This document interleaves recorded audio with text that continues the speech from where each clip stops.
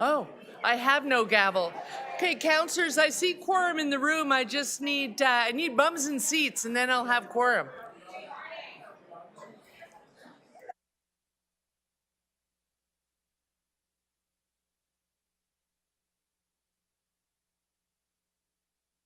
Councillor Moyes? Councillor Moyes, wait, if I got bums and seats, I got quorum. Sorry, I forgot your sidearm. Oh, here's my gavel. Boom. Okay.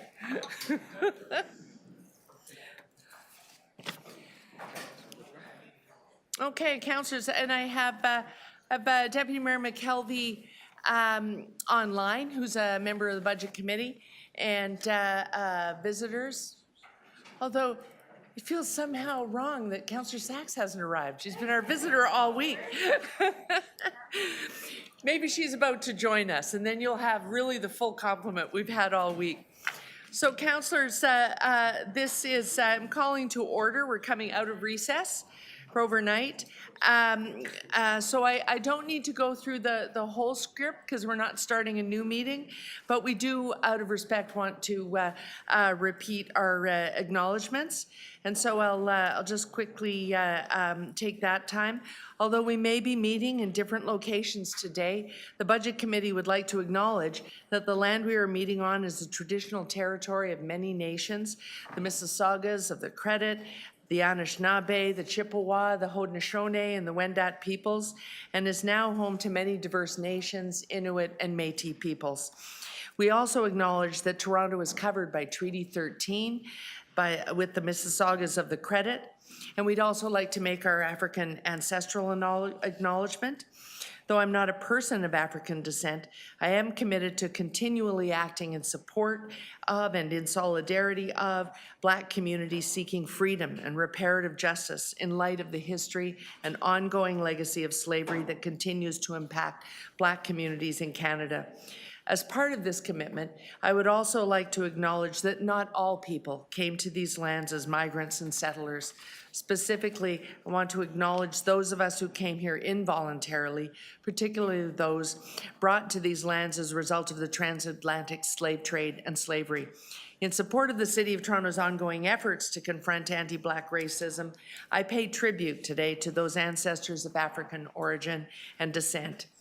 So thank you, councillors, for taking that time. Today is our final day of the budget review. We'll begin with a presentation from the Toronto Police Service. We have the police chief with us today. After which I'm going to open the floor to questions on the police budget. We want to hear out that presentation first. Following the Toronto Police Service, we're going to have questions on the Police Service Board. We'll do those separately after. Then we'll do the Toronto Police Service's parking tag enforcement and operations. And then today we also have the Toronto Parking Authority, which is a rate budget, and Create TO. We're tacking Create TO on to the very end there. The final service group presentation is going to be from corporate services. You've been waiting for this all week, I'm sure, Councillor Burks. So we're going to have CREM, then we're going to have customer experience, which we all know is 311, environment and climate. Maybe that's, Councillor Sachs is going to be here for that. That's probably after lunch. There you go. Then fleet services, then Office of the Chief Information Security Officer, and Technology Services. Finally, we will have time to ask questions of Finance and Treasury Services and City Manager's Office. This is when we get to rake the CFO over the coals. We've also been waiting for that all week. We'll also be doing Office of the Controller, City Manager's Office, Legal Services, City Clerk's Office, City Council, and Office of the Mayor. For visiting councillors who may be listening in their offices, we'll keep you apprised as we go along of where we're at in that list of divisions. But we're going to start with the Toronto Police Service. So if you want to see that presentation, it will show up online on the YouTube channel, toronto.ca/council, or you can join us in Committee Room 1. Okay, I think that is all the housekeeping. Matthew, thank you so much. this committee really wouldn't get through its 3-day session without having a crack clerk manager on the case. Okay, so I thank you for your patience. Chief Demke, we want to welcome you to the Budget Committee this morning. And if you, I'll leave it to you to introduce who you brought with you and then start your presentation. Thank you. Thank you very much, Chair. Good morning, City Councilors and all guests here at City Hall. I'm truly pleased to be here today and have the opportunity to discuss our budget, which was unanimously approved in December by the Toronto Police Services Board. I need to underline the significance of this approval.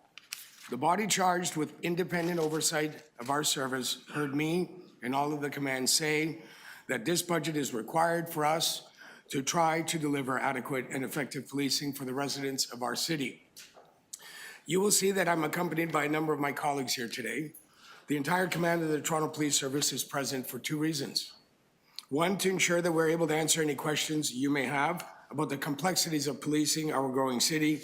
And 2, and more importantly, to convey to you how critically important we consider this modest budget is to our services increases to our services ability to serve our city as needed.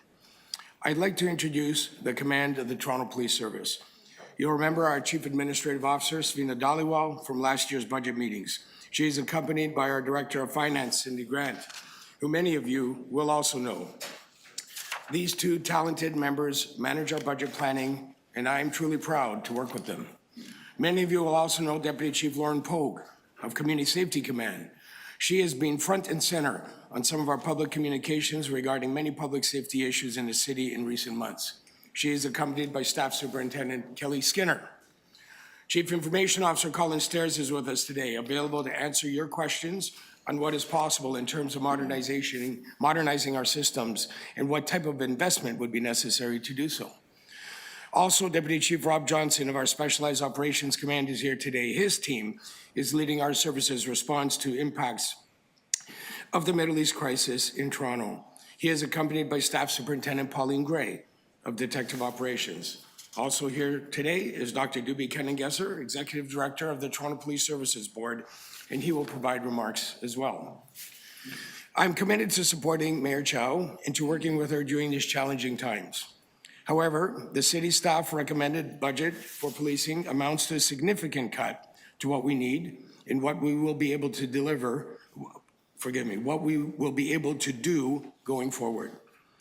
As I've said before, and I'll repeat here, to be on the record again, that any reduction to our modest below the rate of inflation ask of 1.7% will present an unacceptable risk to our ability to provide the adequate and effective police services that are required by legislation. Despite months of staff-to-staff discussions, we learned at the 11th hour that the city plans to reduce our budget by more than half of our required amount needed to avoid further degradation of policing in this city. A $12.6 million cut will create unacceptable risk and imperil the service's ability to ensure public safety, to offer community policing, and to proactively patrol the city. In short, to provide adequate and effective policing to the people of Toronto, your constituents. I do ask of the city what options were weighed to determine that a $12.6 million cut to policing was responsible and would not impact the public safety and adequate and effective policing. Our city's population, as well as the City of Toronto's overall budget, continues to increase, while the city's allocation to the Toronto Police Service and to public safety continues to decrease. This is happening despite the fact that we have been public about our response times, and a major crime, including violent carjackings, home invasions, and auto theft, have reached unprecedented levels in our city, contributing to a feeling of insecurity amongst many of our constituents. As response time to emergency 911 calls continue to increase, and the service often has no cars available to attend as it stands now, a cut of this magnitude will further degrade our capacity to respond quickly to protect our residents. I'd also like to correct some misinformation about the impact of the city's proposed cut to the police budget. If City Council approves the city's cut, it will lead to further degradation of police services, and we will not be able to hire the police officers we require. We can only do that if our proposed budget of 1.7% increase is approved by City Council. I will add that since 2011, we have 600 fewer police officers on the road. In fact, today we only have 37 more officers than we did in 1999, despite what I'm sure we would all agree is a considerably different world in terms of population, crime, and complexity. As I visit units and divisions across the city, I am almost always asked about the state of our budget. It is more top of mind across our membership than at any other time in my memory. It is my informed view that this concern is due to the extreme and relentless pressures our officers are facing on the road as the population continues to grow at exponentially high rates and the public's calls to police for emergency assistance continue to grow while we have fewer officers and cars available to respond. In fact, as those here today will know, our response times to Priority 1 emergency calls is an unprecedented and dangerous high of 22 minutes. I hope you agree that our city's residents deserve better. The impacts of several zero-based police budgets in recent years are in full effect now. I will take a moment to underline just one live example of the pressures our officers are facing. Our officers have worked tirelessly to manage more than 300 demonstrations and special events since October 7th. We are unique as a police service in many ways. This is one of them. The number of demonstrations and events that we have managed over the past 3 months is higher than any other city has experienced in Canada, and we expect that to continue. These events, which have been both planned and unplanned, have anywhere from several dozen to more than 25,000 people. We understand the disruption and concern that many of these demonstrations have caused. And we also know that many of our residents have been unaware of these large-scale events, and I attribute that to the excellent policing our members have provided to help keep our city safe.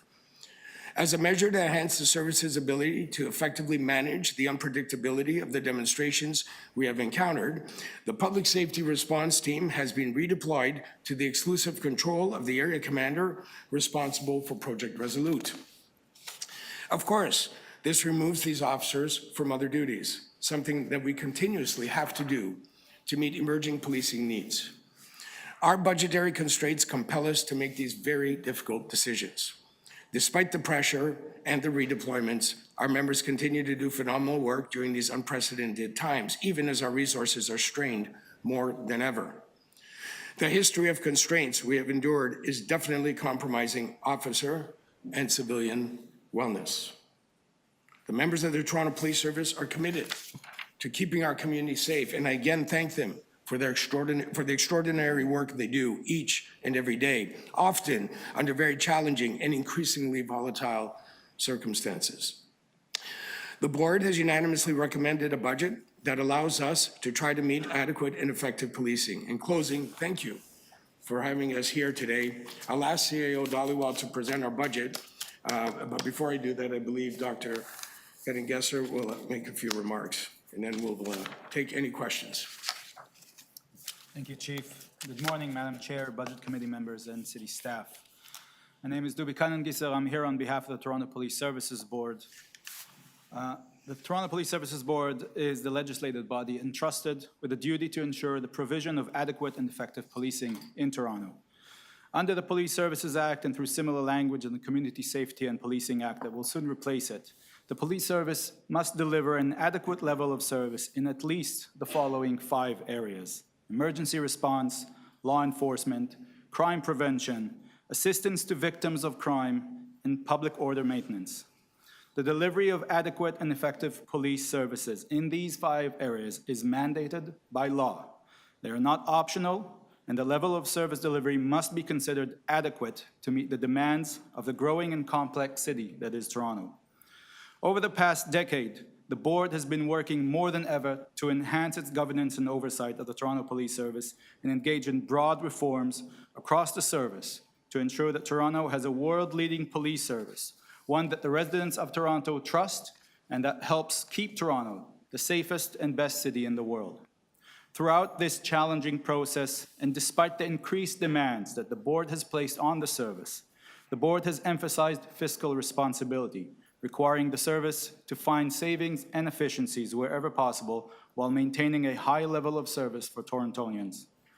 As our CAO will discuss soon, since 2013, the service has seen 4 budgets coming in at net zero or lower, with an overall increase throughout the period that is significantly below the rate of inflation, despite the continued growth in both the size of our city and the complexity of our policing challenges. As our board has seen, not only during this budget process, but throughout the year, these savings came at a cost. Quite simply, service levels are currently not in an acceptable place to support what our city needs. In talks with service members, both uniform and civilian, we hear time and time again about understaffed teams and the deep impacts of burnout on our people.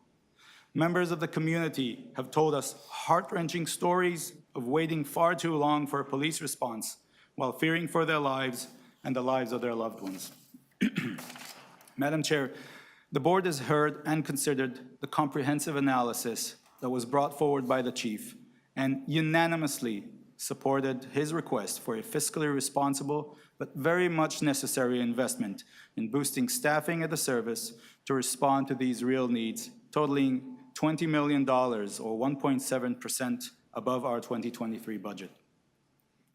This request does not undermine but rather supports our efforts for greater accountability and transparency, for a fair and equitable police service, and for the continued work on novel approaches to improve community safety and support alternative service delivery, such as investments in and collaboration with the Toronto Community Crisis Service. Our CAO will now provide you with the detailed numbers and statistics to support our request and explain why this request, as approved by the board, is absolutely necessary.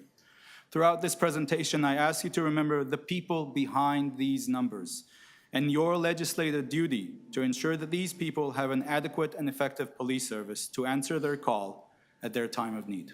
Thank you. Thank you, and good morning, City Councillors and everyone here to listen to our presentation. My name is Savina Dhaliwal. I'm the Chief Administrative Officer for the service.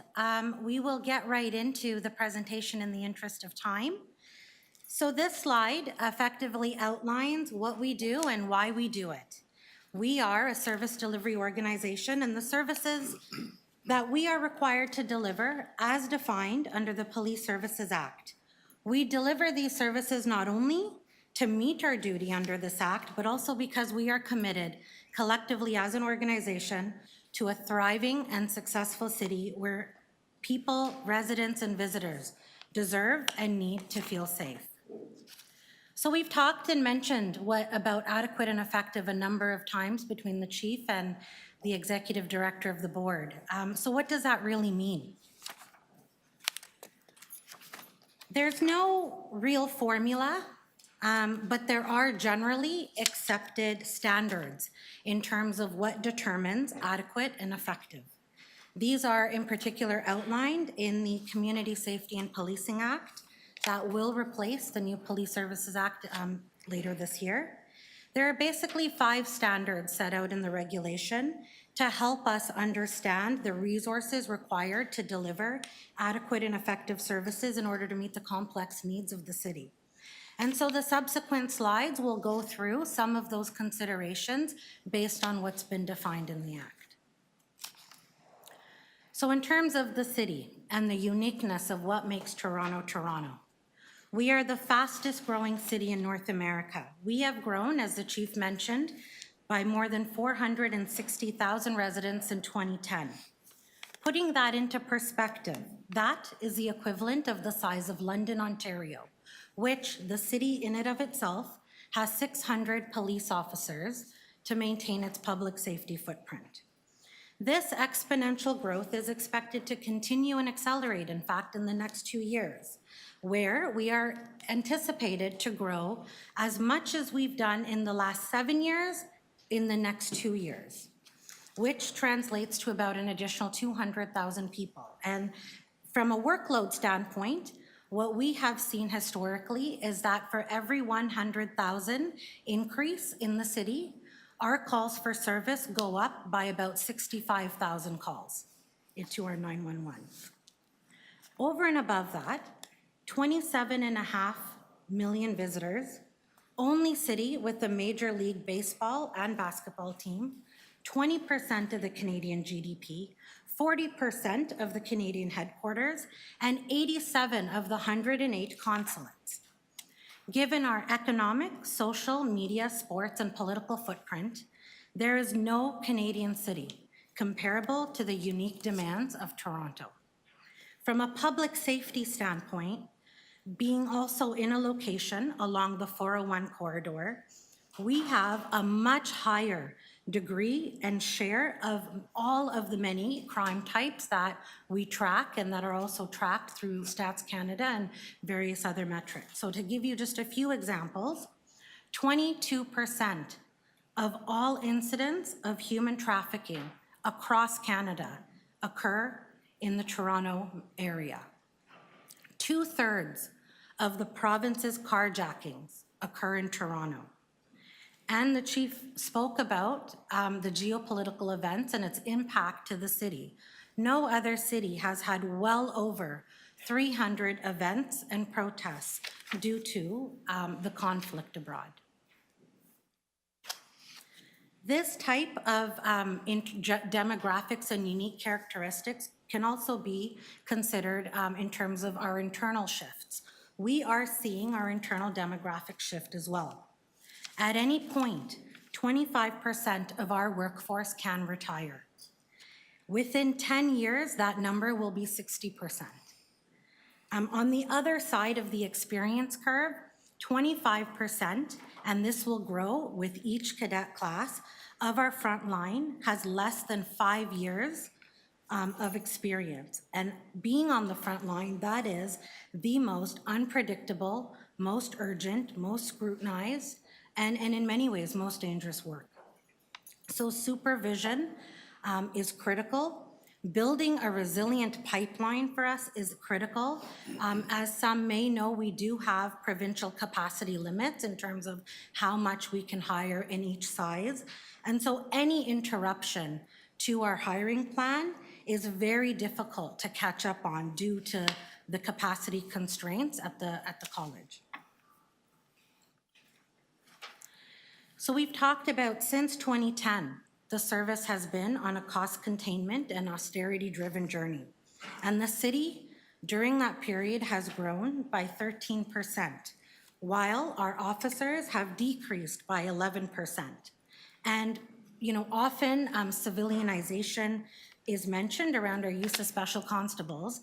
We have not civilianized to the degree to make up for that shortfall. That is still remains a smaller component to our overall frontline presence. And the chief did mention, even if we go back to 1999, our current staffing levels are only 37 officers more than they were in 1999. The world has changed considerably since then. And if we go back to 1999, our population grew 600,000. That is the size of Waterloo, which has 800 officers to maintain their public safety footprint. We also went back our data to about 2004. That seemed to be the earliest, where we can even see, are our officers attending more and more calls? And it turns out, if you compare 2004 to now, we are attending more calls. We are attending about 400,000 calls, when 20 years ago, we were attending about 300,000. So 37 more officers since 1999, and yet we're attending over 100,000 more calls.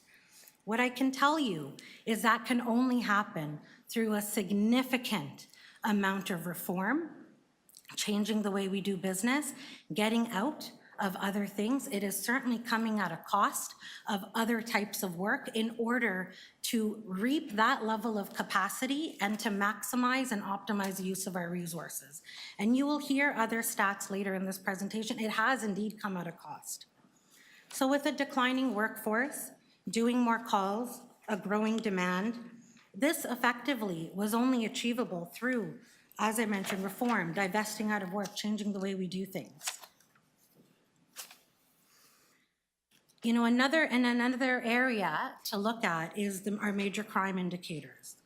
We are seeing an increase by about 26% from 2015 to 2022, but even a year-over-year increase of 18 to 20%.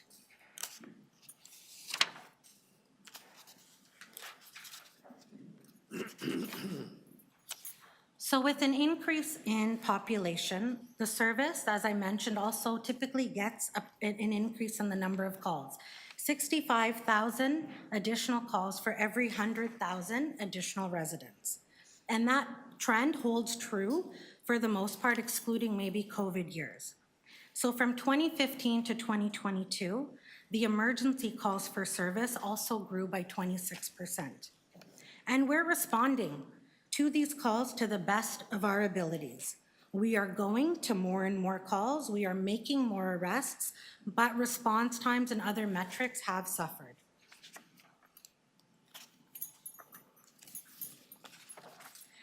So Toronto, as everyone would know if you're driving in, was identified as the most congested city in Canada and the 7th most congested globally.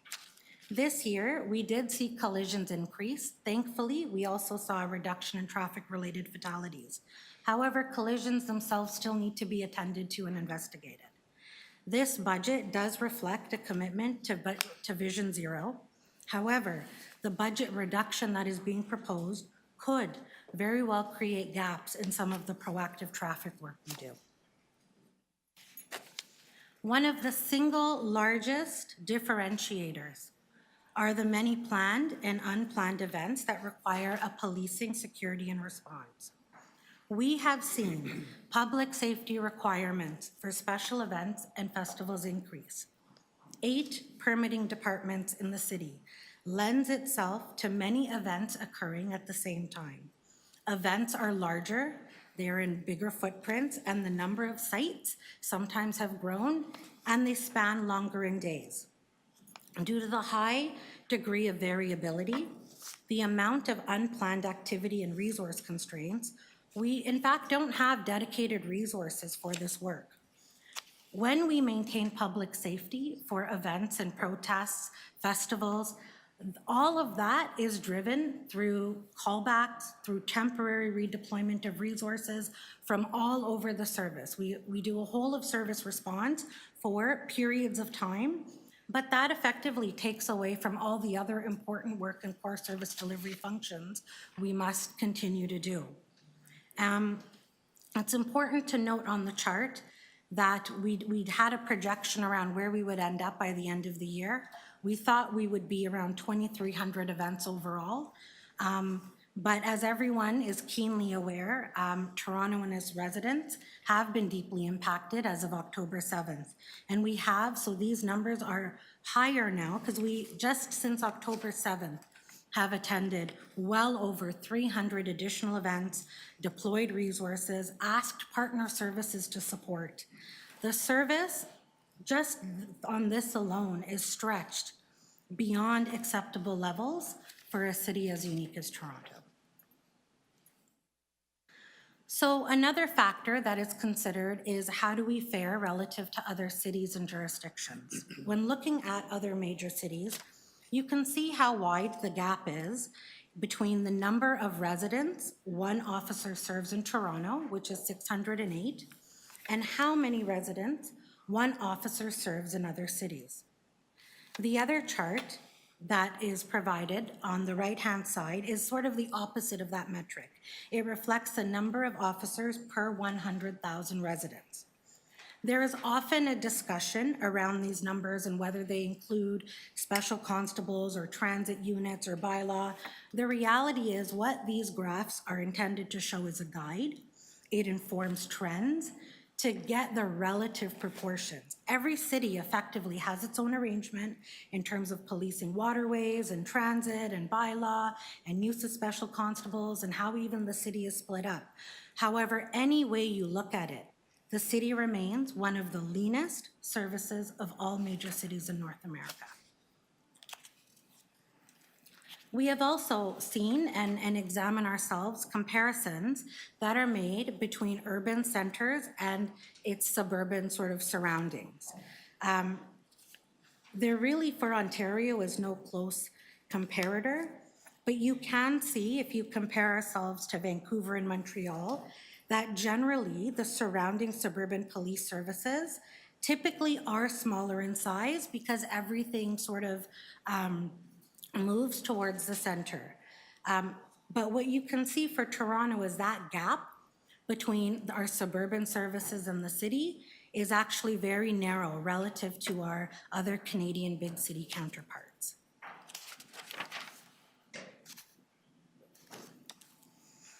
This slide also continues the comparison in terms of budget allocation.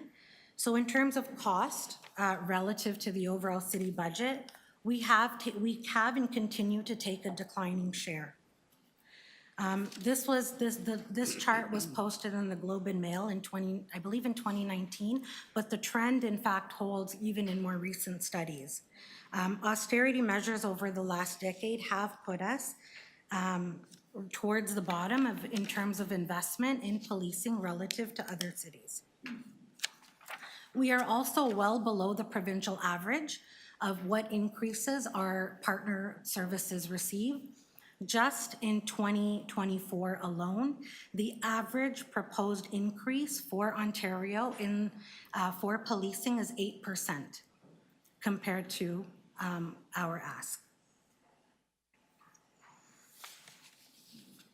And finally, one of the other questions when we think of how we do relative to response times, it's important to note that not every service publishes their response time publicly. We certainly have, but we have canvassed about a dozen other services, large and small, across Canada, coast to coast. And what we can tell you is our response time of 22 minutes is double the second lowest response time we could find at 12 minutes.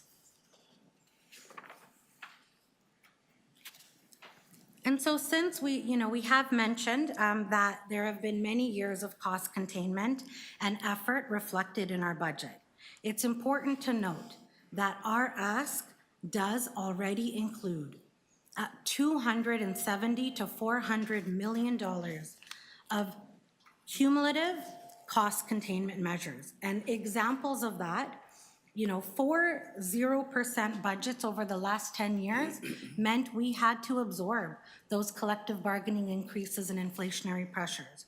We've redeployed resources. We've civilianized where we could. Where we can, we divert calls. We send alternative service delivery. We are doing that actively. We have disbanded units like our community response units, our priority response group, which was like a bit of a surge capacity. We have also transferred lifeguards and crossing guards to the city along with the budget. We had hiring freezes, among many other management actions. But all of this has effectively come at a cost and degradation of service, making it very difficult to provide adequate and effective delivery, especially as it relates to response times that are not at acceptable levels. 60% of the time, there is not a unit available to respond to a priority 1 call. And that call, it takes about 10 minutes for a car to potentially be available. While we are applauded nationally for our homicide case closure rates, that comes at the cost of other case closure rates that are far below. And we do have officer burnout and wellness. That is not just the City of Toronto. That is a sector-wide problem when you're doing very dangerous and traumatic work. This chart really just provides a bit of a 10-year history. What you can see is that in 2023, policing services cost $372 roughly per person per year. The Canadian median for policing in terms of how much was on the tax base was $409. In 2010, that number was about $332. And if you factor in inflation, that would have actually been $460 in 2023 dollars. So today, our cost per resident is roughly $87 less than it would have been if our cost profile in 2010 had continued. What it also shows is that since 2010, the Toronto Police Service average budget increase was 2%. Collective bargaining, which is not in our control, that average is 2.6, and inflation is another 2.7. So what you can see is that our increases have been completely eaten up with inflationary and bargaining pressures, causing the service over the last decade to contract. Even when we go back to 1999, because there were periods of growth, our average increase was about 3.4%. The average collective agreement still remained at 2.7, and the average inflation remained at 2.3. The overall proportions, the relationship still holds. The amount of bargaining pressure and inflationary pressure still required the service to meet demands by doing things differently. And as I mentioned, over that period of time, population's grown, the digital footprint's grown, social media has grown, the internet and e-commerce, the world looks very different than it did in 1999. Yet, we are up 37 resources.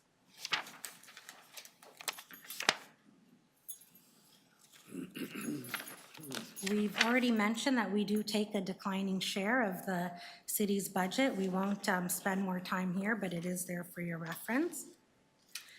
And so despite, a lot of the cost constraints, we are in fact leading in a number of areas in the sector. And as the fourth largest police service in North America, that should be expected of us. So just to name a few, our body-worn camera rollout and how it integrates with our evidence.com platform is leading the sector on digital enablement. Our race-based data framework and our approach, acknowledging our interactions with the public, is a framework that is now being adopted nationally. Our bail dashboard is a tool that is now being rolled out provincially. In fact, there was a recent announcement on that. And we are making great strides in community-centric program delivery through our neighborhood community officers, our MCR mental crisis intervention teams, our focus tables.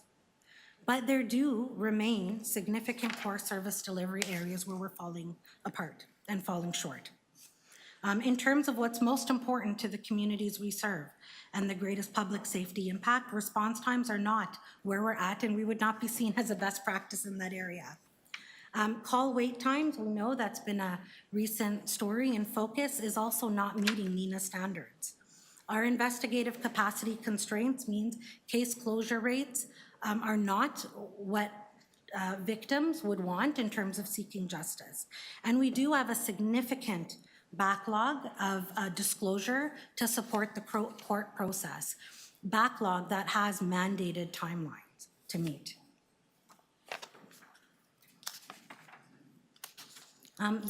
As part of the best practices, I thought it was also important just to remind all of us around the city's Auditor General findings. She did review our 911 response time. She reviews our call center. And that review was, maybe she had said, the second time in her career where she recommended that more resources were in fact needed. She also suggested that any savings or efficiencies found as a result of the recommendations that we are taking very seriously and in progress of implementing need to be reinvested back into the service to improve priority 1 response and 911. So at the board, we presented what our priority actions were. What I would say is, with a budget reduction, we cannot actually meet all of these priority areas that we would want to work on and invest in. Greater core service delivery capacity is effectively the main priority. That's priority response, that's investigations, and that is much needed supervision. Evidence management and becoming compliant with mandatory disclosure would be another priority. We would want to continue reform, community engagement, vital community programming like neighborhood officers. And lastly, we would like to be able to create the capacity through technology, alternative service delivery, and referrals so that each budget is not only made up of just people resources. But I do need to be clear, we cannot actually get to all of these with a budget reduction. Specifically, our hiring that is predicated, that is what the increased capacity is predicated on. We will not be able to hire 300 additional officers. And as recent as yesterday, that was the commitment of what this budget will assume. That is not achievable with a $12.6 million cut. What I think is important to understand is that in the budget increase, the board approved $20 million. That effectively was the chief's operating capacity. That is the flex he has for hiring. And if 12.6 out of that 20 is cut, that does leave us with 7.4. That barely gets us through A class. And so we cannot do 100 civilians in that way. We cannot do 300 officers when more than half of the operational capacity we had to work with is now gone.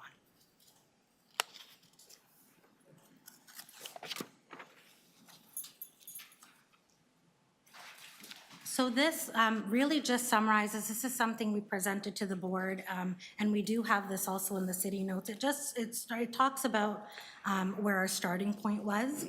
You know, our starting point was $75 million, but it also shows where we got to. And it is really a product of productive conversation, staff to staff, working with the city on bridging strategies, on long-term plans, internal cost cutting, taking a long-range view of where we would be to ultimately get to what the board approved of 20 million. But we do also highlight that on top of that, there is a COVID adjustment of 17 and then a proposed budget reduction of 12.6.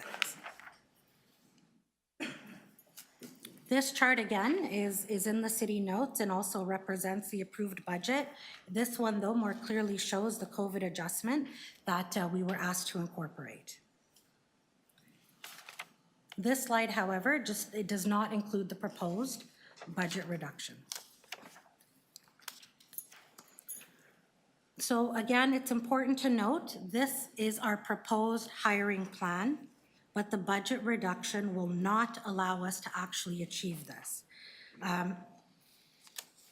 So as a result of the 2023 hiring, so the hiring we did in 2023, the yellow bars we will be able to deploy because those cadets were hired last year and deployed. The green bars we will not be able to do, at least not in full, with the level of reduction that is proposed.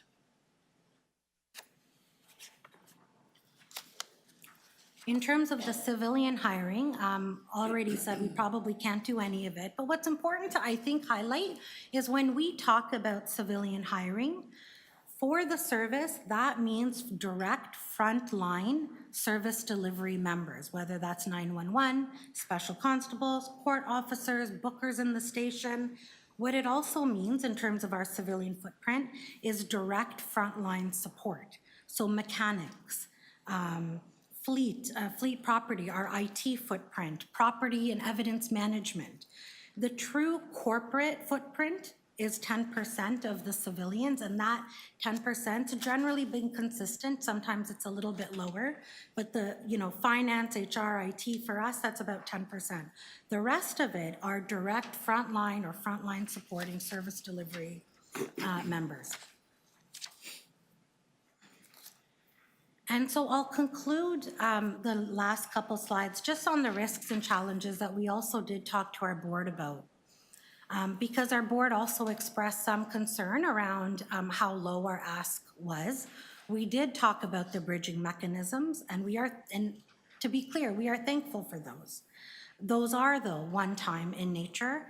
They will, if they're reversed, result in higher budgets in the future. Or if they don't come to pass in this budget, we would have to internally look at what we would do to do the long-term bridging. Premium pay is an ongoing pressure. Every year, we start off the year roughly with at least $15 million of premium pay because it's the unplanned work. We don't know year over year sometimes where that will end up. That pressure continues to increase, but it's important to know that even with our budget ask, it's still included at least $15–20 million of pressure that we as a service still need to sort of manage and mitigate as we go throughout the year. We are all also in the middle of planning for FIFA.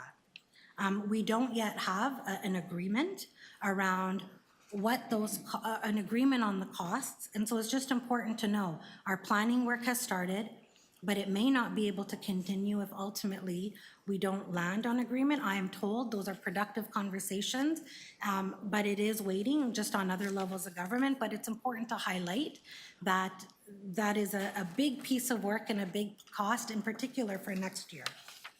The new act has about $10 to $12 million of additional cost in terms of equipment, mandatory training. We have not included it in this year's budget because we were waiting on what the transition timelines were going to be. So we will manage that and work with the province in terms of when things truly have to be in effect. But it is important to note that what we did present to the board, we were clear, and the chief was clear, that we didn't believe costs could be reduced further without taking unacceptable risks to the organization and operationally. Non-approval in whole or in part of the budget would require service adjustments. And the result of that would be either degradation in proactive work, looking at our court cases, risk of those getting thrown out or stayed, gaps even in emergency response, compromising some of the vital community programming we are all investing in.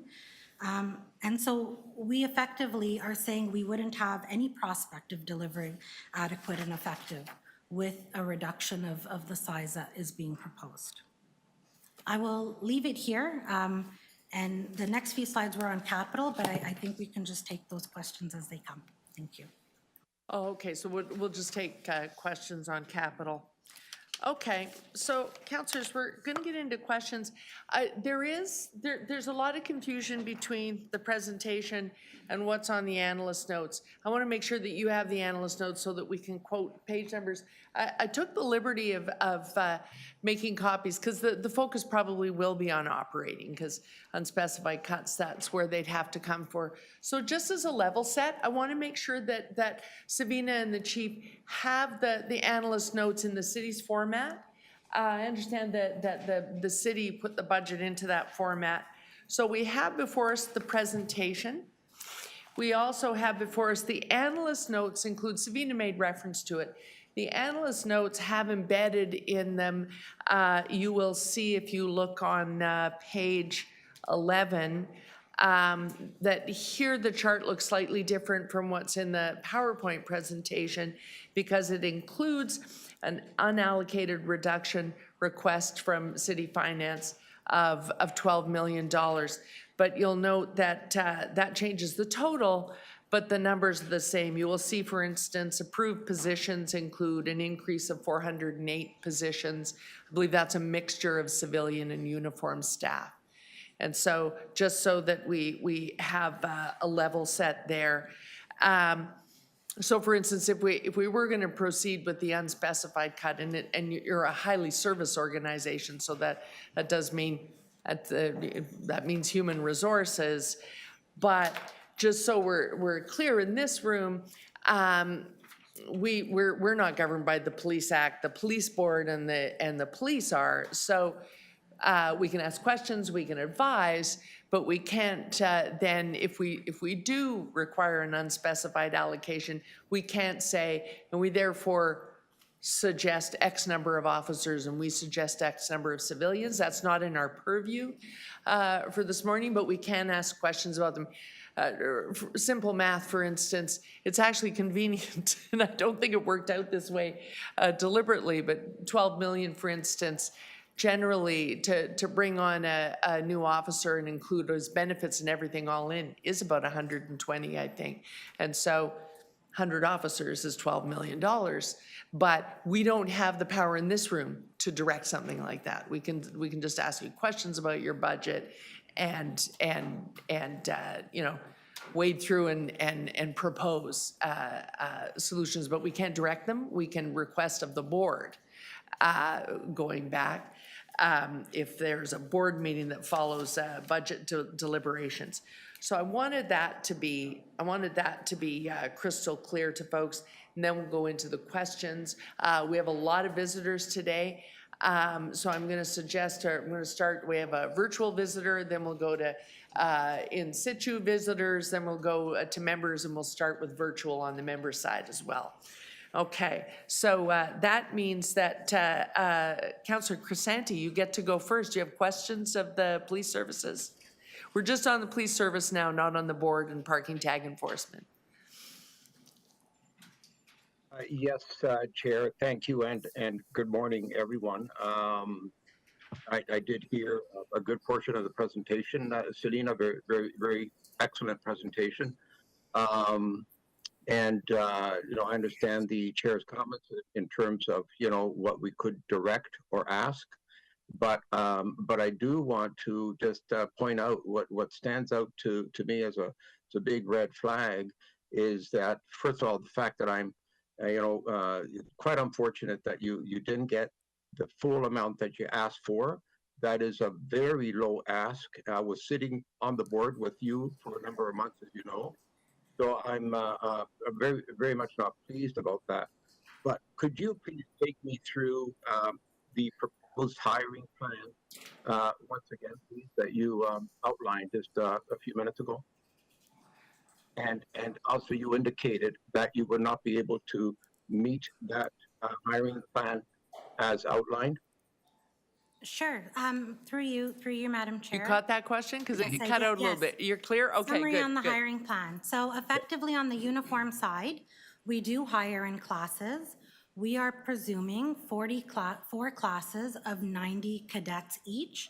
Those would then in turn be deployed on the front line 6 months later. So our next class would be March, followed by June. Those would be deployed within 2024 in the second half of the year, followed by classes in September, December. We would hire them, and then they would be deployed in 2025. That is really important to understand because you always want to try and get ahead of your separations. We, as a service, have effectively been trying to climb ourselves out of a very deep hole where we were always far behind separations. We are trying to maintain a certain pace so that we can not only get ahead of separations, but make sure there's no disruption in hiring because they're only deployed in batches every 6 months. And any interruption to that effectively means you're not promoting supervisors, you're not moving anyone around. It kind of grinds a lot of things to a halt. And frankly, we look like a very unreliable employer in an extremely competitive landscape. On the civilian side, we stagger those resources. So we have classes of special constables, which are just replacement hires. But in terms of the civilian professionals, we stagger them throughout the year. And what's included in the budget is a staggered salary. It is not a full salary to reflect the timing of those hires. So our uniform hiring for this year would cost about 17 million. And our civilian hiring is about 5. And so when you think of the budget reduction of 12.6, it really leaves you very little room to actually meet this hiring plan. Thank you, Selena. Would the 12.6, if you have that, and I can assure you we are going to be, at least for my part, working very, very hard to ensure that that is restored. Would you be able to hire 300 net new officers? Yes, yes, through you, Madam Chair, if we had the board-approved budget, we have an excellent talent acquisition team. They are in the communities. We are hiring a cadet class, special constable class that truly reflect the city we serve, and we have been meeting our commitments on hiring. We had a hiring plan, a multi-year hiring plan that was proposed in the 2023 budget. This year was supposed to be the second year to continue that, and we did meet the 2023 commitments and are confident we would be able to meet the 2024, provided there's no interruption and we have the funds to do so. And will that also assist you in improving the response time that's currently in the 22-minute range? Through you, Madam Chair, it is the minimum requirement to begin to get ahead of the response time and to start chipping away at it. If I, I recognize, go ahead, Chief, sorry. I just did want to, put a finer point on that, and that is that, this is in the context of an ever-growing city, which while we try to get out of the hole of being plus 22 minutes, we're also increasing workload on a regular basis for our frontline service delivery. So yes, we hope to move towards trying to make a dent in that. But this year alone, we saw an 18% increase in calls into our 911 center. So there is the ever-growing workload that comes with the continued expansion of our amazing city. Thank you, Chief. And I was going to allude to the fact that it's an ever-growing city, and our police complement continues to decline. What's your last question? I think I'm out of time. Would Yep, I have you an are. Is there a opportunity for question in second there? round? Well, I have a couple of more. Will I be able to do it in a second round, Chair? I'll be putting that question to the Budget Committee members as soon as we get through the first round. So stay on the line, right, Councillor Crisanti. Okay, thank you. I was just thinking to myself, it looks like we put a call out calling all councillors whose last name starts with B, because they're all here to visit the Budget Committee this morning. Councillor Bradford, did you have questions on this? Councillor Burnside, I think you said you had questions on this? Yeah, but I think there are other people. Councillor Bravo? Sorry, now you do have questions? Yeah. Happy to accommodate. Go ahead. You want me to go ahead? That's what I said. Happy to accommodate. Go ahead. There you go. Councillor Bradford. Yeah, thanks, Madam Chair. Thanks for the presentation, I appreciate that. Just want to get a sense of what was the size of the hate crimes unit at the beginning of the year? How many people were working in the hate crimes unit? We had 6 committed resources at the hate crime unit and liaison officers in every station. Okay. What is the size of the hate crime unit in terms of committed resources today? Today, we continue with the liaison program, and we have 32 committed resources. I do want to illustrate, though, those 32 resources are also supported now in a very different way with investigative capacity from other parts of our organization as required, given the nature of what's happening. Okay, exactly. Given the context of what you're dealing with right now and the city's going through, was that, were there those additional new hires that you were able to bring on board new to the police service to add to the hate crime unit? Councillor, thank you for that through you, Chair. They were not new hires. Of course, they were existing resources we've reallocated from other areas of the police service. Okay, so that's a reallocation. We don't have to get into the specificity of that, but is there an impact if you're reallocating those officers from other positions, other commitments, and then bringing them into the hate crime unit? Yes. Hate crime unit, yes. Of course, carjackings and other considerable major crime indicator pressures additionally are causing us to reallocate resources to try to meet the challenges we're facing.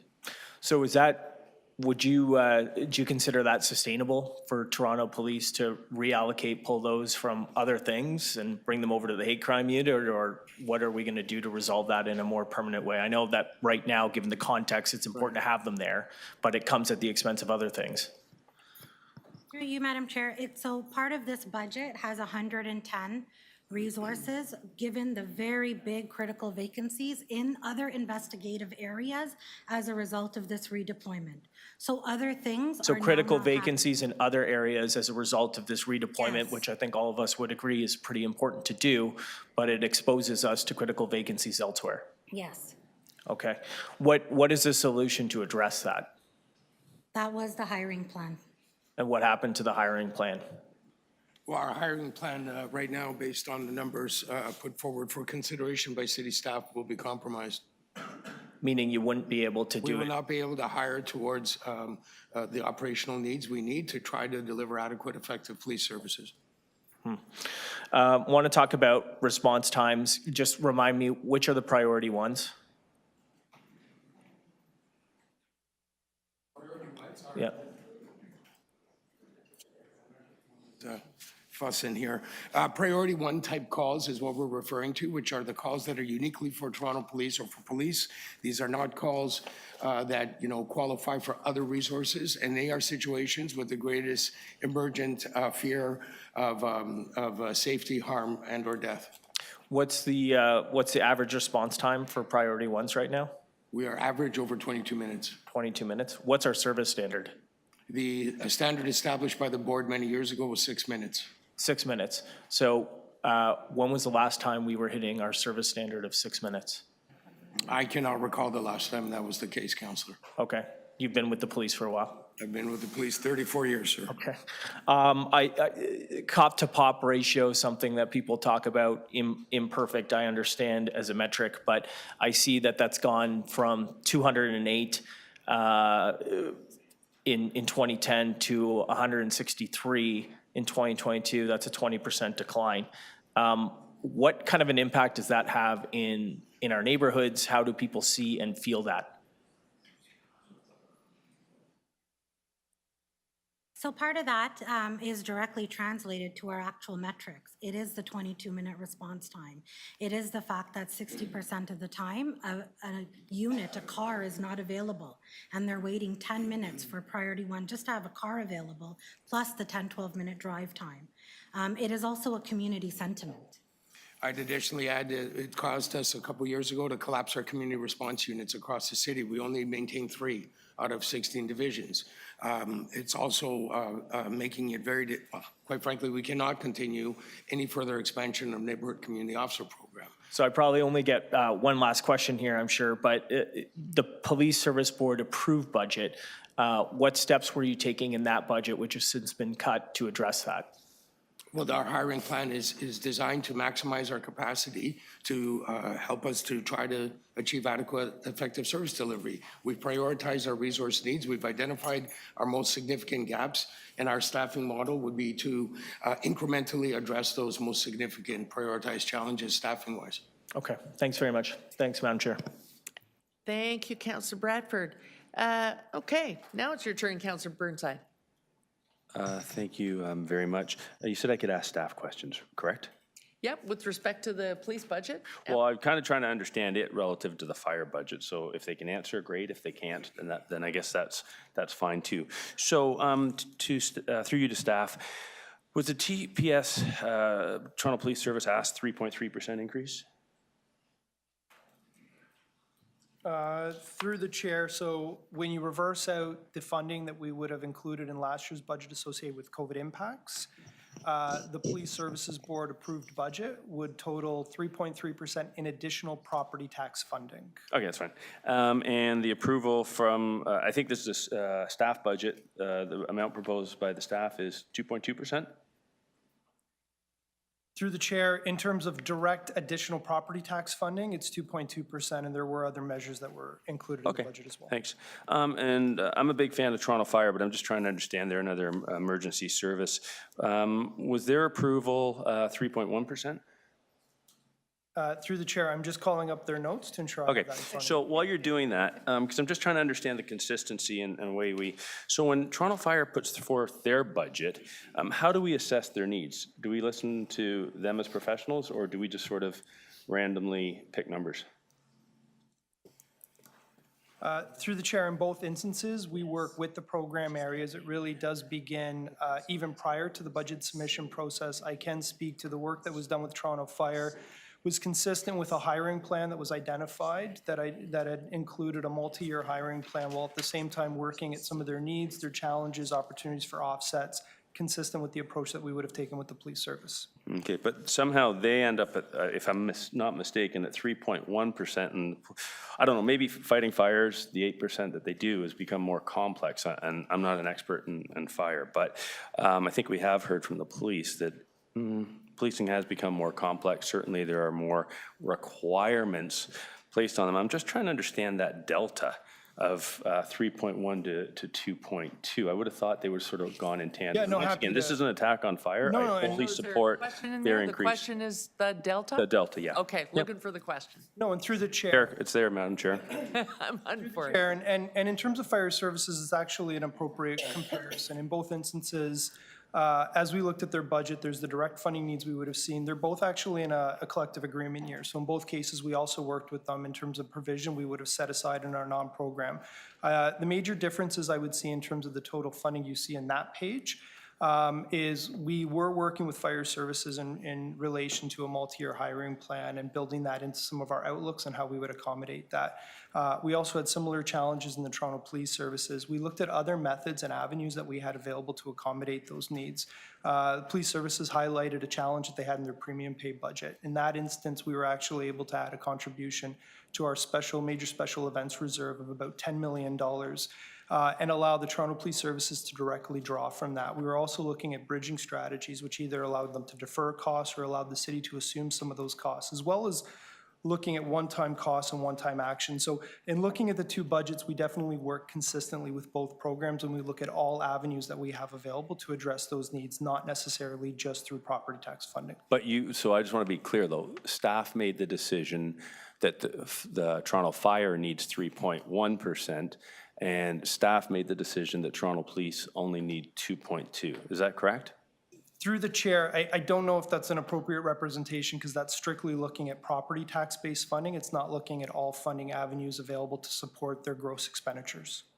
What would be an appropriate characterization? I'm trying to understand, Madam Chair. Like, this is an important Sorry, I'm question. sorry for the expression on my face. Like- It's just that the CFO just went through all of the non-property tax ones. So I hate to ask you to repeat yourself, but could you just go through all the Okay, you know what, property Madam tax Chair, it's additions fine. and- I'll move on because I do have another question, and I recognize I have Okay, a limited we amount of can time. have but I those do produced on appreciate- paper for you. That'd be wonderful. Okay, Thank super, you. Thank super. you so much. Thank you.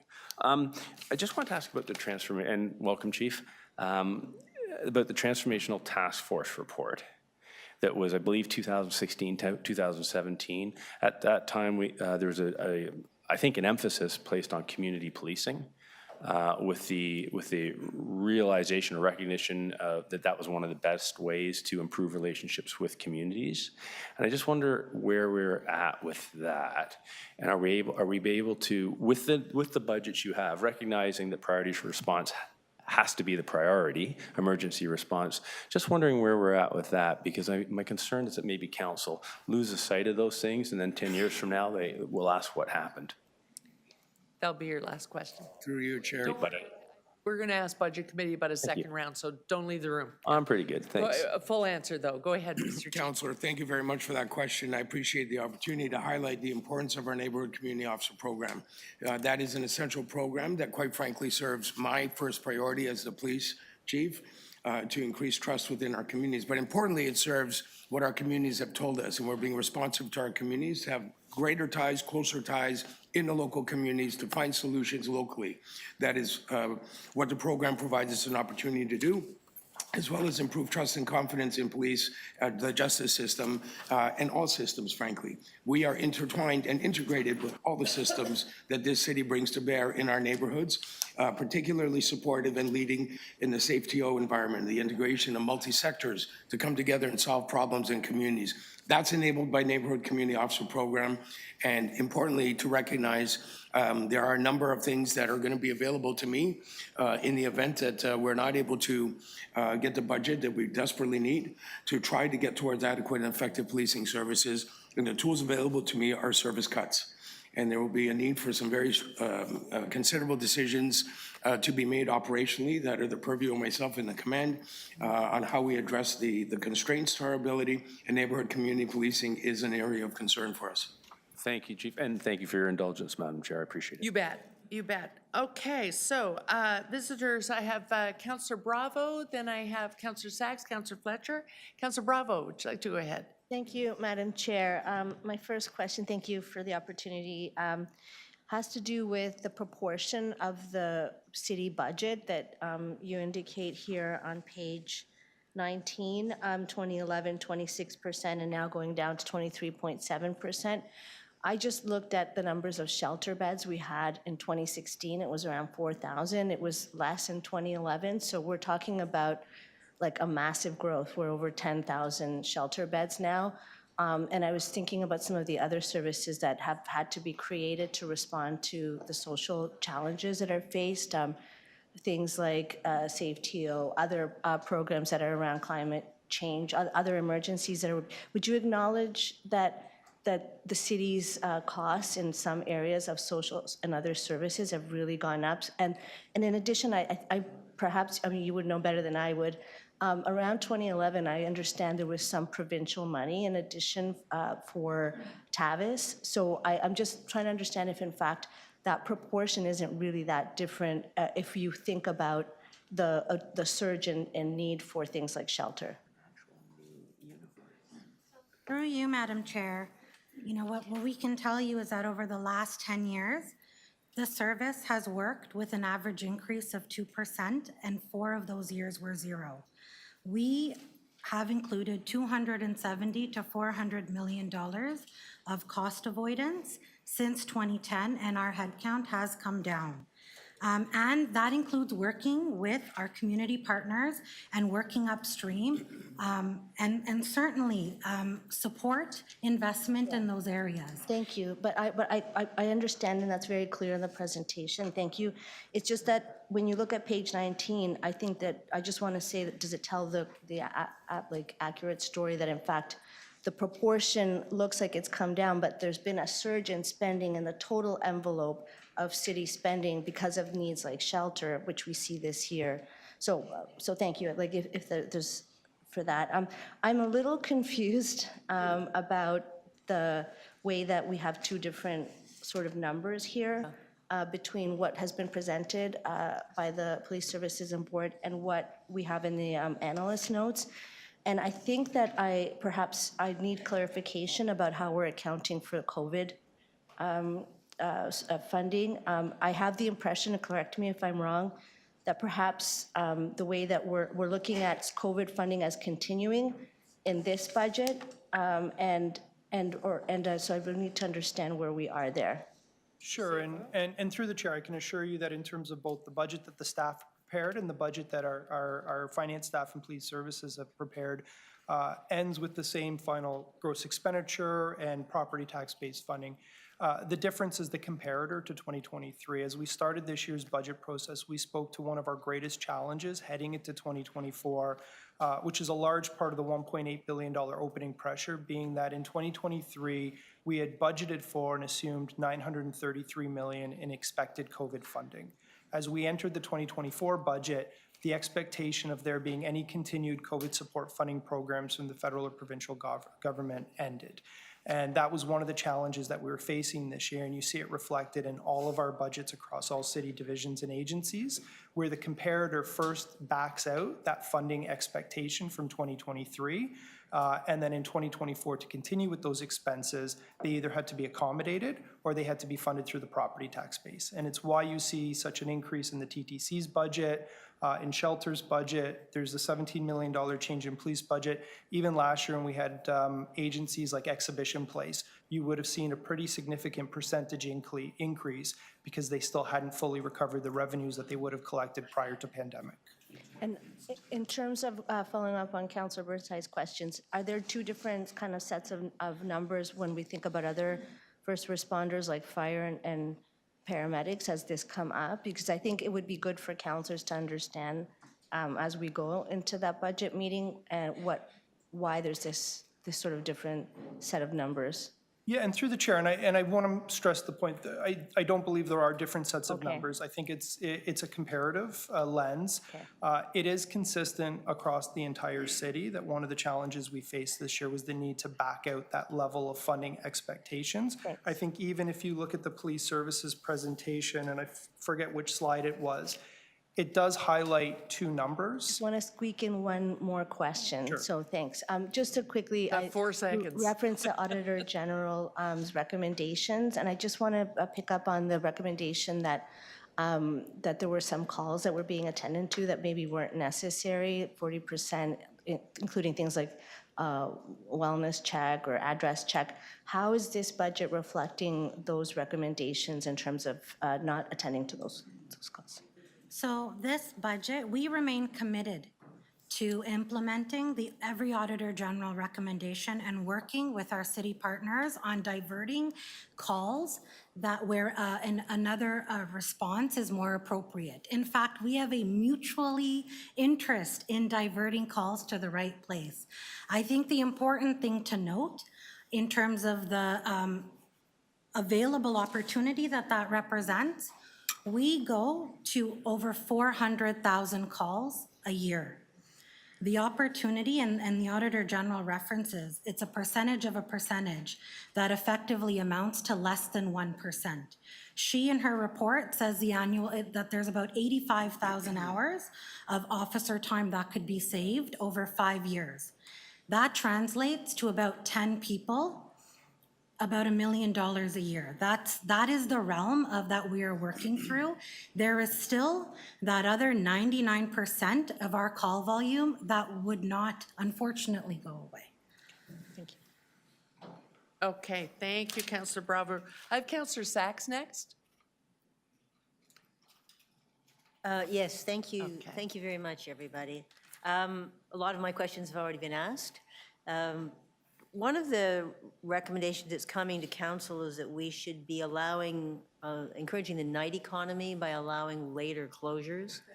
What impact would that have on your service levels and budget? What's been proposed, as I understand it, would have an incredible impact on our service levels. Quite frankly, I don't know how we would meet the needs of the city with that kind of exposure. We have, I'm advised, been in discussions over the past months, but we are very much constrained, and certainly the budget that is before you from staff does cause a number of challenges. This is a challenge that for sure we would have a very difficult time, if at all, able to meet the challenge that it poses. Do I understand that you have less staff available after 3 in the morning? New shift patterns. We will staff based on demand, so I'll have to get back to you on our exact staffing levels, but we do our shift pattern based on when the demand is there, and we would adjust accordingly if needed. A lot of that work presently, when the hours are extended, are done on a callback basis as well, which is very expensive. We don't have enough police officers to staff that with regular staffing. Okay. You'll let us know how much it would cost if we add, for every extra hour we added. We'll wait for city staff to provide us a proper update on what their proposal is, where we can take it away for some analysis. All right. How much would it reduce your call volumes if we had MLS available 24/7? Municipal licensing and standards. I don't have the numbers of, noise complaints and the like that they may take. There'd be some impact, but I'd expect, given the fact that our call volume is very much driven by high priority calls, those will not be MLS calls. It'd be a very low number in total consideration of over 400,000 events attended. So you wouldn't expect a significant impact for you? I would not expect a significant impact in anything that would reduce our draw on resources. We would immediately be working towards being able to deliver core services, which are priority one call response. Now, one of the things you mentioned a couple of times is the urgent need to keep up with your disclosure obligations, which I certainly understand, and the knock-on consequences if you don't provide it. Cases get thrown out, victims are left high and dry. Couldn't you have civilians less expensively dealing with your disclosure obligations instead of having officers do it? Yeah, through you, Madam Chair. We have a blended team. We have a central team that is made up of sworn and civilian. We have disclosure clerks that are civilian, so we do in fact do that. The reality is everybody across the service that has to touch a case is involved in disclosure. So it's very much a whole of service approach, but we do, to your point, have civilians that also support this effort. It is not just our sworn officers. And there are elements of disclosure work that require an investigative and police lens and require that type of experience to make certain decisions on what to vet or not vet that may compromise certain aspects of policing. I know how that works, but I mean, just generally, as the Auditor General suggested and as we've been looking for, there's this persistent belief in the public that we're wasting money. So my question is, are there any tasks still being performed by your officers that could be performed less expensively by others, such as civilians? So through you, Madam Chair, this is something we look at every year. We can tell you through the introduction of special constables, we've civilianized instructors at the college. All of our civilianization effort over the years saves us at least $10 million a year because we are pretty relentless in looking at what can be civilianized, even in our management layers. And so disclosure clerks, as part of our civilian hiring plan, they were civilians in property and evidence management to actually do that work. We've also recently introduced crime scene technicians, which again is work away from are called SACO sort of officers. So that is ongoing work we are always doing every year to find those opportunities. Okay. That is why when I say this budget includes 270 to 400 million of cost avoidance, it's those kinds of efforts that we take a very keen eye to. All right, and I'm almost out of time, but am I safe in assuming that the community patrols that were so important to my community, we're not getting them back under this budget? Yes, you won't have it back. In fact, I would suggest you'll have a reduction in any of that capacity that exists now. There'll be a potential for significant reduction. Thank you. Okay, I have Councillor Fletcher. Thank you, and good morning. And just while I have you, I just want to thank you, 55, for such an incredibly good job and difficult circumstance with the safe injection site, your command there, working very hard with the community. Just want to go back to the transformational task force that Councillor Burnside mentioned. And at that time, that was to be it was an amalgamation, of course, of 54 and 55. But in order to accomplish that, Flemington was to go to 53. So the current situation that we have 54 and 55 amalgamated, but with Flemington still in. And when will that section be moved to 53 to actually finish off the amalgamation of those two divisions? So through you, Madam Chair, we are working actively with Create-TO on both a single site and a dual site model for 54-55. We expect options to be tabled this year in order to land on the direction. And so, and then you start the construction. So it's definitely not. That wasn't my question. I'm sorry to interrupt you. It's when Flemington will be taken in to 53 division. That was part of the transformation of and I know you weren't there that time, but that was part of the transformational requirement to amalgamate. But that hasn't happened yet. So my question is, I'm anticipating that you're going to do that.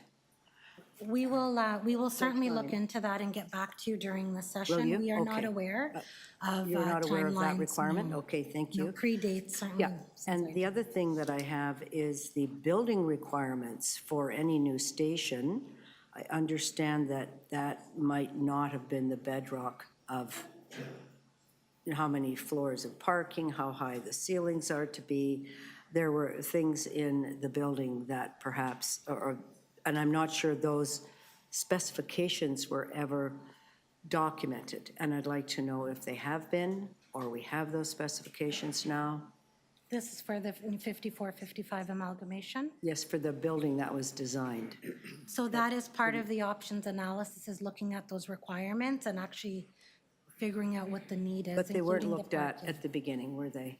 But there are significant cost escalations around and a water table issue. So now all options are back on the table, including revisiting the requirements for the most optimal solution. I'm the only one here that was there when we did all this, so I'm quite aware of that, those types of specifications, height of the patio, everything that wasn't involved. So just on the night economy, and I appreciate what you had to say, have you been a central part or engaged through economic development in these discussions? Have you been a central player there in bringing this forward, Chief?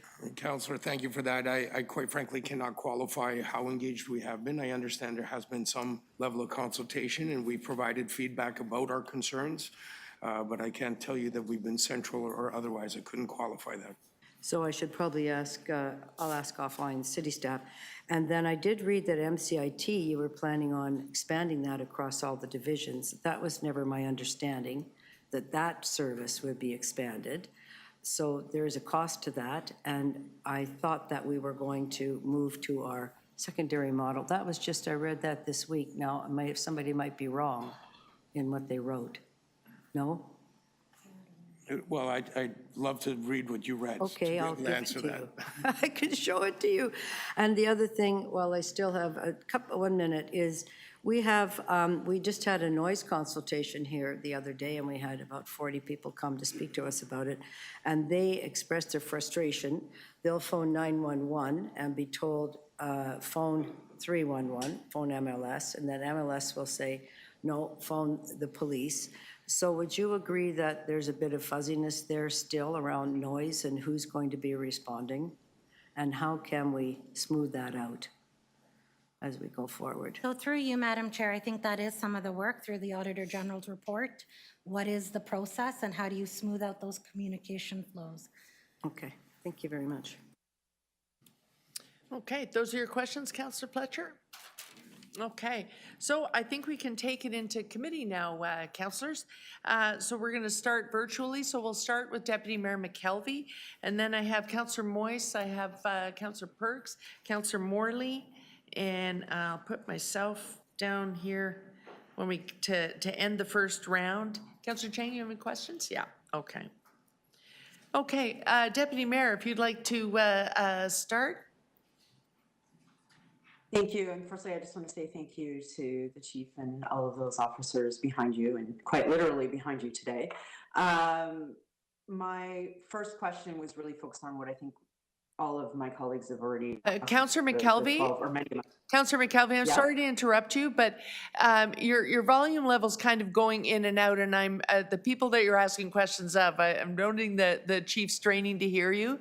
So maybe you want to adjust whatever microphone you're using or just stay close to it. Thanks. Okay, I'll stay closer to it. Is that better? Yes, that is better. Thanks. So many of my colleagues already asked about the impact of 12 million, so I will skip that. But I understand your advocacy in that regard and agree with you on that. Thank you. The Toronto Police have unique costs relative to surrounding communities. You summarized that in your presentation. I was just wondering if you know dollar value, what sorts of costs those are.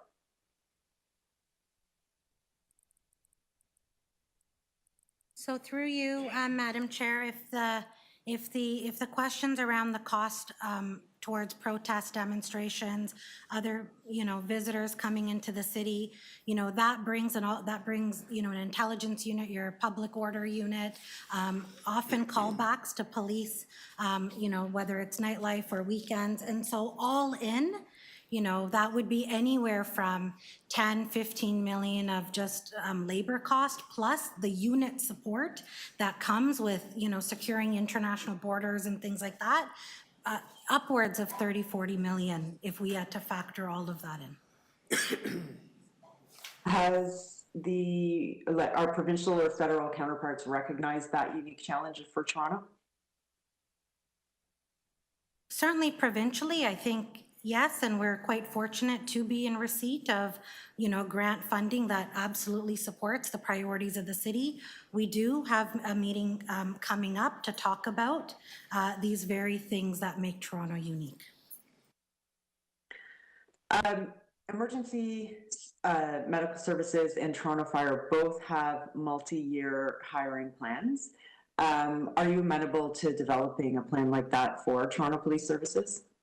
Through you, Madam Chair, absolutely. We started last year with a 2-year plan. We mentioned to our board already that the prudent thing to do is actually a 3 to 5-year plan, because the interruptions year over year is actually very, very taxing on our members and on our ability to hire. And so that is work that's already started with a hope to conclude in the next 3-4 months so that we too could submit that by early summer to support kind of future processes. And are you amenable to including with that strategy specifically for hiring of more female officers or encouraging more to sign up? That is a key priority and has been for the last number of years. We are really proud to say our leadership team of the senior officers is 50% female. That did not look like that before probably 2018, 2019. And in terms of attracting cadets, we actually have a very targeted outreach for female cadets, including 6-week boot camps to actually bring them along into the journey and encourage applications and their success. Okay, great.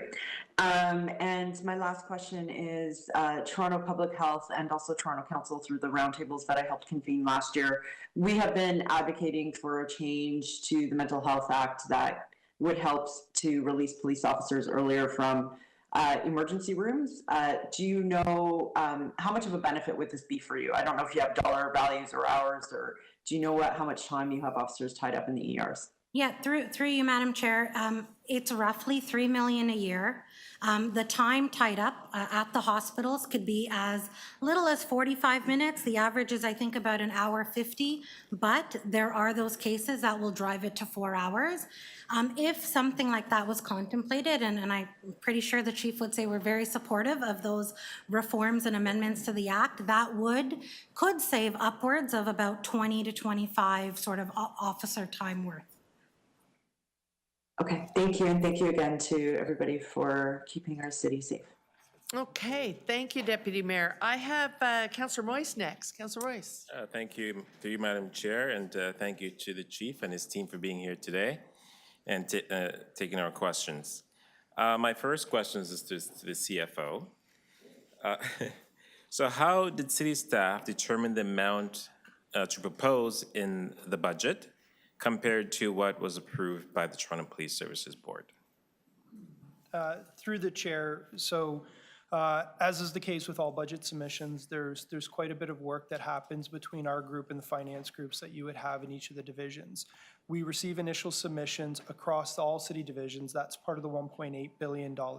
We then work with them and look through all of the different needs and requirements that I think have been spelled out here today quite well, and then look at strategies and options that we have, not just through the property tax base, but through every opportunity that we have available in budgeting to look and accommodate. And then consistent with what you would see in all city divisions and agencies, TTC, housing, we will work with the programs to identify where there are opportunities to find offsets or reductions internally within their areas. And just a follow-up to that, and I think Councilor Burnside touched on it a little bit. Can you explain what increases you are recommending, both on the property tax base and other funding increases, such as bargaining?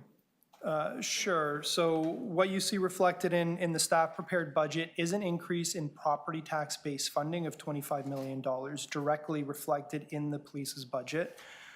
We do have a provision outside of the police's budget within our corporate accounts for the collective agreement amount. Again, we're not at liberty to specify that amount, but we hold a provision aside for that, and once settled, it will transfer over to the police's budget. In addition to that, we've identified $10 million in additional funding that is being provided through our major special events reserve. And then there's about $25 million through various bridging strategies, identifying one-time costs or one-time revenues for one-time costs, city assuming certain costs on behalf of the police to try to be able to free up existing funding to other needs that the services has. Okay, thank you. And the remainder of my questions are for Toronto Police Service. So what is the progress on implementation of the recommendations from the missing and missed, as well as police reform? Are you on track to or behind in these implementations? So through you, Madam Chair, in terms of the missing and missed, what we could tell you is that over 90% of the, I believe, 175 recommendations are in some element of progress. We believe by the end of the year, we will actually be over halfway through and complete by the end of the year on half of the recommendations. The important thing to know with MMIT is that this is a co-design, co-developed model, deep community engagement, and so the progress has to go at the pace at which trust is gained and earned and kept. In terms of the 81 recommendations of reform, those have been with us now for a couple years. 3/4 of them, I believe, are in fact complete. There's 1/4 left, but they're all well underway with a hope to complete very shortly. By and large, we are on track. Many of these were sort of the long game. Some of them are legislative changes, some of them are policy changes. There's deep consultation that's required with all of them. Certainly, this budget and the civilian hiring plan did include resources around moving some of the recommendations forward. We also have an OHRC report that recently we received, and so we're actively working on those. But we do have a team that is working on police reform all the time. Okay. So the city has begun detasking police so you can focus on your core responsibilities of public safety, such as bringing the crossing guards into transportation services, hiring traffic agents to manage traffic at intersections, and alternative responses to mental health related calls. But the budget doesn't seem to shrink. Why is that? So through you, Madam Chair, I think it's important to know this budget does include savings. When we transferred the crossing guard and the lifeguard over, the budget went with it. I think one was 8 million and the other was about 3.5. The cost containment measures, the management actions, the alternative service delivery, the civilianization, all of that has amounted to about $270 to $400 million of savings that is baked into our budget. And it's important to know, yes, the budget does go up, but it goes up much less than it ordinarily would have. And as I had mentioned in our presentation, our average increase since 2010 was 2%. The collective agreement, which we have no control over as a service, is 2.7 alone, on top of inflation, which is a very similar amount. So any increase is basically completely subsumed by factors that are not in our control, which does necessitate us to constantly be doing things differently. Well, excuse one more question. How many vacancies does the service currently have? And how Snuck many one of in those? while I'm not paying attention. And how many of those vacancies are supervisory I'm going to remember roles? that when we get to the second round. Proceed. To you, Madam Chair, I think the really key vacancies to highlight is number one, supervision. We are at least 180 and growing staff sergeants and sergeants short. The important thing to know on that is when you do move someone into a sergeant position and a sergeant to a staff sergeant position, you effectively are depleting the front line. And so how we promote and time our classes is critical to be able to fill those vacancies and provide the much needed supervision to a younger and younger workforce. The other critical area of vacancies for us is in 911. We did meet our hiring plan. We did hire last year, but like the City of Toronto as well as sector-wide, retention is a real challenge there. And so we have about 30 vacancies. We have a hiring plan to meet it, but those two areas in particular continue to be a challenge. I'd like to add some richness to that answer, Chair, if I may, through you. Well, you're just contributing to me being madder at Councillor Moyes, but go ahead. I think it's very important considering the question, because you started asking about reform. And the underpinning of many reforms that this service has undertaken are often grounded in supervisory issues and the challenges around adequate and effective supervision. So important to recognize that these vacancies the CAO speaks of are going to absolutely challenge us in our continued governance and good leadership and stewardship of our ever younger service. Under 5 years service doing the most difficult, challenging, complex, dangerous work with 140 sergeant vacancies and 40 staff sergeant vacancies at a minimum. I want to highlight that the reforms that you spoke of are grounded in supervisory issues and governance that we provide our members. And we are challenged in that regard today. And part of our strategic hiring approach is to help us create the capacity to give our people the leadership they deserve and need. Okay, Councillor Perks is next on my list. Councillor Perks. Thank you. My first couple of questions are to the CFO. As you told Councillor Moyes, the numbers that we have, both from you and the police, don't include any increase in wages to the police officers? Through the chair, no, they're budgeted in our corporate accounts. Okay, so it's not in these numbers.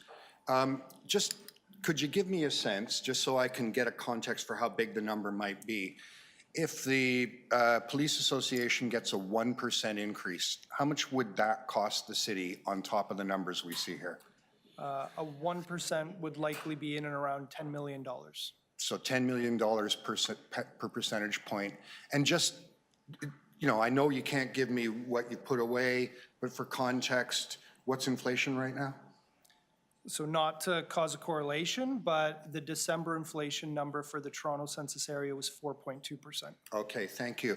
Oh, and in addition, it's not just frontline officers who will be getting increases that aren't covered here.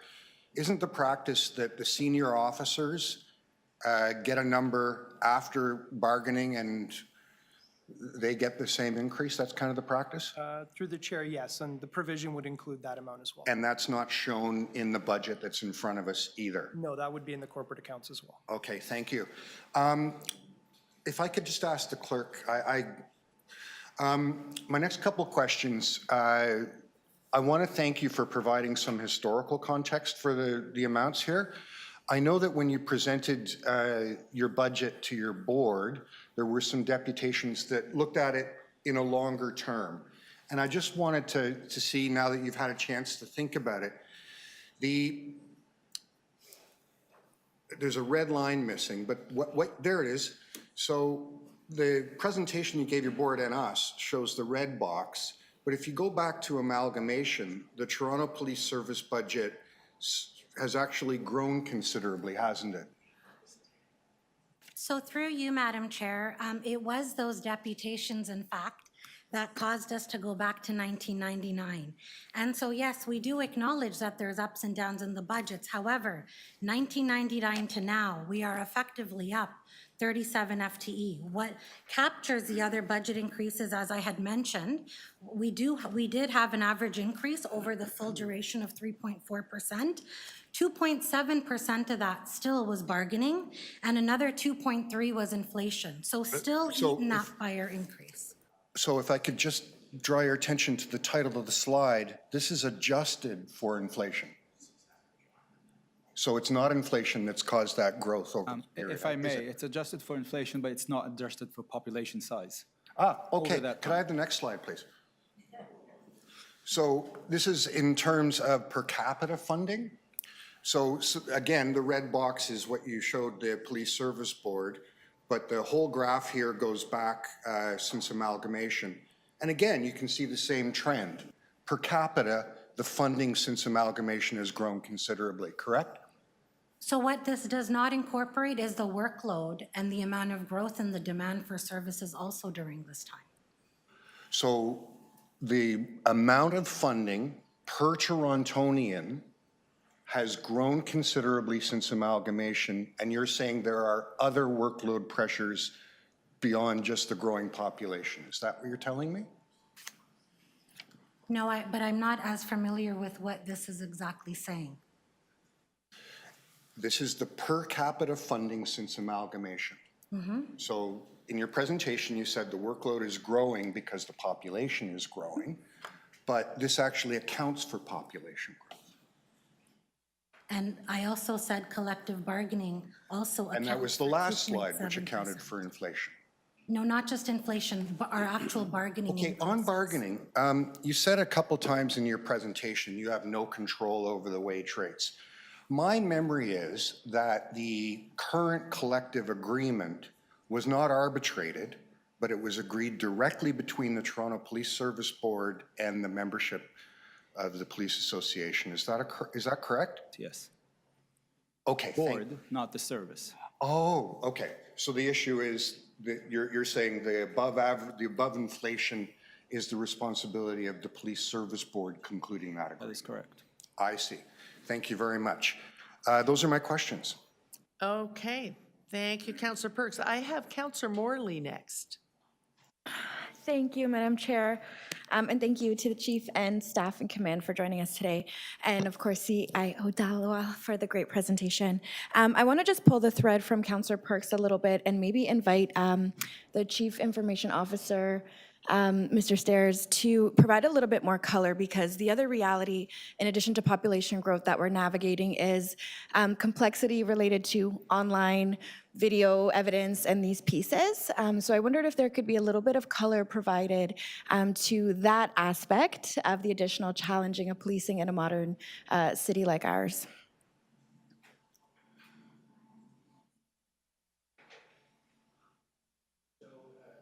Thank you, Councillor, through you, Chair. The nature of investigation is changing. As there are more cameras out there, more data available, you think about what we do when we find a crime scene or we're called to a crime scene. We're going to go canvass for video. It's one of the first steps, and obviously video evidence is growing, and the volume of video evidence is growing. That's necessitated the implementation of a cloud-based video evidence system. And as I came into the service 3 and a bit years ago, one of the main challenges was the growth of video and the challenges we had storing that in systems internally. So we put cloud infrastructure in place. And we've just surpassed a petabyte of data on that. That includes body-worn cameras, in-car cameras, seized evidence from your Ring doorbells, from your crime scene images, and interview rooms, as well as all the video we have to ensure that there's transparency around the service. So that's gone to, I think we're now at 1.2 terabytes. The challenge that drives as well is that video just doesn't get passed over to the Crown. It needs to be reviewed by the investigators. So there's a lot of investigator time which is being spent reviewing the video for evidence and for the meaning that's in it. As well, defense may request more video, and all of that video needs to be redacted for privacy and for protection of confidential information. So the redaction effort is very high. And the tools that we have to redact, or auto-redaction tools, are lagging behind. So we're seeing an increase in effort that needs to go into preparation of evidence for court from video. Thank you so much for that. I think it's really important for us to keep some of these pieces in mind as we consider and contemplate the context of policing. I also just wanted to highlight, and I have the unique opportunity both as a budget council member and as a proud member of the Toronto Police Service Board to really get a better understanding of the internal challenges of day-to-day policing and the pressures that exist. While we are in a big sort of paradigm shift in how we look at community safety in our city, we know that our police continue to be a fundamental aspect of that and are very intertwined with all of our systems and services as a city. And so it's a heavy lift and a big shift, but we, I think, expect, and Torontonians deserve to see us to continue to walk in this good way. I wanted to just ask for a little bit of color in terms of how the police are engaging with the city on SafeTO priorities, as well as the TCCS initiative, and what resources are going into that in the budget that the board approved. I can do it. So through you, Madam Chair, while Staff Super Kelly's getting started, we are actually actively participating and taking a leadership position with SafeTO. That includes some of the proactive patrols in the high priority neighborhoods that we are doing. Do you want to continue? Yeah, sure. Thank you, and through the chair, good morning. I would say through SafeTO, last year in 2023, we dedicated a senior officer to the Toronto office to prevent violence. It was formerly gun violence. So they're working directly with the SafeTO employees, working with other agencies such as the Toronto District School Board, I think TCHC, I believe TTC has also come into the picture, and how they're going to address community safety and well-being together.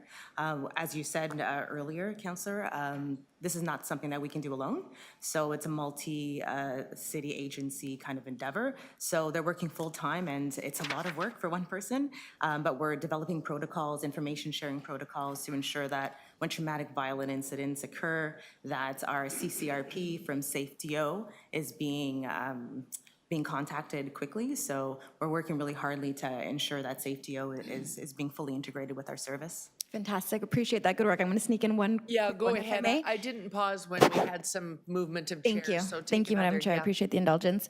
And for our CIO, I wanted to also just really underpin the importance of the conversation that has started related to a multi-year hiring plan. We know that there are aspects which you spoke well and highlighted in the presentation around civilianization, and how we are looking to ensure that the police are doing the tasks most appropriate for our officers who are uniquely trained and positioned to do certain work, while we also look at, again, integrating with other partners, et cetera, et cetera. So could you just speak to us about the commitment around that and what the anticipated work ahead related to multi-year hiring, but also strategic plan for the service might look like? Sure. So through you, Madam Chair, from a strategic planning standpoint, I mean, that's work collaboratively we will be doing with the board. We can tell you that, you know, when the chief joined and we now have a new command team, we have started down a path around what does TPS look like in a community safety well-being sort of mindset? What does that mean for our processes, our people, the leaders we promote? And so that work needs to continue and be integrated with the service. From an actual workforce planning model, we have already engaged the right resources to actually look at our shift patterns, look at the demand, look at calls for service and the time, map out sort of our our members, what their years of service are, you know, some long-term planning around retirements and so on. We hope to marry up a bunch of data, including growth rates and things like that, to be able to present something, you know, towards mid-year. It is a considerable amount of work, but it is work that's well underway. That's fantastic. And my thanks again to yourselves. Those are my questions, Madam Chair. Okay, thank you, Councillor Morley. I have Councillor Chang and then myself, and then we'll do a time check. Councillor Chang. Thank you. Welcome to City Hall. Good to see TPS here. I'm just wondering, to piggyback off Deputy Mayor Morley's question about this plan, is there a benchmark for police to population ratio? Because you know, we see this graph here, how we compare, and if we're trying to get to somewhere, how do we map out what that somewhere is?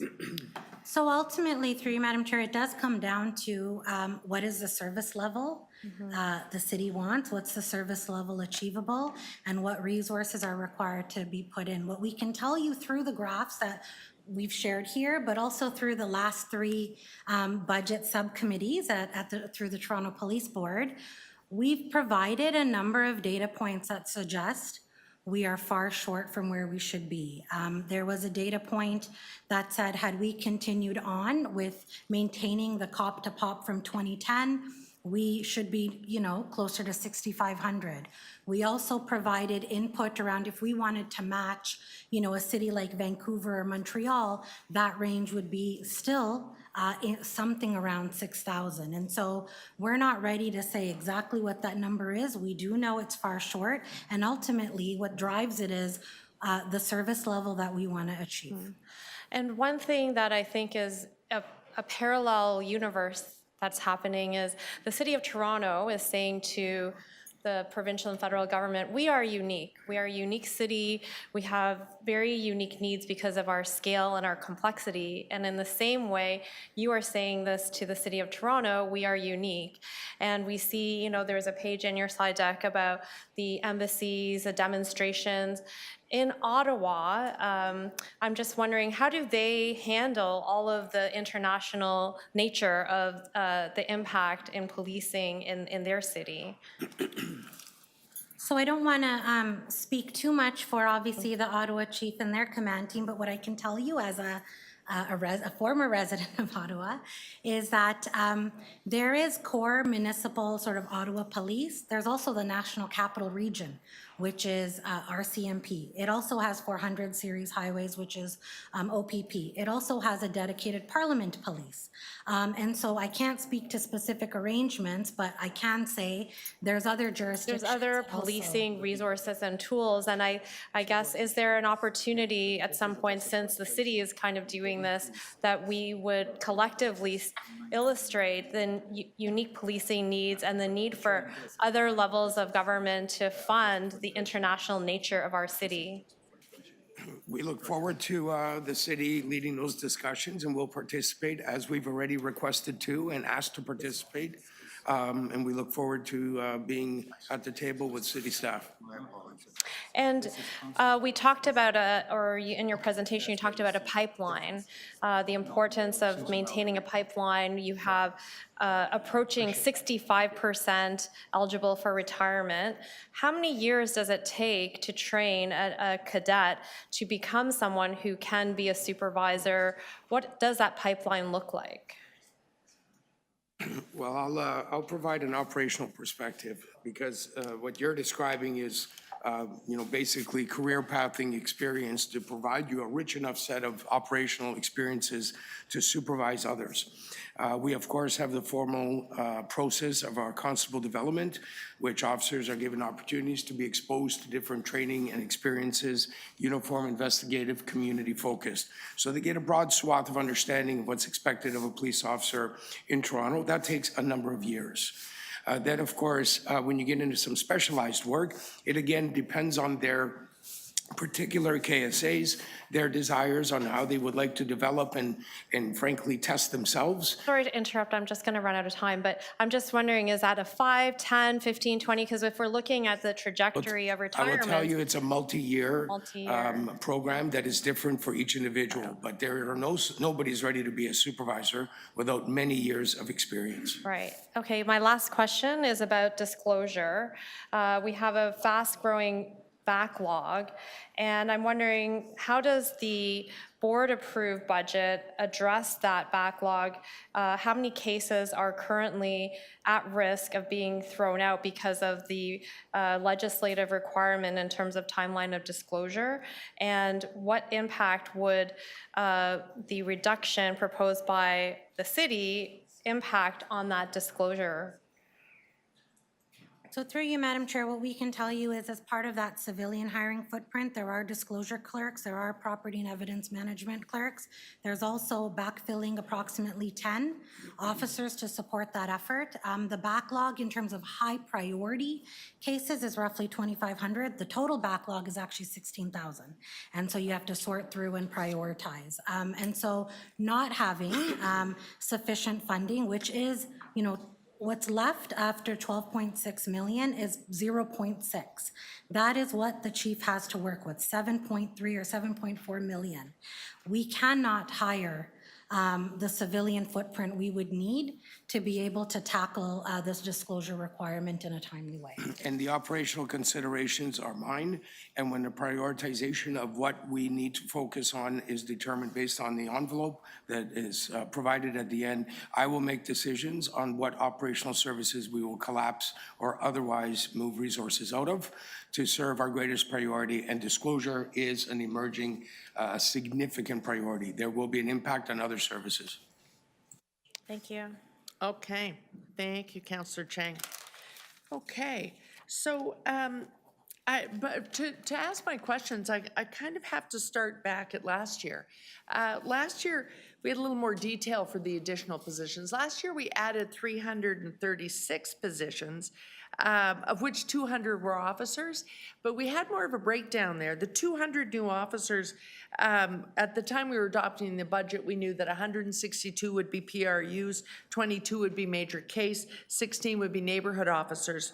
We knew that amongst the civilians, of 136 new civilian hires, 90 would be special constables, 20 would be 911 operators.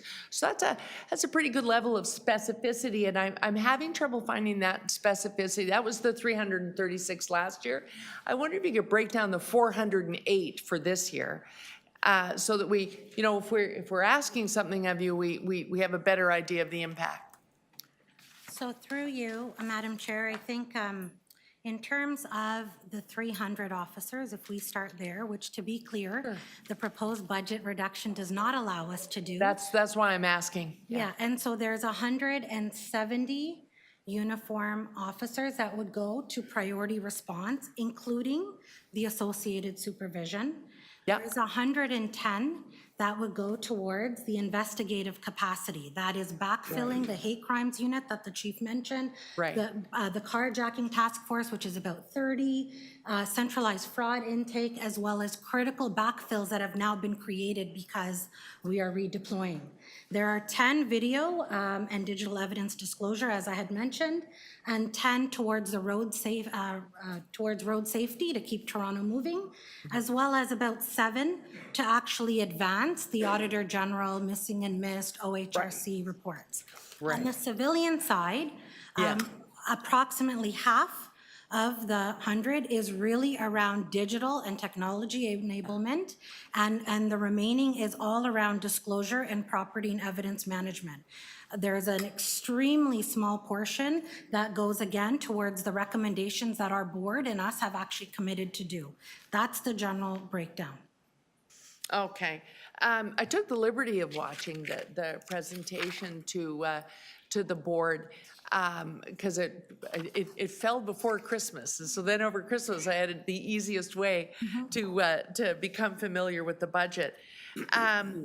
I was interested, though, I don't want to put you on the spot, and maybe this goes to the board as well, but I was interested because, you know, we are trying to add officers. We do care about cop to pop, but there was a motion to be a little more transparent and actually draw up a multi-year hiring plan and I think bring it to the city. I can't remember the content of the motion exactly. I think it was Councillor Morley who moved it as a board member. I was just interested, though, because before there could even be questions of the mover, there was a direction not to move the motion, sort of coming from the board. There was an encouragement to just wait and see coming from the senior command. So I'm a little unclear on what the reluctance is there, because we keep referencing the multi-year improving of strength in fire and paramedics, and the motion seemed like it was offering to take that approach. Is there a reluctance to look at it that way? I can't speak to the board members who Yeah, I the don't way want to they put you did, on the of course. spot that way. I don't recall there was a specific reluctance from the service side. There was a decision by the board members to strike down that motion. I believe that the service, and correct me if I'm wrong, Chief, is working on this exact kind of multi-year plan regardless of that motion. So I can't explain the decision taken by the board members. In fact, So that is being worked on. As chief and our command team very much welcomes a multi-year plan development, because quite frankly, Toronto residents deserve to know how they're going to be kept safe. Right. Year-to-year discussion has not created an effective ability to deliver police services. A multi-year plan is very welcome by the chief in command. So is there, because there seemed to be a real reluctance to proceed with the motion, and albeit I was watching it on a video, but some hands went up to ask questions of the mover, and before that could happen, the chair said, before there are any questions, it seemed like there was a real reluctance to proceed with that multi-year plan. So I'm wondering if it's already in the works, is the plan to come and work with city staff so that the program that you arrive at includes the ability to pay of an organization that, in order to pay its bills, is actually recommending a pretty generous tax increase right now and yet still struggling with the ability to pay? Is that part of the future plan to Well, come Chair, and I work it will out? say unequivocally, we work with the city every single year. We did last year when we signaled a multi-year need to invest in the Toronto Police Service. That was made very clear to city staff last year that we were in need of a multi-year investment, and you have my commitment that we will continue to work with city staff each step of the way as required. Okay, so because we are still struggling, as you know, that's it. You'd have to be living out of town not to know. We're struggling our way through this proposal and trying to invest in all things, including some safety measures that, while outside the police, we think support your efforts. So we're really trying to struggle here.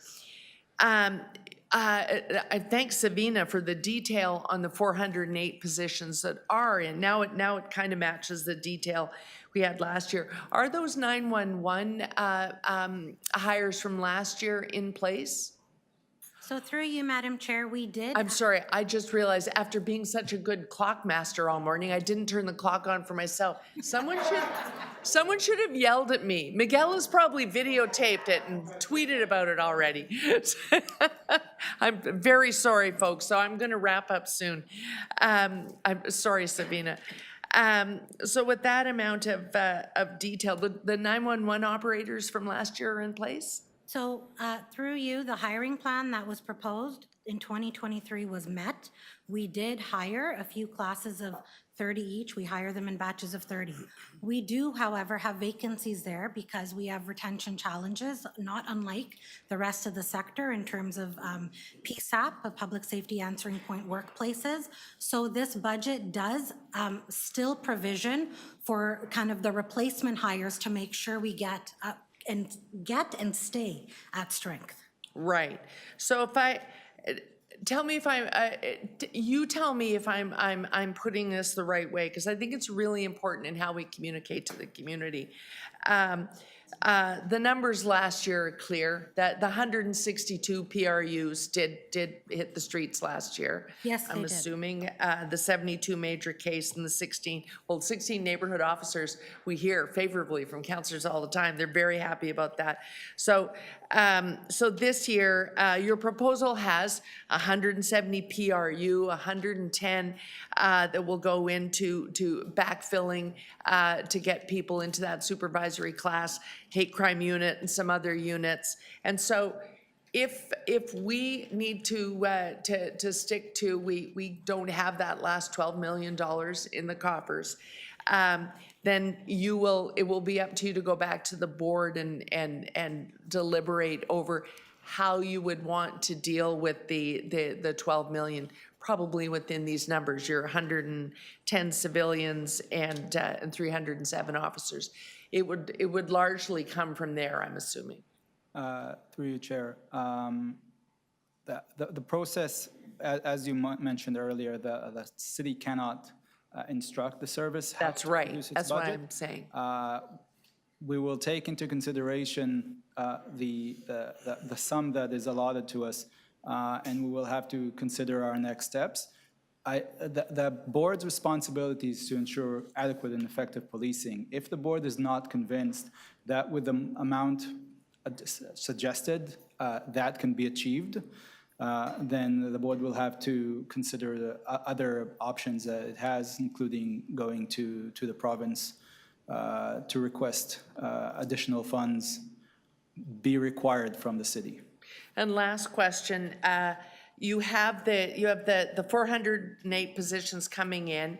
You have some class timing issues, so I'm assuming that would very much be a part of your presentation. And then later in this year, we have the Toronto Police Association coming to the bargaining table. You also have something called the SUE.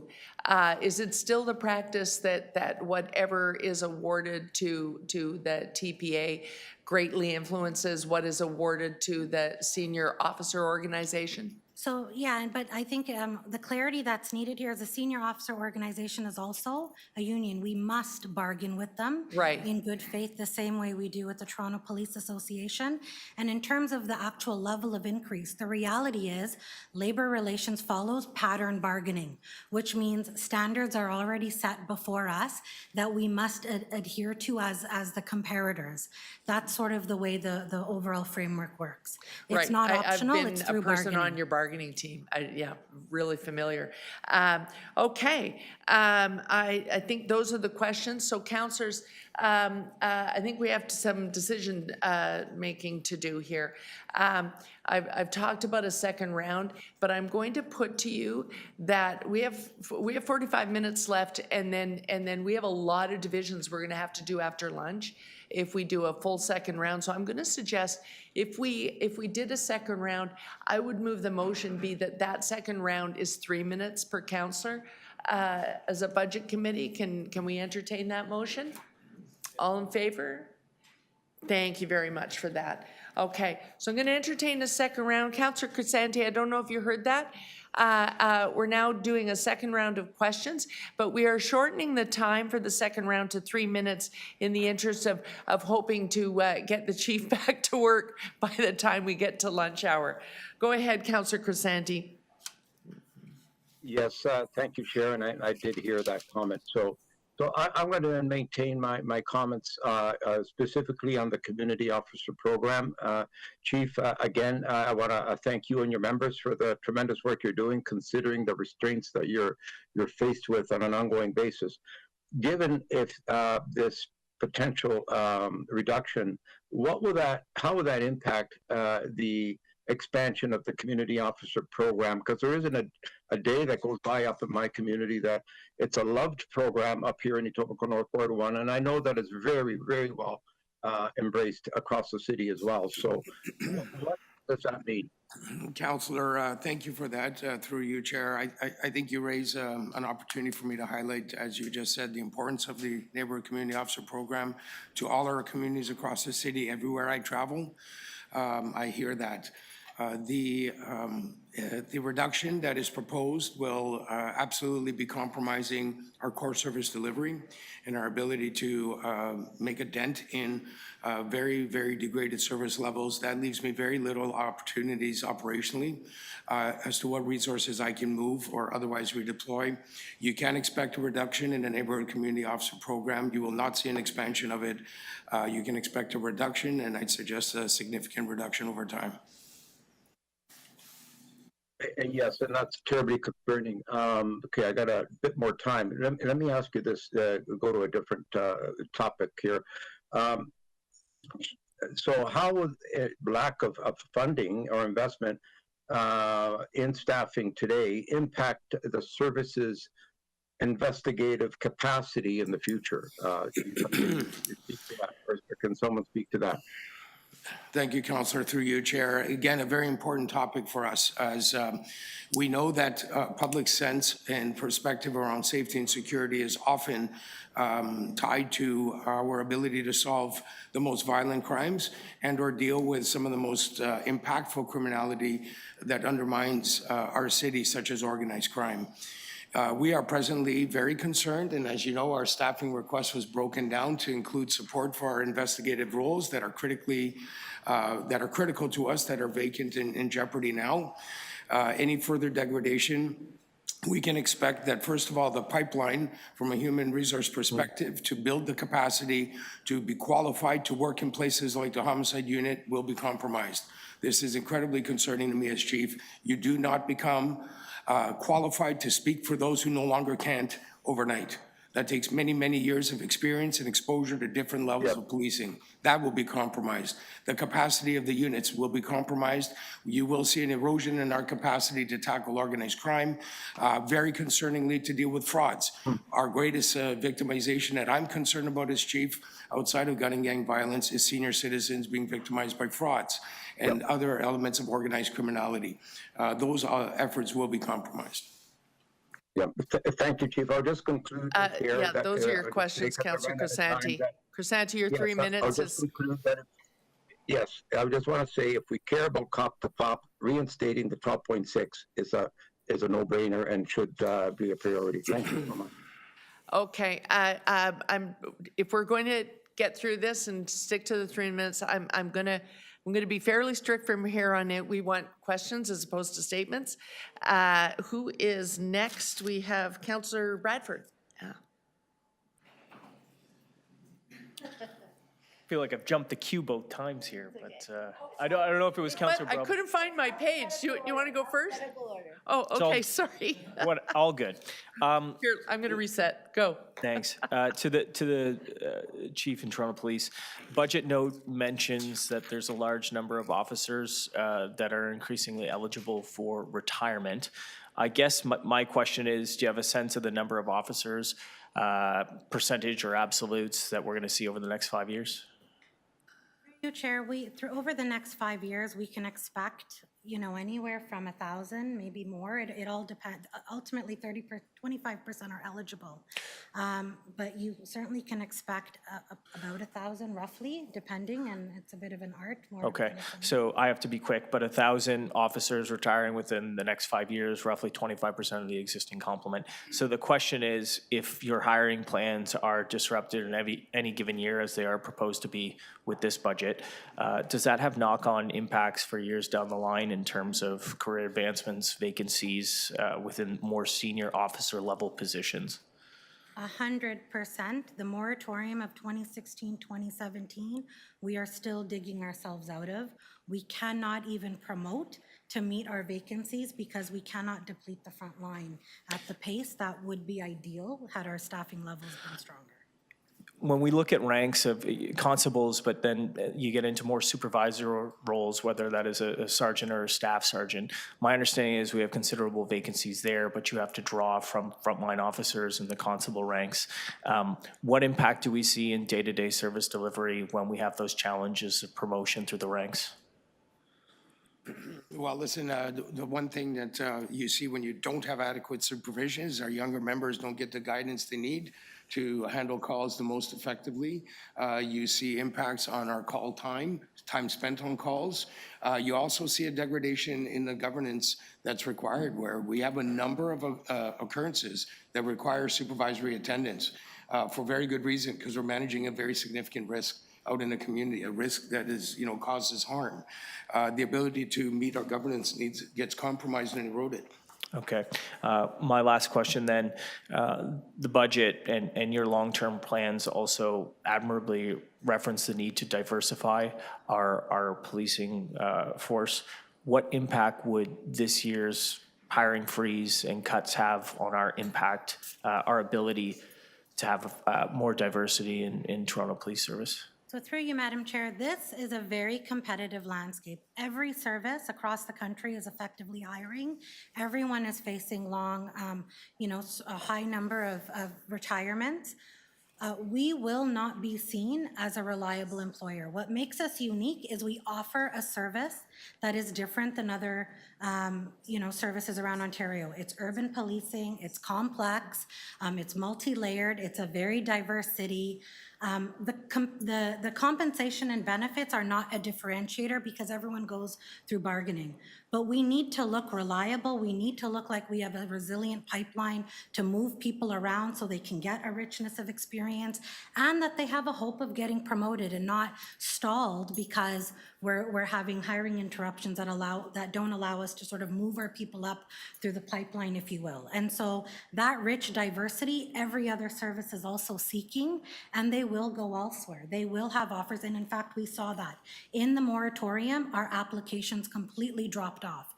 And any signal of uncertainty, people stop applying. They stop waiting because they don't know if they can count on that letter of offer we give them or not. Thanks, Madam Chair. Okay. You bet. Thank you, Councillor Bradford. Councillor Bravo. Thank you, and to the police service. I just want to get really clear on the increase that the Budget Committee proposed. I understand now with the analyst notes and the questions to the CFO that while you're saying I think the increase is 1.7, the analyst notes say it's 3.3% because unlike all other divisions and agencies, 930 million COVID built-in sort of COVID increases or investments were built into the base for 2023. So we're kind of comparing apples and oranges here, and I think we need to come out of this day comparing apples to apples. So would you agree that there's 930 million-ish dollars in the base counted for 2023, and therefore if you remove that, we're actually talking about a 3.3% increase? Through you, Chair, our COVID impact is 17 million. 930 might be the bigger city. The important thing to know about that is it was also reflected in our 2022 budget. We did have a COVID adjustment there. I will defer to the CFO in terms of how the COVID piece is handled. The other critical point to know is when we did engage and continue to engage with the city in productive staff-to-staff conversations, what we needed to protect in this budget was our ability to hire. What the board approved was the 20 million was 1.7. It was just really about the Yeah, comparator. and so I would defer I to don't the want to run out CFO of on that. time. The second question is, as you know, in all the public consultation, certainly in our budget committees in my ward, there is a high level of scrutiny because of the increases that Councillor Perks showed, that in fact there have been massive increases to police budgets, even accounting for population growth and inflation. So in 2020, there was a Policing in Toronto report adopted by council. One of the directions was for requesting that the service provide a line-by-line breakdown of existing budget and at the outset of the board's annual budget process, that this breakdown should be made publicly available, and that it would be organized into individual program areas. And there was a request that this actually be done in July of 2020. What is the impediment in actually proceeding with this council request, so that because of the scrutiny that there's been this request, and which was adopted under a previous council and still stands? So, go ahead. If I may, just one clarification. The numbers that Councillor Perks showed earlier did not account for inflation at per capita. At per capita, between 1999 and today, the increase was $30 per person and adjusted for inflation, and we are currently below the rate of per capita funding that we had as early as 2002. Thank you. And through you, Chair, if the reference is, why is the service providing a line by line? We have, our budget website is one of the most, arguably the most transparent agency budget among this city and in the sector. We have a line by line, we have a service-based budgeting. It's an initiative that actually started with the city. We are accounting for our budget by services delivered. We have a very transparent open data format that actually articulates our crime rates, calls attended, and so certainly I'm happy to direct you to that information, but we are very transparent as one of the first reforms we did when that motion actually had come out. Okay. Amongst visitors, that's the end of my list. Councillor Sachs, you had no more questions? Okay, thank you. Councillor Moise. Thank you, and Madam Chair. So a lot of my questions have been answered, so I'm just going to try and scheme through this. I have the largest division in the city, and I just want to bring it back a little bit. We're talking about numbers, but we're also talking about people that are doing this work.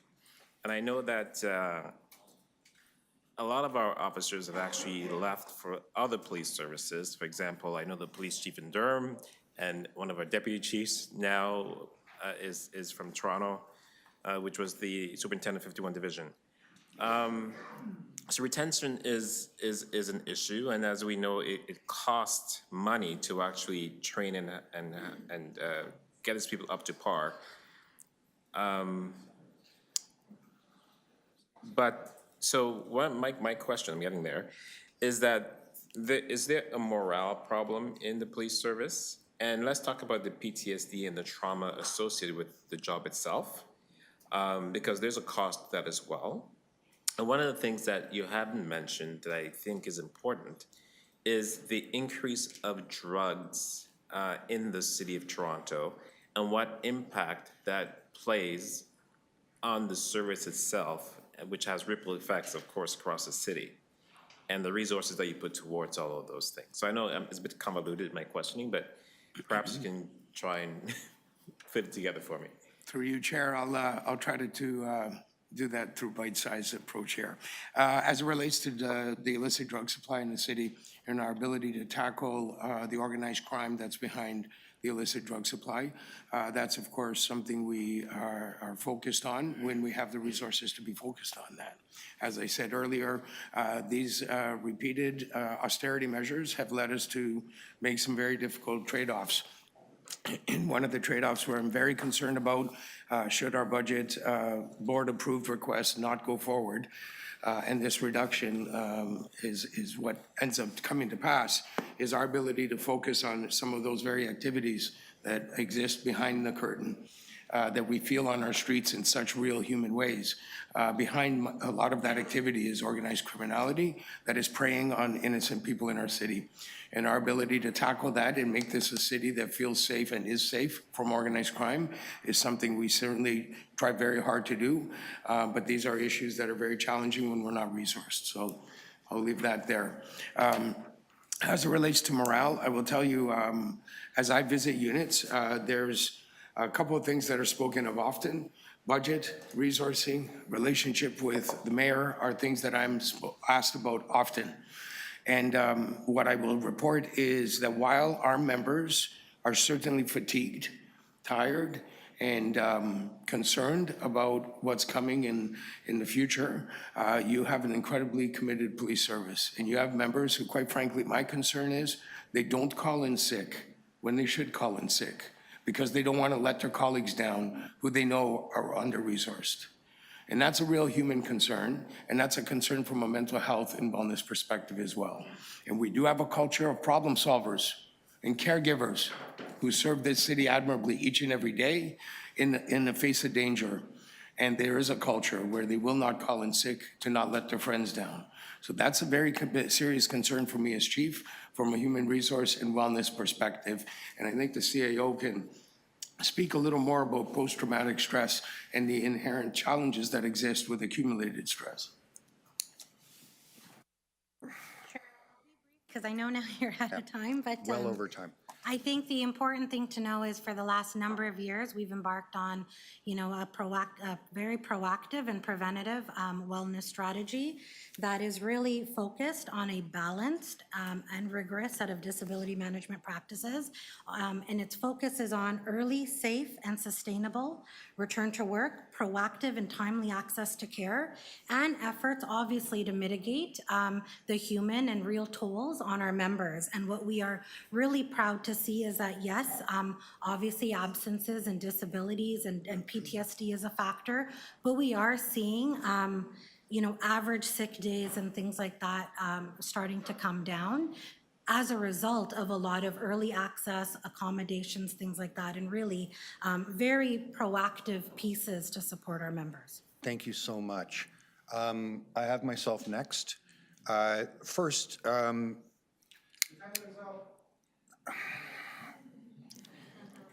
don't want to make the Shelley Carroll mistake. I've had some really important conversations with some of the frontline officers, and I met with the Police Association the other day. One of the areas that I hadn't really thought about is the issue of when you transport people to hospital. I was well aware of it in terms of paramedics, but it was signaled to me that we're losing a lot of officer time when one of your officers takes someone who's in distress to the emergency room and there's no one to hand them off to. Is that a problem that you perceive too? Well, I think I just want to qualify what my answer is. Absolutely a concern for us is our wait time in hospitals. Okay. With both people that we either have apprehended under the Mental Health Act or otherwise are in contact with. Thank you for that, and I hope you'll join us in asking for the province to continue to work with us to reduce that time, because important emergency service staff time is just being lost to Torontonians because of that. My next question, I guess, is for Mr. Conforti. I just want to, I appreciate we have a difference between what the Police Service Board has proposed and what you're proposing. I just want to understand the context. So the difference is about, what, $12 million? Through the chair, 12.6 is the exact. 12.6. And the total police service budget is 1.3 something billion? It's just under 1.3 billion, I believe. Just under 1.3 billion. So the difference between what's been proposed and what you're proposing is less than 10 cents on $100. Yes, that'd be accurate. Okay, thank you very much. Those were my questions.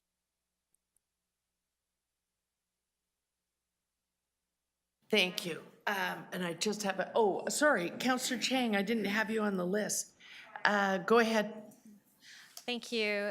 Through the chair, I just want to piggyback off what my colleague, Councillor Moyes, was talking about morale, I had the chance to put on my bulletproof vest and join 32 Division. And what I saw during the parade and a parade, FYI, is a meeting before the shift begins. And I saw a relatively young group of officers who were preparing for an overnight shift. I heard of at least one officer who I mentioned that they were filling in for someone and therefore extending their 7-day rotation, and also heard and saw quite a bit of exhaustion. And I guess what I'd like to know is, and I heard the chief mention that there are officers who are coming in sick because I know that loyalty is of high value to the police force, that people are supporting each other. But I wonder long-term if we are going to not be able to add to the pipeline, and what would the repercussions be for an already young and stretched cohort of police that I'm seeing in the divisions? Thank you for that, through you, Chair. Listen, the accumulated stress that we're seeing will continue to accumulate. This is a real human resource concern.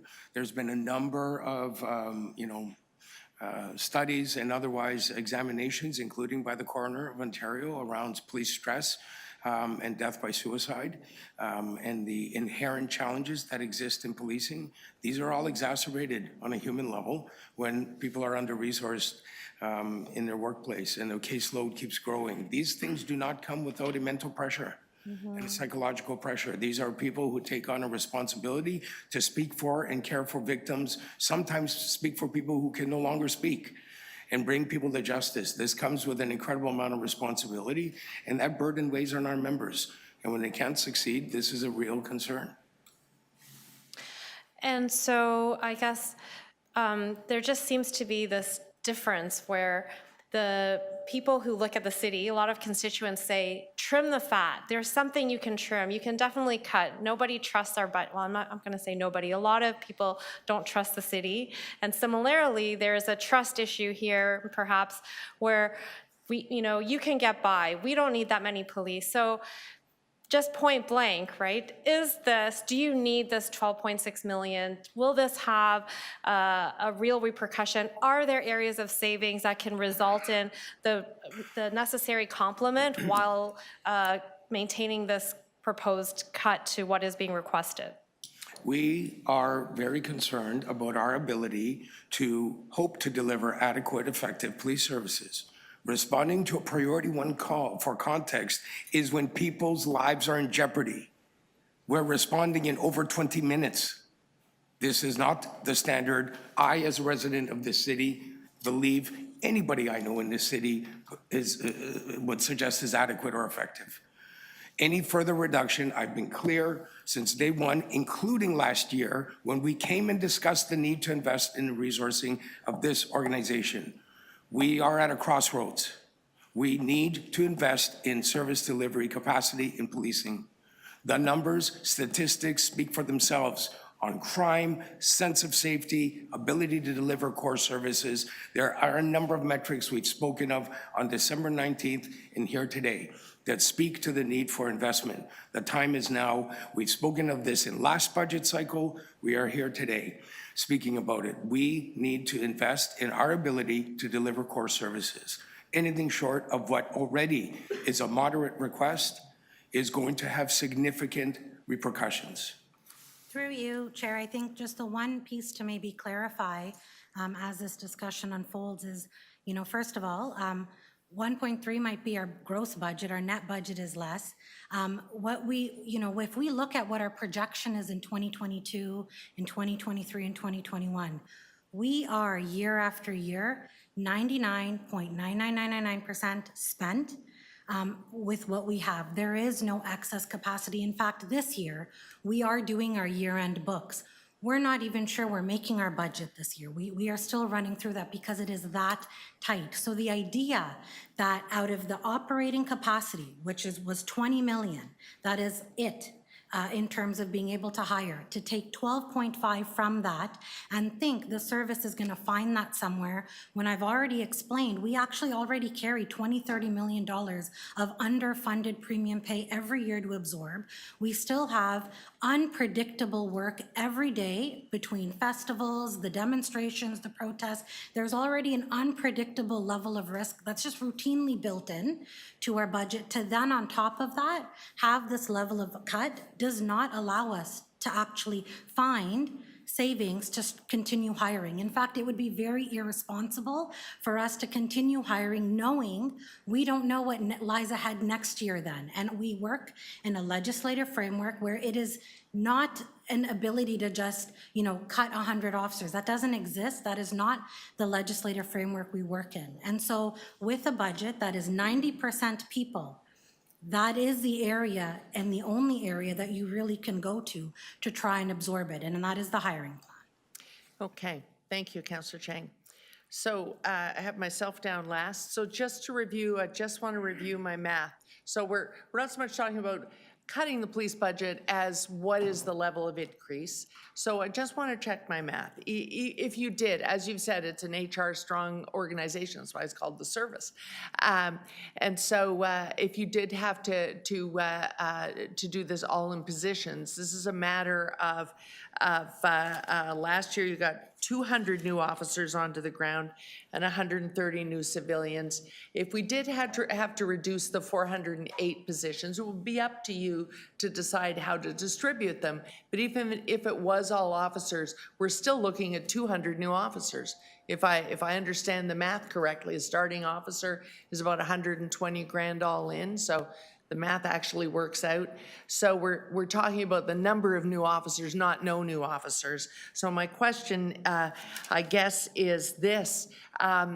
Would I be right in thinking that if we were to follow that trajectory, 200 last year, 200 this year, if we did 200 every year of this term of office, will we not be putting 800 new officers into the service in one term of political office? What you'd be doing is adding 200 a year while losing roughly the same amount to attrition. And No one's asking you not to fill retirements. What I'm referring to is add-ons, Right. new And officers. No the- one's asking you to lock the door of the college. Is that a misunderstanding we're having? No, no. No one's asking you not to fill retirements. Is that No, unclear? we've been very clear that we need to continue the investment. We are in a situation where we're not meeting service requirements. We're not Yep, delivering I've heard that services. loud and clear this morning. I just want to be sure of my math. No one's asking you not to fill retirements or gap. What we're disputing is how many net new. And we had 200 net new last year.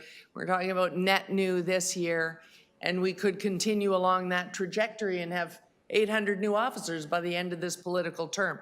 That's what we're talking about, which is not the pace. I've heard loud and clear that's not the pace you want to follow. I'm just trying to find some kind of way for ability to pay to meet up with you have a significant need.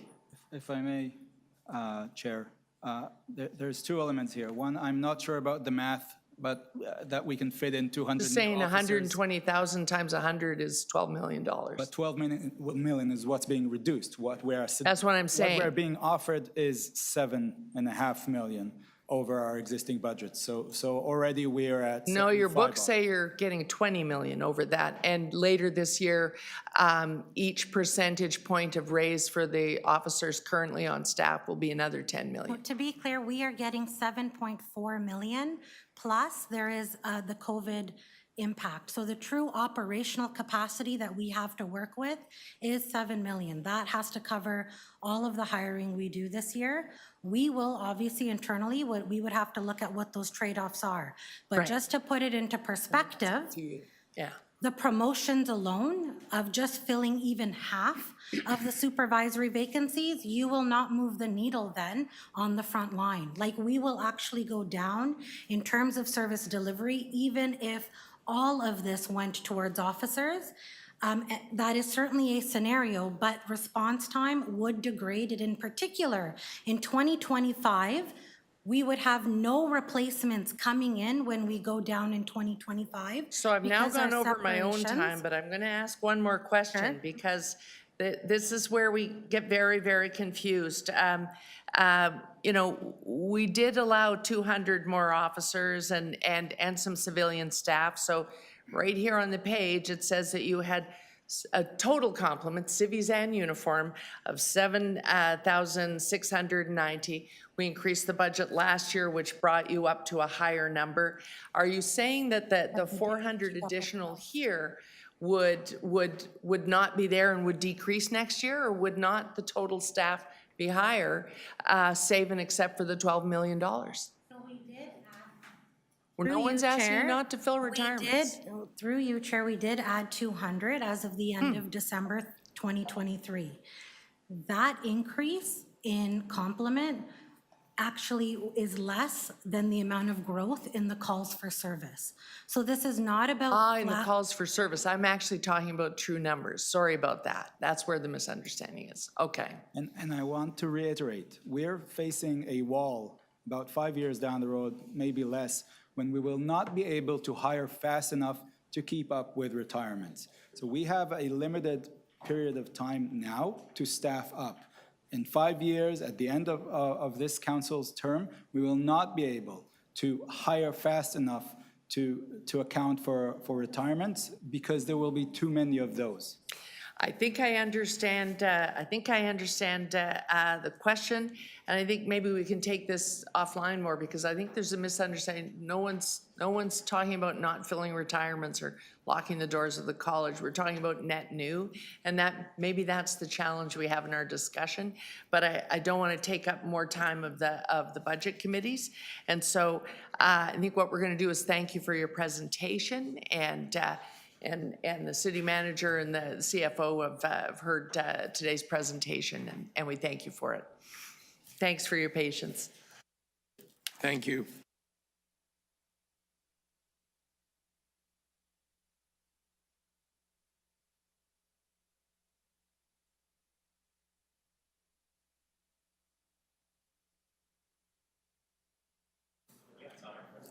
I think we should try to deal with the parking enforcement. I am in your hands, councillors. To deal with the Toronto Police Board should be fairly straightforward and at least get that off. If we are, some people have no questions on the board. I don't have on the board submission. So there's the board and then there's parking tags. It would be great if we could free these folks up so they don't have to come back for lunch. Should we attempt to finish? Are there questions on Toronto Police Service Board? Councillor I was just going to suggest a motion to extend to finish those two pieces before lunch. Okay, and if we're lucky, you won't even need an extension. So we're gonna try and finish Toronto Parking Enforcement Office as well, so that we're done before lunch on all of the ancillaries. So, councillors, are there, some of our visitors left. I don't know if they're interested in these units. One of them said he did have questions about parking, but he's not here. On Toronto Police Services Board, are there any questions at all? Seeing none, there you go. If only all units were that size. Yes. And then to parking tag enforcement, always more complex. Councillor Moyes, you have questions? Councillor Sachs, do you have questions? Okay, Councillor Moyes, go ahead. We're back to the 5-minute time frame. Yeah.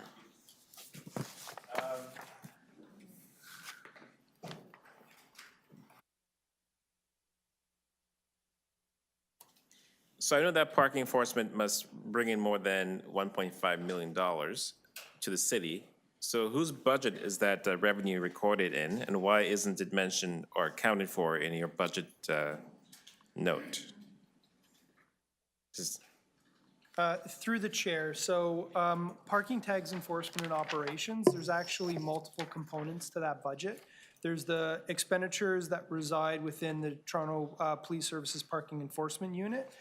Then there's also in our non-program, we have our parking tag revenues that are collected, And then we also have various support services that also contribute to the overall expenses within revenue services, court services, and legal.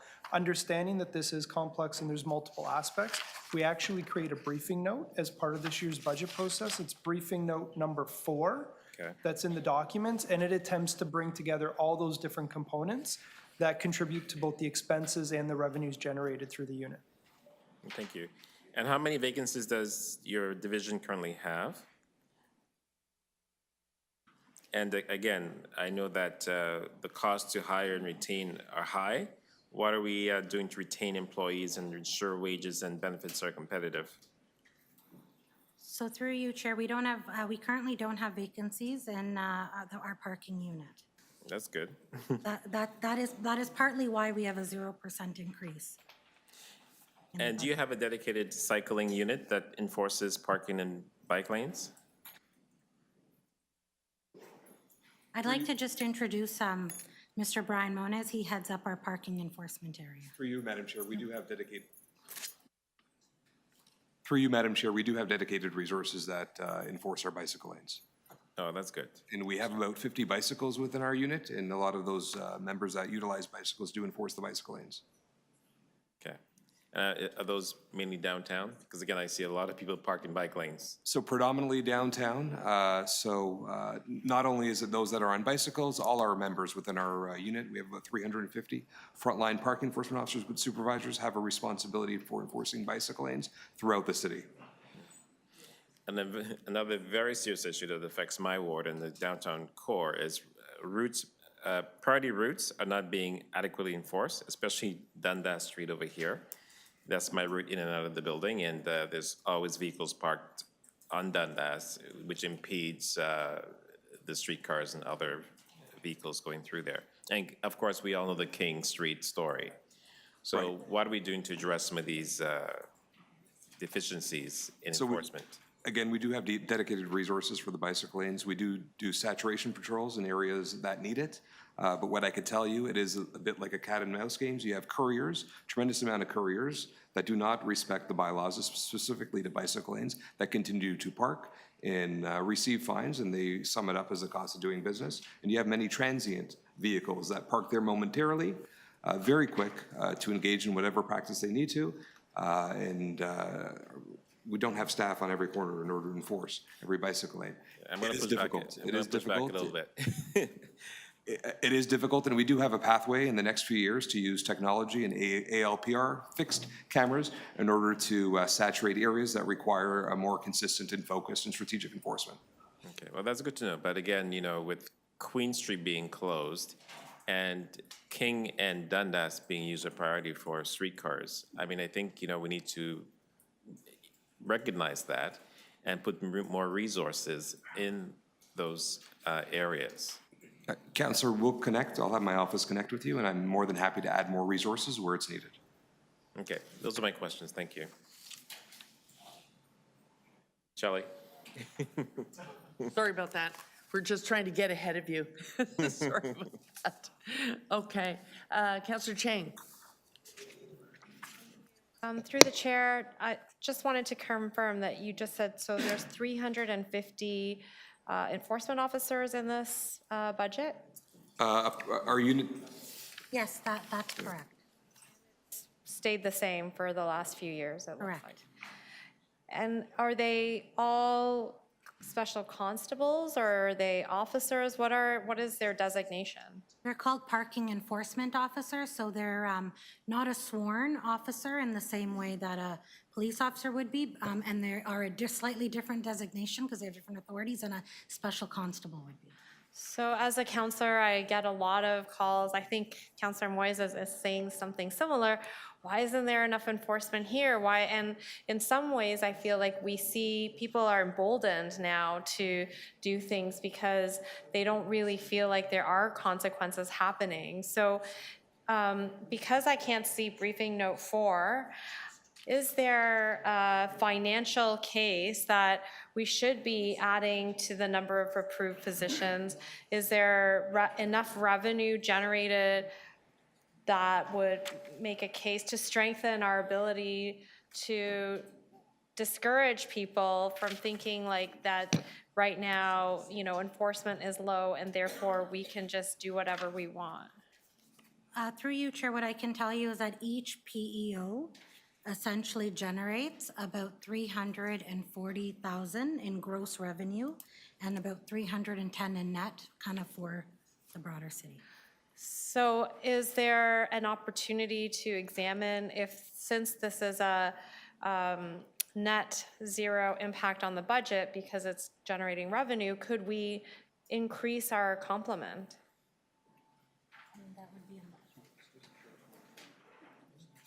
I would turn to the good doctor in terms of the governance around that. That's certainly not our proposal. We're just saying leave it flat. That doesn't preclude, though, I guess, committee and council to add a motion. Is there a reason it's flat? Is because, as everybody has said, population has grown, complexity has grown, bike lanes have increased. Is there a reason why we haven't increased, given that we know that it does generate revenue? So I think it's important through you, Chair, to know, the services priority it's not a profit center. Ours is service delivery. And so, we are trying to meet demands across all of our workforce. And there's obviously capacity around hiring, locker space, cars, those sorts of things. And so we are fitting to kind of what we have and prioritizing where the gaps, in particular public safety, would be the greatest. If I may add, I think there's more factors than just the number of enforcement officers. Council recently increased the amount of the fines. I think it was a wise move because people felt emboldened because it was cheaper to get a fine than it was to find a proper parking spot. And I think these things working together will have an increased impact in the next year. But we can definitely take it back and look as we move forward into the next year's hiring processes. It's important to also remember that to a degree, parking officers and other non-sworn tracks are a pipeline for hiring of sworn officers. So there's a lot of personnel taken from that pipeline towards hiring as police officers down the road. So hiring is not always as simple as just increasing the complement. So is there a high vacancy rate right now? No, there's no vacancies currently. No vacancies, okay. Thank you. Okay, thank you, Councillor Chang. Are there any other questions? Seeing none, I think we can send these people off for lunch and not make you come all the way back again. Thank you very much for all the information. And councillors, I can be mean to you and say you have to be back by 1:30 because we got done on time. To all the divisions waiting around, we're going to burn through them this afternoon. I apologize.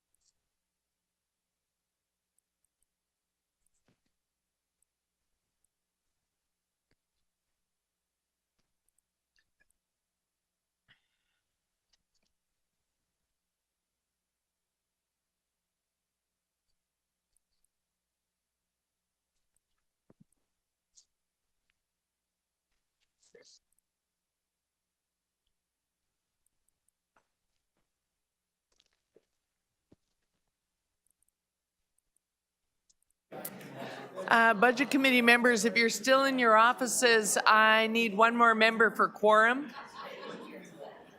Budget Committee members in your offices, I'm going to have to deputize Councillor Sachs and make her Budget Committee member so we can get started unless, oh, there she is. I knew I could get a camera. Hi, Deputy Mayor. Janet Davis Award for non-BC members. Where's my list of divisions?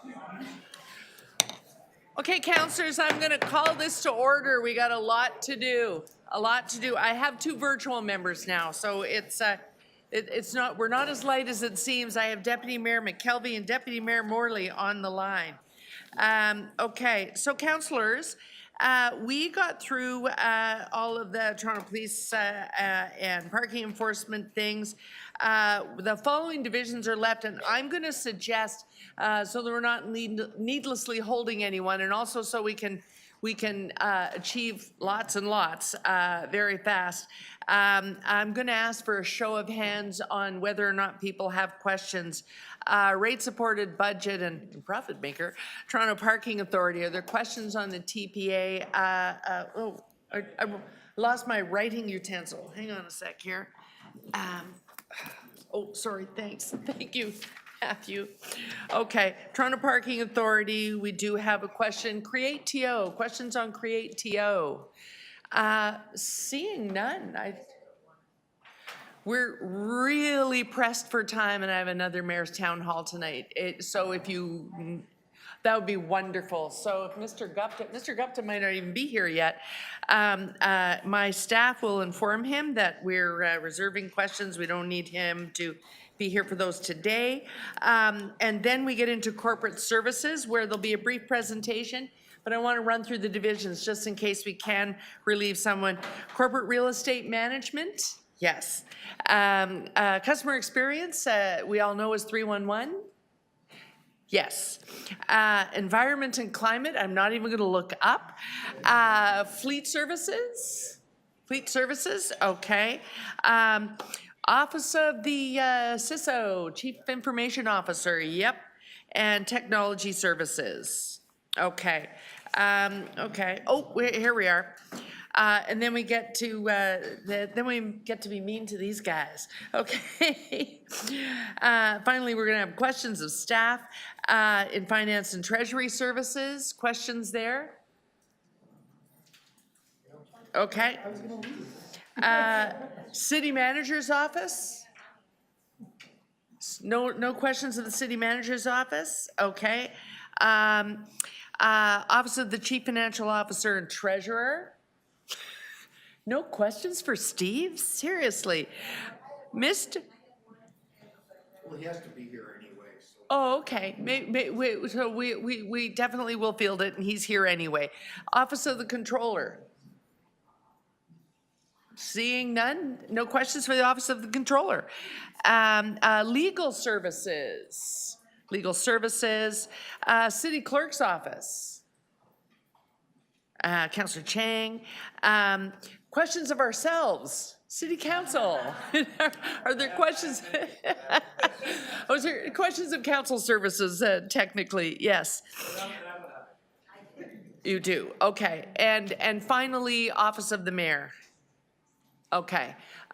Seeing none there, that may come as a great sense of relief to the Mayor's office on TV and Mr. Bretcher in the corner. Councillor Chang, you came in. I am telling Create TO, we don't have any questions for them today.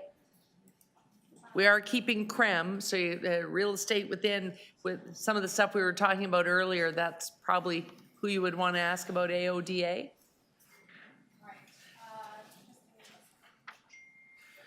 Okay, while you're looking that up then, let me know, and I'm going to have Toronto Parking Authority come forward so we can get on this. Somebody had questions of Toronto Parking. Madam Speaker. Yes. Chair. Was I the only one that had a question for Toronto Parking Authority? You are. I don't say, neither of the deputy mayors, you are, yes. Oh, sorry, no, Councillor Sachs does.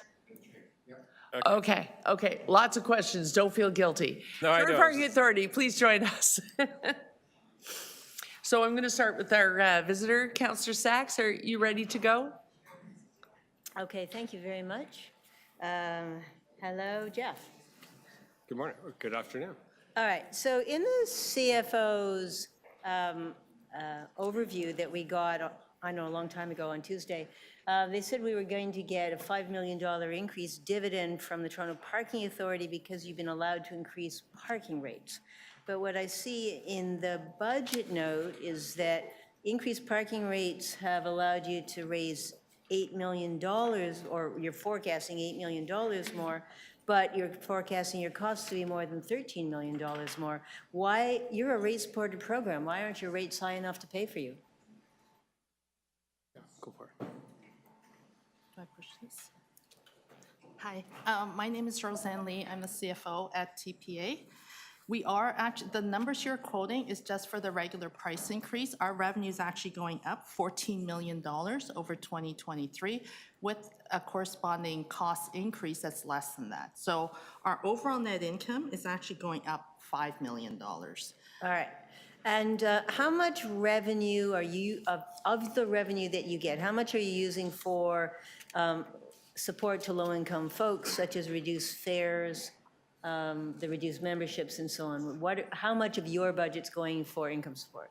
So, yeah, so right now we have budgeted $100,000 within the 2024 budget. But again, that is going to be dependent on the uptake of that. Right, and if you weren't providing income support, what would you be doing with that $100,000? It would go towards the city dividend. It would increase our net income. Okay, it would increase the dividend to the city? Correct. All right. You have persistent problems getting your bikes balanced. I get complaints on a regular basis. I see on the map that the whole groups of bike stations are empty and others are full. What's it going to take for you to be able to sort this out and keep them in balance? Because we've been talking about it for a year. Thank you for the question. So as part of our 2024 capital budget, we're investing over $4 million in new stations and new bikes. In total, we'll be rolling out 70 new solar stations and another 15 e-stations. The new stations will be deployed both to support expansion across the entire city, but we'll also be deploying them in the core to densify the network where ridership is highest, so that we're not caught in a situation where we have stations that are either full or entirely empty. Okay, well, I mean, congratulations on the explosive popularity of the program. It's wonderful, but it drives people crazy if they can't find a bike or can't drop off a bike. Right. So you've been telling us for a year it was going to get better. When is Right. it going to get better? Yeah, so part of it is densifying the system in the core, where the demand has been absolutely explosive over the last 2-3 years. We're at 5.4 million rides in 2023, and we're expecting that to get up over 6 million this year. So keeping pace with the demand for Bike Share Toronto has been a challenge, but we're working closely with our vendor to ensure that they are, deploying the right forces to move the bikes at the right time. Okay, briefly, what are the equity impacts of bike share? The equity impacts of bike share. So thank you for that question. Bike share remains one of the most affordable ways to get around the city, with an annual membership that is at $115. In addition to that, we've introduced a number of reduced fare pass programs, which sort of extend that accessibility to seniors, people on ODSB, students, staff of TDSB and TCDSB. So we feel like we've made the program accessible. Okay, I'm going to stop you because I'm going to run out of time. As much as we can. Yes. All right, on page 5 of the briefing note, you've got a series of key challenges and risks. Can you start with a complaint that the income sharing agreement with the city doesn't give you the money to do your job? Right. So under our current net income sharing agreement, we provide 85% of our net profit back to the city in the form of general revenue. The 15% that we retain is used to fund our programs for the next year. Over the years, we have built up quite the backlog in SOGR, exceeding over... Repairs. Sorry? In repairs. In repairs. So exceeding $200 million over a 10-year period. Our equipment, our parking equipment that is out on the street right now is at its end of life. So we need to plan for the replacement of approximately 2,000 pay and display machines. All of this is creating capital pressures that cannot be funded by those retained earnings. And so we've been in discussions with City Finance to renegotiate that income share agreement and find a way to ensure that we are kept sustainable moving forward. All right, and is the budget?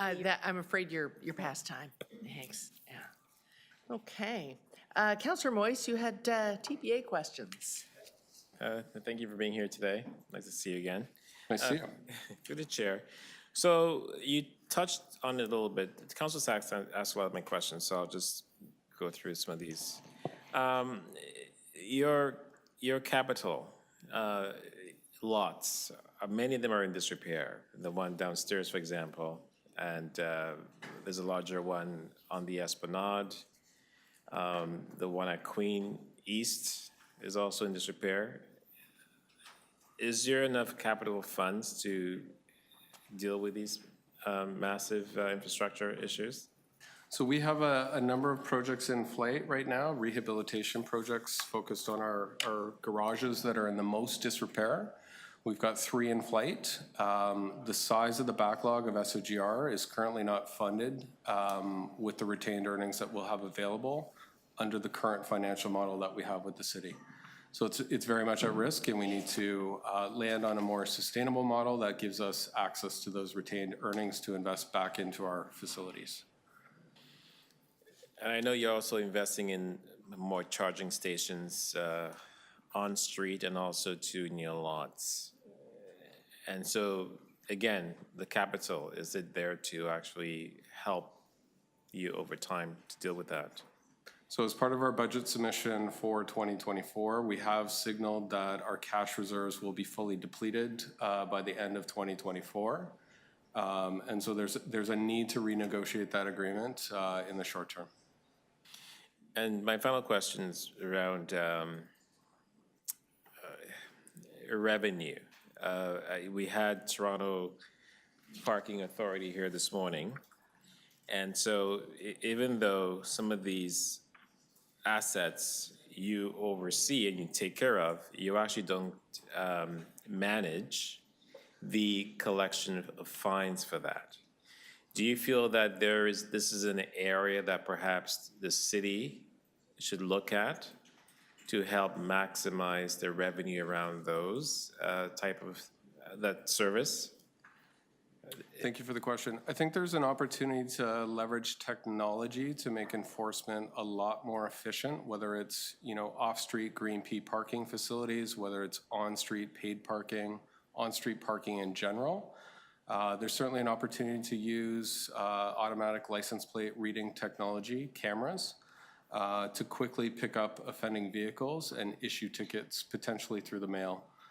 It's a far more efficient system which can drive down the cost of operating the enforcement programs, and it will encourage compliance with paid parking and thereby bringing up revenue as well. So that sounds great, but is that in the pipelines to happen? And if not, what can we do to start that process? So we are piloting one ALPR vehicle right now in our off-street green P lots. There needs to be a discussion with Toronto Police and others across the city to figure out how we can come together and figure out, potential changes to enforcement practices to leverage technology. Okay. Thank you. Those are my questions. Thank you, Councillor Moise. Councillor Chang, you had questions? Thank you. Through the chair. If SOGR is not funded at this time or underfunded, are there opportunities to recalibrate the parking fees so that we actually are sustainable? Is it completely just that would be too expensive? So I don't think revenue being generated by TPA's operations is necessarily the issue. If we had access to all of our net earnings, we would have the ability to fund our programs. The issue right now is we're providing too much back to the city through our income sharing agreement. Happy to support the city and all their programs and services, but there's a bit of it's a little bit out of whack right now. I see. And in my ward, and many wards outside the downtown core are growing in density, is there a plan of building new lots to support the businesses that we hope can thrive, especially given that the surrounding suburbs are very much car dependent? So if we want local businesses to thrive, we really need adequate public parking availability in the areas of density that are being built. Is there a plan to do that? So thank you for the question. Right now, the cost of property and the cost of capital construction is beyond what we feel supports any extensive construction of new parking facilities. So our focus right now is really making our existing assets work that much harder. We've got 300 facilities that we operate across the city, so we feel like we have a good amount of inventory. We have a further 20,000 on-street paid parking spaces, and I'm not sure we have a parking supply issue. I think we need to make that parking supply work harder for us. So I would actually beg to differ, because there are areas where new density, new stores are going to come online. Areas that were traditionally strip plazas will be losing parking, and we know how expensive parking is. So what I'm hearing from you, if you can confirm this, there really is no plan for future increasing capacity in the area of parking. We're simply going to maintain and perhaps add street parking. Is that what I'm hearing? We're certainly focused on expanding our on-street inventory. It's quick and it's easy to do. One of the other lines of business that we have is that we operate parking for private landowners. And so we do a little bit of that in your ward right now. And certainly as pressures mount with that density, we can look at other opportunities to operate parking for private landowners. So partnerships with developers as they're building their underground parking, seeing if part of it could be TPA parking, is that? Right. And just to piggyback off Councillor Moise's comment, last year I went to Smart City Summit in Taiwan. I was with someone who parked underground, and it was a totally paperless experience. Didn't have to do anything except that when you left, it knew when you came in because it read your license plate. Is that something, would that reduce costs eventually, the manpower of reloading machines with paper? Is that something that we're exploring? Yeah, 100%. We've seen that technology in action as well, and we're going to be looking to pilot it as early as this year. There's certainly potential cost savings, but the customer experience of being able to get into and out of a parking facility without having to stop and take a ticket and make a payment, I think that's really what we're after, and that's really what we're excited about. Wonderful. Thank you very much. Thank you. Do I have more councillors that want to ask questions about parking authority? Deputy Mayor McKelvey's gone, Councillor Morley's okay. Okay, I'm not going to ask any questions. I'm just happy that you're doing as well as you're doing. But I do want to apologize. I know I probably seem distracted. It's because you're on the last day and we're now looking at some briefing note requests. So I do want to apologize for that. No problem. Thanks for having us. We still have to sit down and have a meetup. We haven't had a meet and greet since you took over the authority. I would love to do that. Yeah. Okay. That is Toronto Parking Authority. And now we're going to go to a presentation on corporate services. Here's Mr. Jollimore. And councillors, I'm going to get pretty tough here. Councillor Ferguson, Councillor Chang should listen to this. I really want to stay. I want you to get all the information you need on the budget. I just would like the questions to be on the budget, not years into the future, but the budget. Because what I would love is for us to be getting to briefing notes at 4 o'clock. Because there are a number of conflicts for people after that, and we will have quorum issues. So and that may take us a good hour. So I would really love that. So if we can keep it related to the budget that we are balancing. And so we'll do the presentation and questions of Mr. Jollimar and the cluster in general, and then we'll go straight to the divisions. Okay, thank you. Go ahead. Great, thanks so much. Good afternoon, Budget Chief Carroll, members of the Budget Committee, visiting councilors, and members of the public. My name is David Jollymore, Deputy City Manager, Corporate Services, and it is my pleasure to present the 2024 Corporate Services Proposed Operating and Capital Budgets. I am here with my colleague Marco Cuoco, Director of Business Management. I'm also joined in the room today by Corporate Service Division Heads and staff.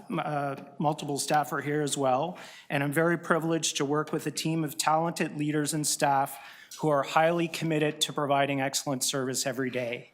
A ton of work goes into developing the budget, and I wanted to thank the corporate services staff, particularly the finance teams and our partners in finance and treasury for all of their work to get us to this point. I would also like to thank members of the public who participated in the budget consultations that occurred in November. That provided valuable input into this process. Before jumping in, I want to provide some context for the presentation and outline the key principles used in the preparation of this budget. Number one, the budget maintains core city services and service levels. I want to be clear that this prepared budget does not include any impacts to service levels that our service group provides, like the cleaning of buildings. Number two, looks for ways to reduce costs without impacting service. And number three, prioritizes our focus on the city's key priorities. I also think that it's important to highlight that, like everyone else living in the city and feeling the impact of higher utility costs, higher fuel prices, and other impacts of inflation, that the city is experiencing the same thing. Corporate services programs are feeling the significant impact of inflation, the sustained impacts of the pandemic, and the rising costs of goods and utilities. Now on to the vision statement. Corporate services fundamentally is a service organization and supports the city's programs, divisions, and agencies' ability to provide their services and programs to the public and enables the corporation and the municipal government to operate. We provide enterprise-wide leadership in the delivery of responsive service experience, climate action, and asset management. I'll now speak to the accountabilities and scope of corporate services and how we support and align with the corporate strategic action plan and the city's top priorities. Much of the city's work hinges on the corporate services team ability to deliver on a daily basis, providing safe and clean buildings and spaces, protecting critical technology infrastructure and data, enabling our ability to communicate with each other and the public, and keeping vehicles on the road to pick up garbage and to clear the snow. We also hold the levers to drive action on the climate. What we do is so foundational to the success of the city. In terms of the divisions that make up corporate services, the Customer Experience Division, led by Gary York, is striving to be the single point of access for the customer or the public experience, whether that is online, in person, over the phone, and we're striving to reduce barriers to access the city services. Corporate Real Estate Management, led by Pat Matozzo, Fleet Services, led by Abby Thomas, and Technology Services, led by Sonia Brar, are the city's asset managers and stewards of billions of dollars of assets which enable critical public services. The Office of the Chief Information Officer, led by Manish Agnihotri, with Technology Services, are enabling the secure implementation of innovative technology solutions and work together to secure the city's infrastructure and data. And we have Environment and Climate, led by James Nolan, who are the city's leaders in driving action on the climate. In terms of scope and scale, Corporate Services is the largest asset manager and plays a citywide leadership and oversight role, working with key partners across the city, including the divisions, agencies, and corporations. This includes the assets, driving climate action, and modernizing and protecting the city's technology infrastructure and data. There are lots of stats on the slide, but I want to highlight some key ones. Corporate Real Estate Management manages $6.3 billion in assets, running and maintaining 474 buildings, including the key corporate assets like the one we're currently sitting in, plus additional services to many other buildings in the portfolio. Fleet manages approximately $200 million in assets, including more than 8,000 vehicles and equipment, designing, procuring, maintaining the city's massive fleet that is made up of over 500 different types of vehicles and equipment. Technology Services manages over $100 million in assets, or 50,000 assets, including the computers we use, the mobile phones we talk on, and many different applications to support the city's business. The Customer Experience Division managed 1.3 million interactions with members of the public in 2023 and issued almost 500,000 service requests on the public's behalf. We support all of the key priorities of the city. Some of the linkages to the corporate strategic plan are obvious, those on the right-hand side of the slide, and some are not. So I want to quickly comment on a couple of the not-so-obvious connections. Housing. Working in close partnership with the Housing Secretariat, Toronto Shelter and Support Services, colleagues in the Development and Growth Service area, other partners, and Create.to, who is responsible for the city's real estate portfolio planning and strategy, we will deliver on the city's ambitious housing action plan and enable shelter expansion to serve those most in need. Through the city's real estate, we will enable mobility, transit expansion, and support people and neighborhoods. We are also striving to improve equity and remove barriers to accessing city services through our Digital Equity Connect.to program and 311. Okay, the meat and the potatoes, the numbers at least at a high level. The 2024 operating budget gross expenses total $547 million and net expenses of $346 million. The net 2024 operating budget is $27.5 million, or 8.6% above the 2023 projected actuals, and $33.9 million, or 11% above the 2023 budget, excluding COVID impacts. Major factors contributing to the year-over-year increase in the increased budget to budget include, number one, the impact of inflation on materials, parts, and contracted services, $10.6 million, or 31% of the net increase. Number two, the corporate rollout of Microsoft 365, $9.6 million, or 28% of the net increase. Three, the sustained COVID impacts totaling $7.35 million, or 21% of the net increase. Number four, the impact of revenue losses totaling $7.3 million, or 21% of the net increase, including $1.5 from the general leasing portfolio and $3.5 million from the loss of the provincial court lease at the old City Hall. And finally, increases in salaries and benefits, $7.3 million, or 21% of the net increase, driven by COLA, annualization of positions, and various other adjustments, including a wage adjustment for fleet mechanics to address recruitment and retention challenges that the division has historically faced.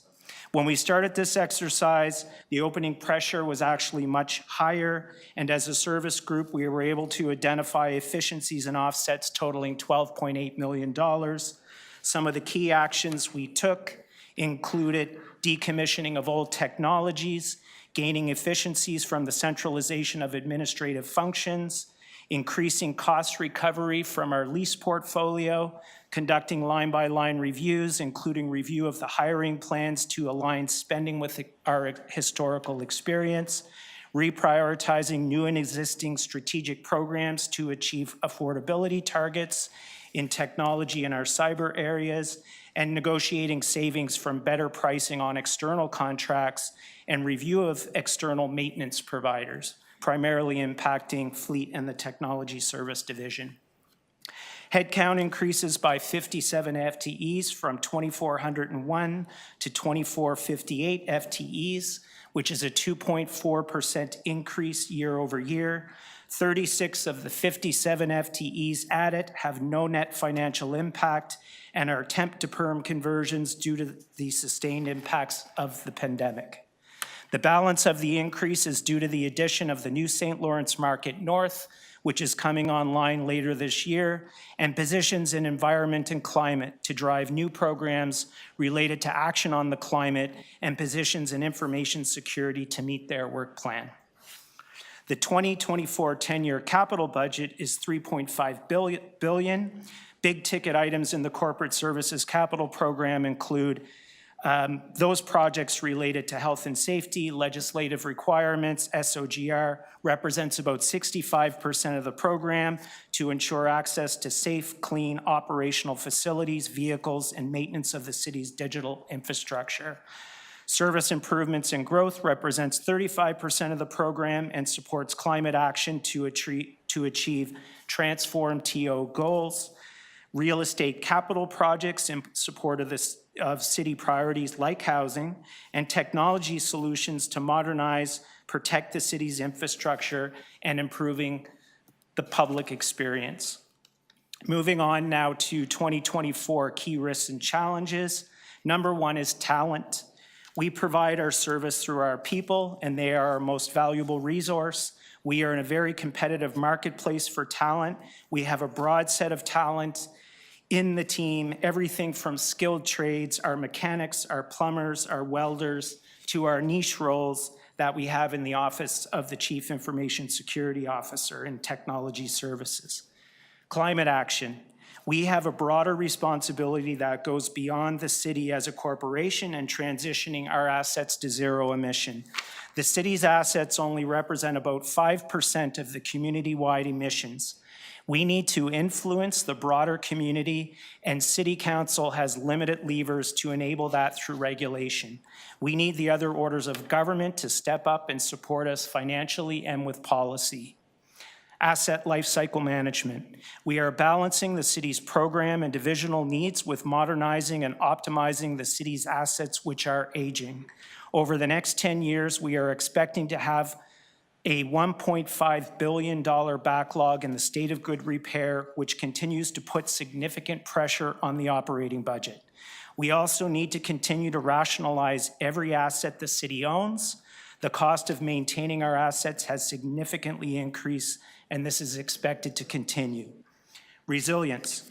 Related to asset lifecycle management, our aging infrastructure increases the risk to our ability to support public services through our real estate, fleet, technology assets, and additionally, the need to build in resiliency to deal with the impacts of climate change is exacerbating the situation. The city continues to advance the use of technology in its operations as it should, but we need to continue to mitigate the increased risk of cyber attacks as we do this. And then finally, modernizing government. We need to continue our efforts to keep up with the growing demands of the public and their expectations of how they want to receive city services. We also need to ensure that we are as effective and efficient in providing those services through the use of technology and ensuring equitable access. The issue is that there is more demand than capacity, so we need to sequence and prioritize based on the impact, our ability to deliver, and the organization's ability to deal with a significant amount of change. There has also been a shift in the tech industry where large technology companies have transitioned from selling on-premises solutions to subscription-based solutions, which shifts the burden to the operating budget. And we are seeing the continued impact of that in this budget with the continued rollout of Microsoft 365. The city does not have a choice in these matters as the industry is no longer supporting the old way of doing things. Now on to the priority actions for this year. These priority actions will ensure our effective delivery of service outcomes, maintains base operations, and enables city priorities. Number one is talent. Without great people, we can't do our job. All of the other stuff I will speak about on this slide as priorities cannot happen without the best talent. We need to continue to invest in training and development, especially as we modernize, to ensure that our staff can continue to increase the value that they are delivering to the people of Toronto. We need to fully operationalize and expand to the other divisions the equity-focused apprenticeship program that we launched in Fleet Services last year to attract the next generation of skilled workers into our teams. Considering today's marketplace, We need to use new ways to bring in talent. We need to recruit the critical positions that are aligned to the city's key priorities. Climate action. Driving action on the climate is the right thing to do, not just because we have a climate emergency, but because there are medium to longer term economic benefits associated with it. For example, the total cost of ownership of electric vehicles is expected to be lower based on more simple designs and fewer components, which will result in lower maintenance costs and a lower total cost of ownership. More broadly speaking, there are positive societal impacts like improved health impacts, which will also have positive economic impacts. The key things that we will focus on delivering in 2024. Number one, using the carbon budget to help prioritize actions that will provide the biggest bang for the buck on emission reductions. Number two, advance the building performance standards policy, which will be a key lever that the city can push to drive a community-wide impact in the city's building stock. Number three is the expansion of the EV charging station network to 300 charge ports by the end of this year and 850 charge ports by the end of 25 at 100+ city locations. Number four is expand the city's electric vehicle fleet, adding an additional 80 vehicles this year and expanding the city's fleet of bicycles to replace the use of motor vehicles where possible. And finally, in partnership with the industry, trial the use of hybrid technology in our heavy-duty fleet as a bridge solution to a fully electric version. Under asset lifecycle management, across all the asset types, fleet, real estate, and technology, we will continue to rationalize assets, remove those assets that are no longer needed to support the delivery of public services, and turn those assets over to support other city priorities like housing. For the assets that are needed, we will continue to make necessary investments to meet legislative and health and safety requirements like AODA. We will also continue to invest in the use of technology to improve the effectiveness and improved access to our services, whether that is the use of telematics in fleet assets, free Wi-Fi in over 100 city locations through our ConnectTO program, our open data portal, which includes 460 data sets, or our improved application process for CAFE-TO. Resilience. We will continue to mature the city's cybersecurity level, striving to achieve a maturity level of 3.5 by the end of 2024, and in the process, protecting the city's digital assets and data. We will continue to advance our business continuity plans with investments in network data centers and in the cloud. And then finally, modernizing government. And I promise I'll go faster in the back half of the presentations. Modernizing government, we'll continue the digital transformation, improving the experience of the public while ensuring equitable access.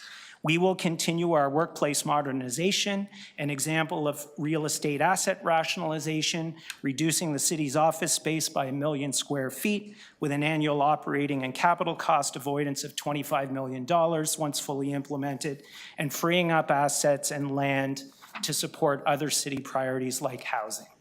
Moving on to the operating budget, in terms of the gross expenses for the service group, our $547 million is focused on number one, baseline operations and keeping the lights on. Number two, supporting legislative health and safety requirements for our core assets as we deliver day-to-day services through fleet, CREM, and technology services.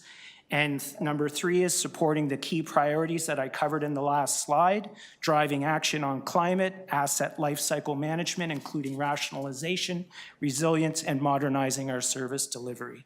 On a gross basis, 86% of the budget is with corporate real estate management, technology services, and fleet management in managing the assets, and the remaining 14% with Office of the Chief Information Security Officer, the Customer Experience, and Environment and Climate divisions.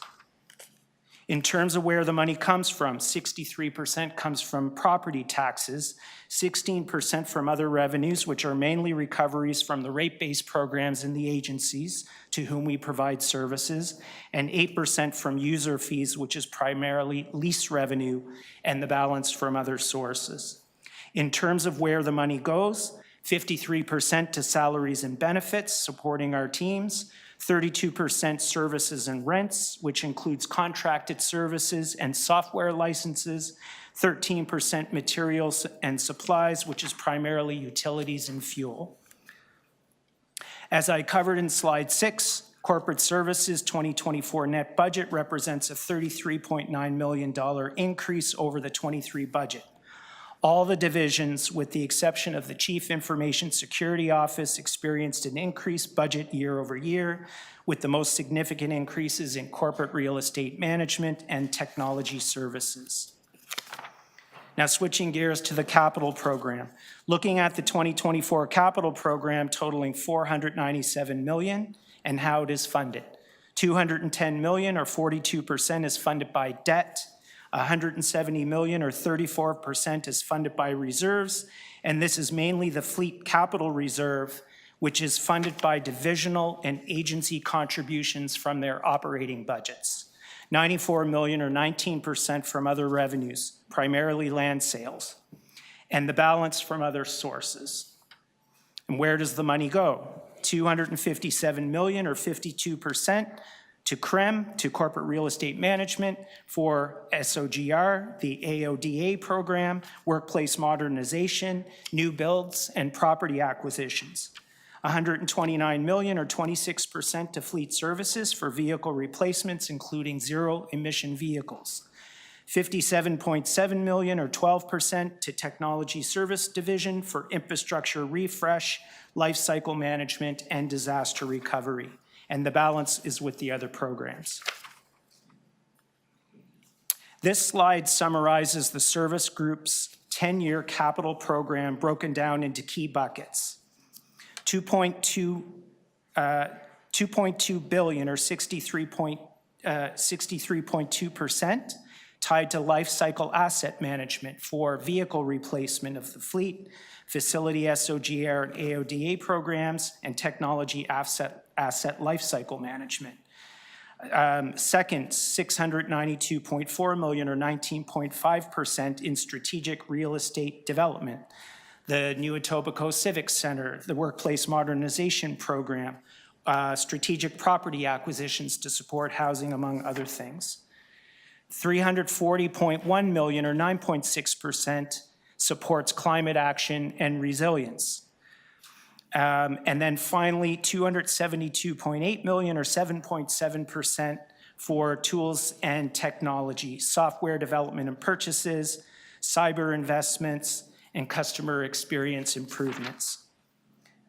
Now looking at the capital program over the 10-year horizon, which totals $3.5 billion. A bit different from the 2024 view, we see a greater contribution from reserves when looking over the 10-year horizon, and this is mainly attributed to a significant increase in the fleet capital program after year 5, with significant increases in paramedic services, parks, Toronto Water, and Toronto Fire Services. We have also been working with client divisions to account for the higher initial cost of zero-emission vehicles and putting that into the capital plan. State of good repair. As you can see from the chart, we are seeing the state of good repair backlog grow over the 10-year horizon, and we have faced significant challenges in all areas due to the global supply chain issues, materials and labor shortages, and longer lead time for goods. From a real estate perspective, we have an old portfolio with an average age of buildings over 50 years old, and the needed capital investments are very significant. One of the key things that we are doing as a service group, as I mentioned, is rationalizing every asset we own for many reasons, but including to reduce the burden on the SOGR backlog and focus our capital where it is critically needed. Thank you for the opportunity to present to the committee, and I and the division heads are in the room and happy to answer any questions that you may have. Okay. Mr. Jollymore, are you here telling me that the North Market might open before this year is over? To you, Madam Chair, we're scheduled to open in June of this year. That started the last time I was budget chair, and I was a lot younger. Okay, so I'm going to take questions of the, and these are the overall cluster. We want to get into the divisions because we're already behind. So I'm going to start with Councillor Sachs, and then, okay, but I'm going to start with our visitor. Yep. Okay, well, thank you, Mr. Jollymore, and congratulations, your first presentation as DCM at this table. And thank you also for being the only one who mentions climate in your overview as both a risk and as a priority. I appreciate that. But let's start with your SOGR. So slide 17. If my memory is correct, you're the worst division in the city, that you're foreseeing a steady decline for as far ahead as you can see, that we're going to be at 22.5% of the total assets in urgent need of repair by the end of the decade ahead of us, right? Things are going to get steadily worse, and they're going to get really bad. So the state of good repair does decline over the 10-year horizon, correct? The backlog, sorry, I should clarify, the backlog does increase over the 10-year horizon, yes. To 22.5%. Correct. Okay. So that's going to increase your operating costs and reduce. You talked about a safe, clean, operational. When you can't do the repairs you need, it's less likely to be operational. It's going to cost more. Yes, I expect so. All right. Now, in your discussion about climate, you talked about, at page 7, for example, that achieving Council's target of net zero by 2040 requires, among other things, dedicated financial support from this council. In this year's budget, is that dedicated financial support provided? I'll say yes, but not completely. We have identified unfunded capital amounts that impact corporate services that are identified in the last pages of the presentation. That said, we have a very large capital program, which we are putting to good use on the climate. Right, but what this page 21 suggests is you've got $2.2 billion of things you need to do for which there is no money, and that includes the entire lack of good repair, plus your net zero items, your zero emission vehicles. So that suggests that this dedicated financial support you tell us on page 5 and 7 that you need, you don't have yet, even from this city. So we have an unfunded amount, that is a fact, $2.2 billion in total, including the backlog, the SOGR backlog. So we do have a significant unfunded amount, but as I said, we do have funding that we are putting to good use the best way we can. Yeah, you're doing what you can with what you have. Correct. But it's not enough to get you on track for net zero. I think that's accurate if you look at the service group in total. Okay, well, that's what I'm doing. Now, in addition, you talked several times in your presentation talks about the importance for the city of minimizing the total cost of ownership, because we own things over time. So aren't we leaving money on the table by operating buildings that are inefficient in their use of energy and water, and when we don't have cheap renewable energy?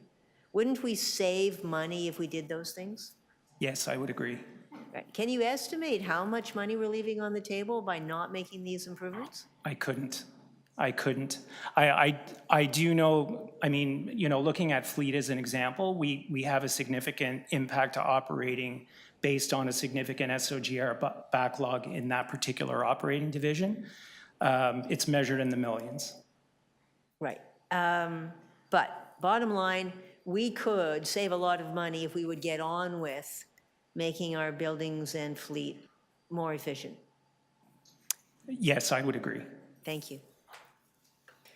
Okay, thank you. Councillor Moyes. Yes, thank you. Thank you.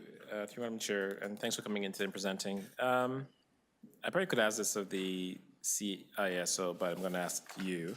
So over the last little while, we've had the Toronto Zoo has had a cyber attack. Toronto Library has had a cyber attack, and who else? Who knows who else is going to probably have one and soon? But yet, looking at your operating budget, the only department here to receive a decrease is the Office of the CISO. I'm going to ask the CISO to respond because he will do a better job in the Yeah, answer than I so will. maybe we'll wait when he's going to be coming forward to answer questions. Okay, Yeah, I'll reserve that question. It's easier to understand the budget to actual exercise there, yeah. Okay. That's all, thank you. Oh, is that was all? That was- Oh, okay. Councillor Perks has a question as well. So I only have one question. I was reading your capital needs constraints slide, and I'm aware that there's been an ongoing problem with cars turning into Union Station. And I see here that you've titled the program to deal with that hostile vehicle mitigation. And I want to know what steps you have taken to make sure that the staff person who named that program is not stolen by corporate communications. I can assure you that corporate communications did not name that capital project.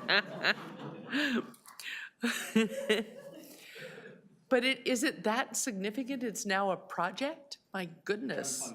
It's an unfunded project, but if you had the funds, you would be dealing with it. Yes, absolutely. So this asset, I think everyone recognizes the fact that Union Station is a unique asset. It is Yeah. the country's largest commuter hub. It represents a target for wrongdoing, I'll say.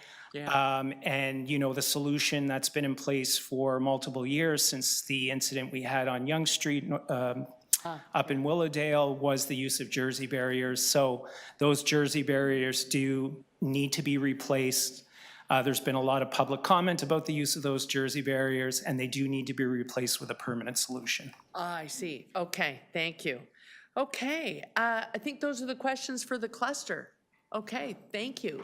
So we will move on to real estate. I just want to thank the officer, Mr. Jollimore. A lot of people think of yours as the internal cluster. He was at every one of the pre-budget consultations interfacing with the public, and I want to thank you for that in this public forum. Thank you.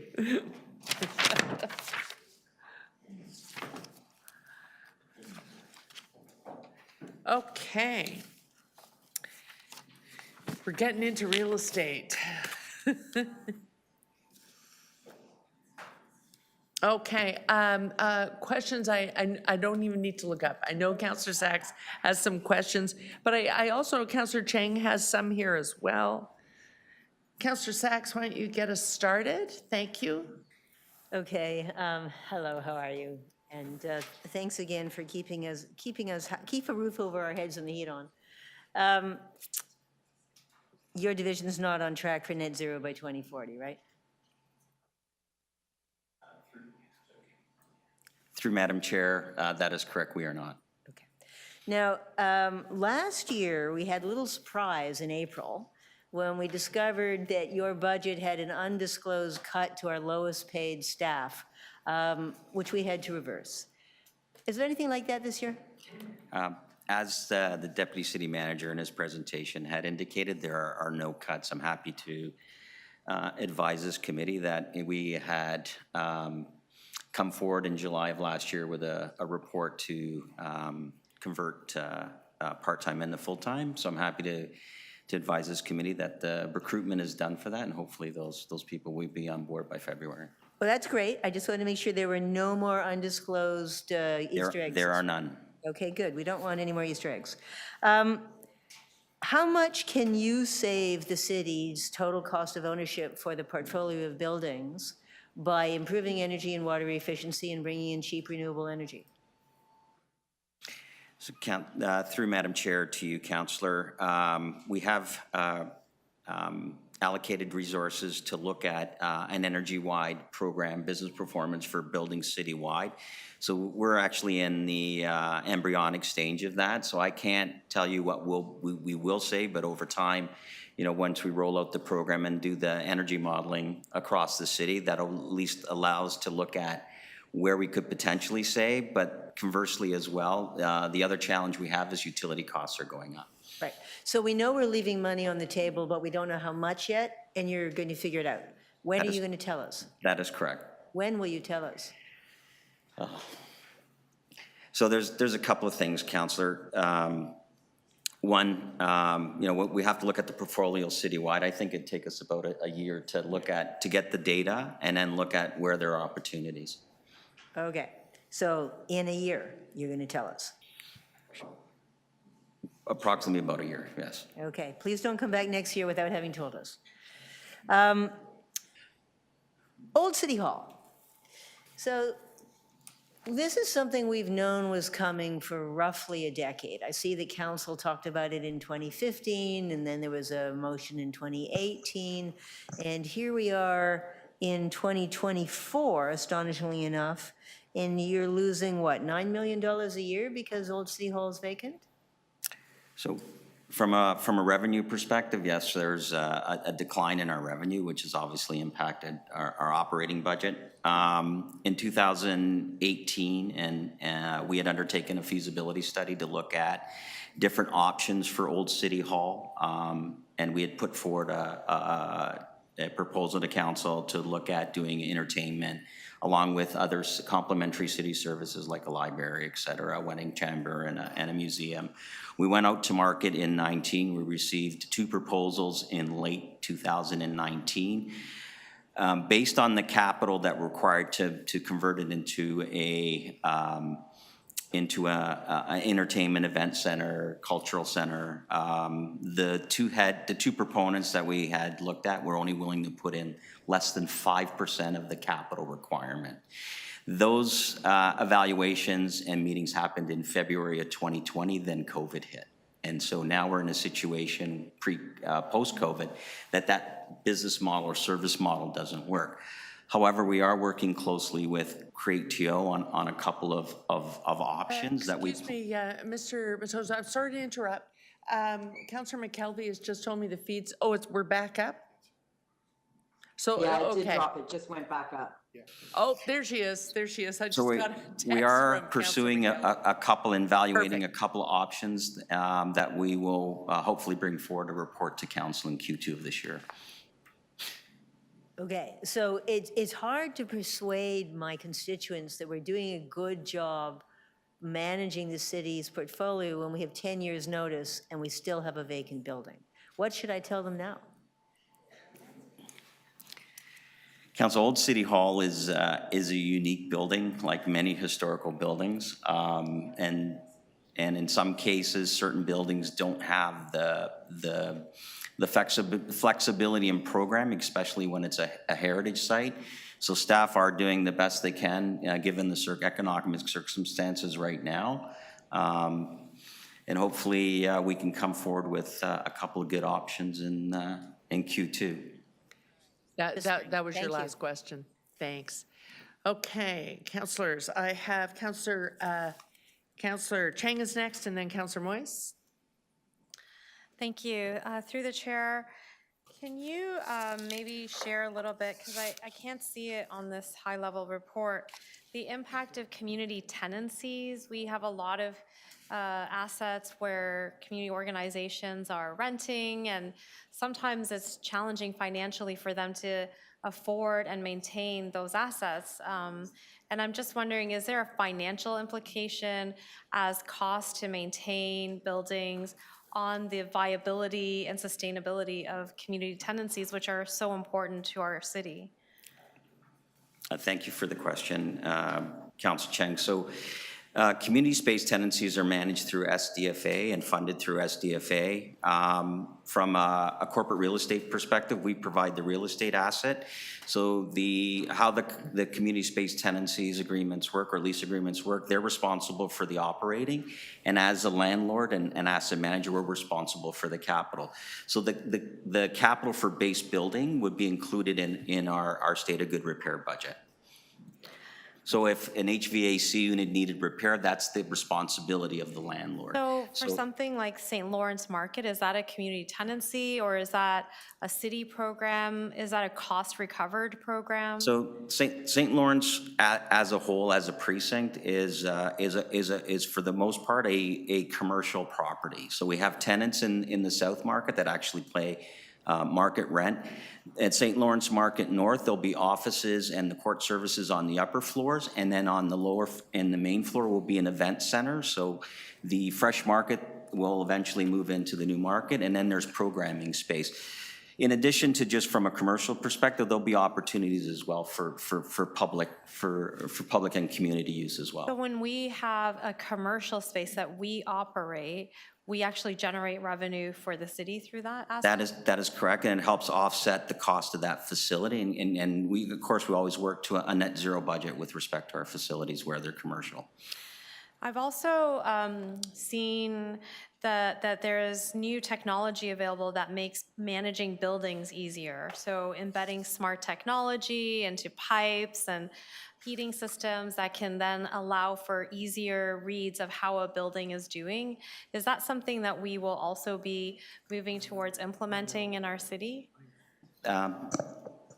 Through Madam Chair to you, Councillor. So we've already started the groundwork for that. In 2019, we started a new preventative maintenance program, asset tagging, which allows us to now track costs against the asset and performance of the asset. We also have in our plan to upgrade our technology. So that's where we're moving to, so that we can put more power in the hands of our trades and technicians so they can work from their apps. We've done that through our dispatch as well. Now our trades and technicians can actually plan their week and work days without having to meet manually anymore. They get it on their phones. We've actually made improvements in our work order management system to alleviate the amount of administration. And if you look at our budget on page 11, we've actually been able to generate $721,000 in savings as a result of automation. Do we need a new system? Absolutely. That's in our budget, and we're looking at doing that over the next 12 to 18 months, working with TSD. So this budget expands our capacity to include smart technology in our building management. So it's twofold. One, on the technology side, I call it a business solutions roadmap in terms of getting new technologies, but also we're rolling out a new asset management program that'll assist citywide so that we can look more holistically at the state of good repair from a citywide perspective based on what's happening today. It's on a program or division by division basis. Great, thank you very much. That's it? Okay, thank you. Councillor Moise, you had some questions. Thank you, and through the chair, thank you for being here today, and thank you for all that you do. So a lot of heavy lifting. My question was actually around Old City Hall, which actually happens to be in my ward. And I know that you've been working to get a new tenant in there. Just a quick, and I know it's all confidential. It's a quick question. The court services were in there for quite some time, and clearly there may need to be some refurbishment of that space before a new tenant comes in. Are we responsible for that?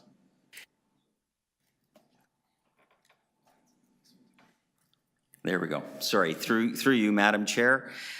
With respect to the exiting of the Ministry of Attorney General. My apologies, MAG.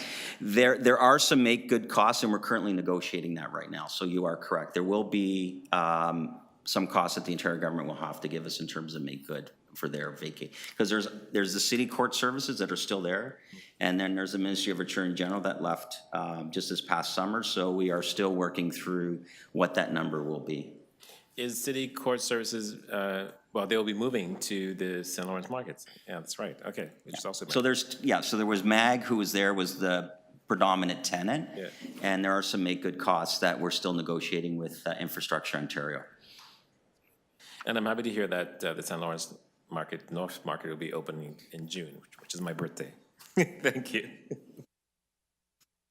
Those are your questions, Councillor Moise? Okay, Councillor Morley, did you have any questions? Okay, I've already asked Councillor McKelvey. I just have one, and has been generated out of Councillor Cheng's question. So the below market rent types of leases that SDF&A supervises. So the revenue on those, we have lease revenue in your budget, and those are where we have market tenants. Does the revenue that comes from the below market rent leases also go to you? For the most part, they do. Oh, okay, so it does, to cover your operation of that piece of real estate. Okay, for a minute I thought I heard something different, and I thought, that's not the way I thought that worked. That is all the question I have. I went through your budget and discovered that the North Market was coming on the book, so I thought, ooh, what does that mean? Okay, so those are my questions, thank you.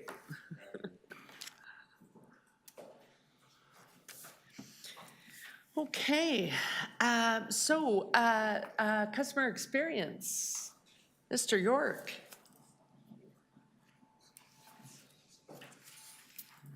Okay, so councillors, I have 311 coming. I know Councillor Sachs had some questions. Maybe we'll use this time while they're setting up. Councillor Morley, will you have questions? Okay, Councillor McKelvey, I think she's on, but with her camera off. Will you have questions of customer experience? Okay. Super short one, like 10 seconds. Okay, and Councillor Moise? Okay, doke. Thank you. Everyone's being quick. Okay. Councillor Sachs? Madam Chair. If you'd like to go first. Yes, thank you, Mr. York, and your team for all of your hard work, being the front door of our city, very important. We heard a lot about people's frustration. We heard an awful lot about it last week at Economic and Community Development, people calling 311 and being told to call the police and being bounced back again. What are you doing to resolve that? Through the chair, really good question. And yeah, there was a lot of emotion and frustration that was communicated then. In 2017 and 2018, we started some work with Toronto Police Services and MLS to look at this work from a noise complaints perspective. And what we were able to do was do some appropriate triage, but not enough.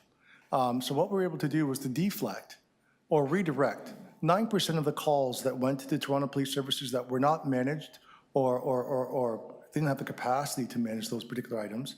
It went to the city, and we were able to take on that particular load very successfully without a budget implication. What's been identified through some of that feedback there is the necessarily relooking and revisiting of the triage. There's some elements that cannot be managed through MLS or the City of Toronto based upon severity and public safety, and there are other elements that will be managed through the police services. What we have to do is a better understanding and communication and triage of that information. We started that particular process December the 18th, and we have an ongoing working committee that will address that in a very timely fashion. And the two major items that are on our committee, one is noise complaints, the other one are parking infractions and utilization of the CRM to make it more seamless and easier for the public to maneuver. The one thing I would also like to add is that we will also, we looked at the knowledge base. And, you know, Mr. Jollymore talked about the 1.3 million interactions we manage from a call perspective. Well, we manage 4 million interactions from a self-serve perspective, which includes the noise complaints on that particular channel. So what we realize is we need to do a better job of communicating that functionality and feature, because if you go onto the knowledge base today and you actually just type in noise, everything is there and what's articulated in the group. What we will work is through communications, a better strategy around engaging and communicating this functionality that exists today. So we do have a good foundation, but we have to do a better job. Right, okay. Now, I mean, along that same line, I mean, we really appreciate the work that you do, but we get, certainly my office gets hundreds of complaints that people call you and then silence.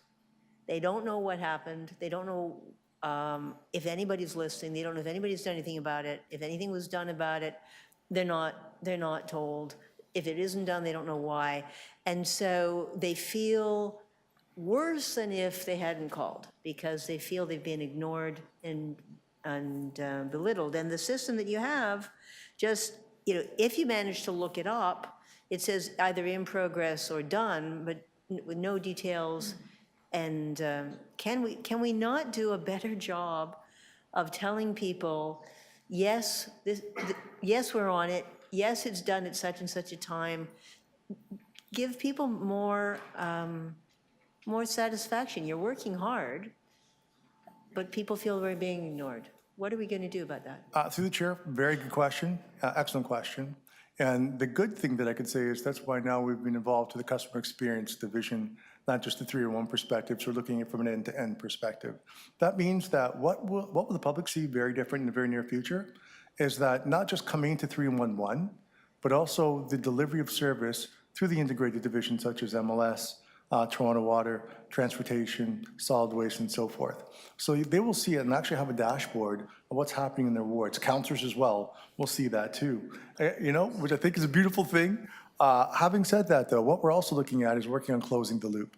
And we're working through bi-directional flow of information between the CRM and also the back-end system, which is EWMS. But that's also a phased approach that takes multiple years. So the first iteration of that is with Transportation that went live actually at the end of last year, and there's a vast improvement. You make a really good point in terms of seeing the data. Even 311 couldn't necessarily see the data that's in the tickets because they weren't fully integrated and visible. So now through the help of Sonia and team and Marco, we can actually see that data. So 311 will be able to see that data, but Councillor also made a very good point, I think it was last year, that we should also be looking at calling back the residents to provide their updates. So not simply just using we do want to look at self-serve and using the portal and what have you, but we also want to call the residents to let them know what the issue was done, how it was resolved as well. Well, that would be. So, Councillor, I'm afraid you've used up all your time. And I am going to remind people again, we've got to try and keep it to what is in the budget. So what are the KPIs and how are we going to, is there enough resource in the budget for these things? Because I'm getting texts from all your colleagues saying, are we talking about the budget right now? And so I'm not pointing any one finger, but we really do have a lot of work to do here to get to the briefing notes today. I have Councillor McKelvey next. Thank you. I just wanted to know if you have dedicated resources or FTEs through this that will be working on any recommendations that come out of the Service Excellence Committee. Through the chair, yes, we do. We have a dedicated group within design and delivery, as well as strategic insights and planning, and within operations as well. Oh, is that your only question? Okay, thank you. I have Councillor Moise next. Thank you. I'll try to be quick. So again, a lot of calls that come through my office is 3-1 related because they can't get through you, so they come through our office, and then we try to do this relay back and forth. And I see you have 202 FTEs here. Well, actually, it's going down to 201 in 2024. Is there space in your positions to have your office work with the councillor offices, in that if we start a ticket from our end to complete it with you? I think you and I have had this conversation before. Yeah, through the chair, yes, we do actually. We already have a councillor hotline in process, an escalated process for councillors. And what we've done with several groups are work with the service requests and managing the service requests that come through the portal, as well as the mobile app. And a good example is working with the BIAs, because they've had some concerns with that as well. And what I would, if you're comfortable with this, I'd like to run a pilot in which we can actually pull reports and send to you on a weekly basis on the service requests that are being generated from your office through the 301 environment, and the status and the type of trends that come along with that. I think that would be useful. I'm open to that. Thank you so much. It's my only question. Thanks. Okay, thank you. There we go. Okay. I just had, I'm sorry, Counselor Chang. You know what? I went to Counselor Moise before coming to you and then scratched out both your names. Could I be getting burnt out at the end of this third day? Could that be happening? Yes. Sorry about that. Thank you. Through the chair, as a proud member of the Service Excellence Committee, thank you for all the work you do. Gary, I really appreciate it. I'm just wondering, how much does the city save when someone chooses to use the app versus making a phone call? Through the chair, great question. When you make a call, it's anywhere from $11 to $16 per call. So that represents, you multiply that by 1.3 million, and that tells you the cost of that particular business. Now, when you use the app, it's anywhere from 10 cents to $1 per interaction. Wow. So what better download the percentage of it, what percentage right now of 311 cases come through the app versus through phone? Great question. And through the chair, what we've had is a 25% increase overall on people self-serving, and we haven't done a lot of change management with it.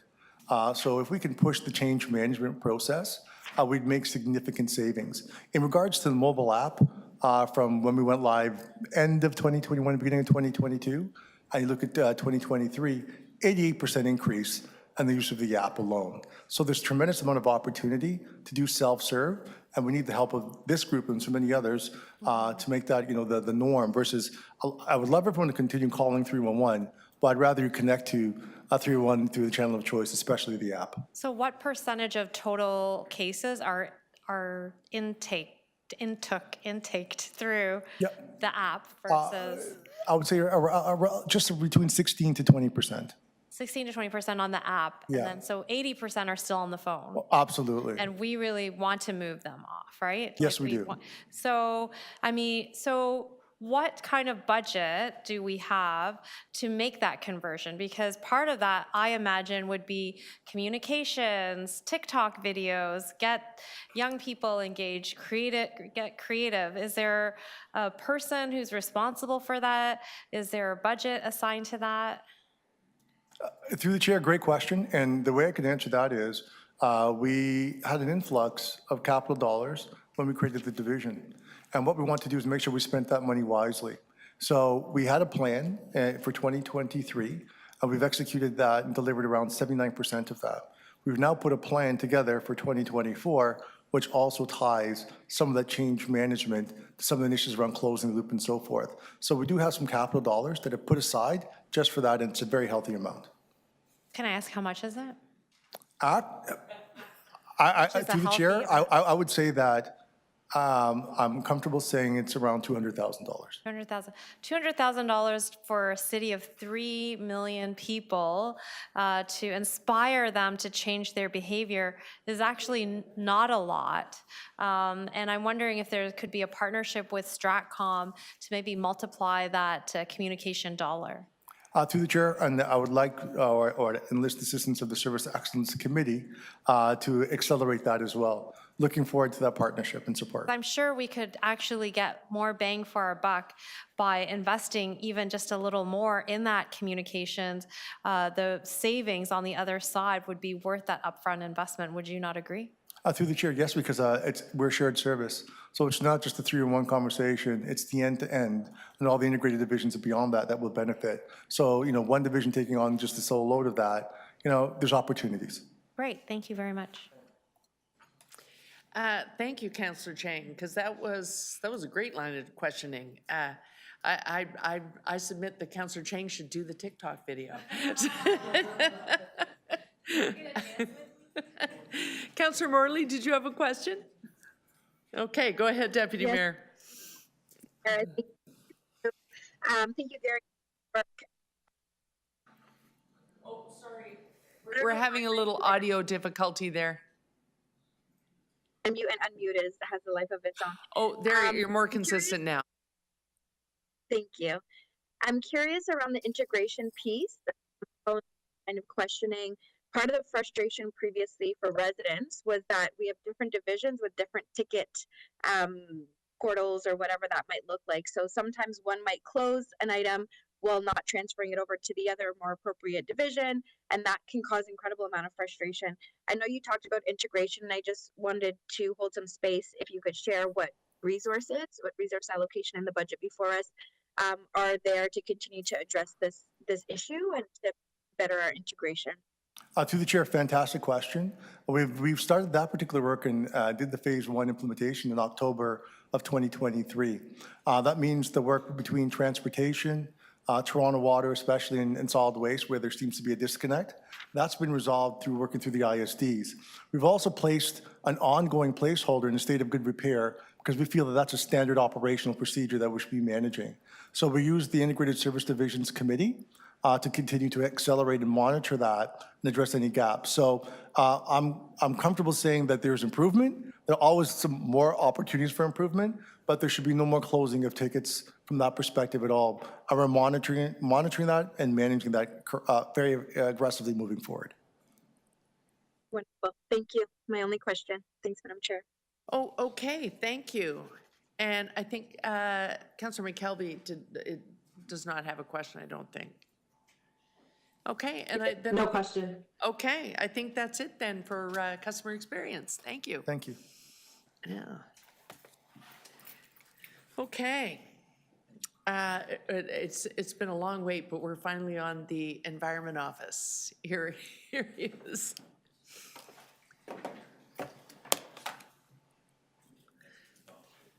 I said to Mr. Nolan yesterday, I bet you didn't know you were going to answer questions on every division.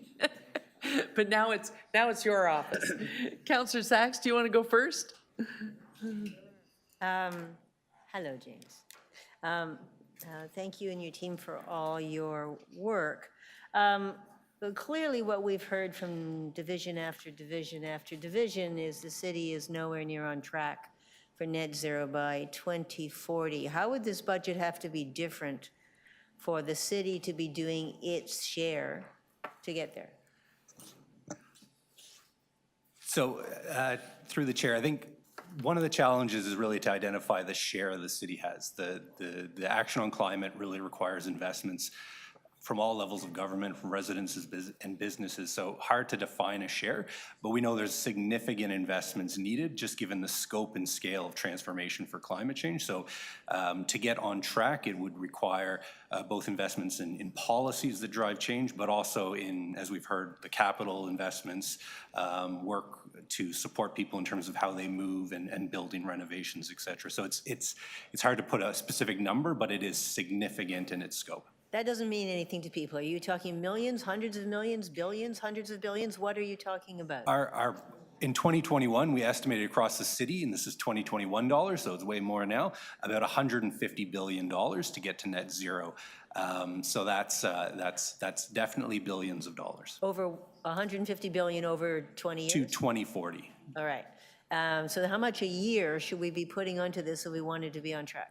So again, hard to say for the city itself, but total investments across everyone is in the range of $8 billion a year. But again, that's all levels of government and residents, businesses, and others as well. Okay.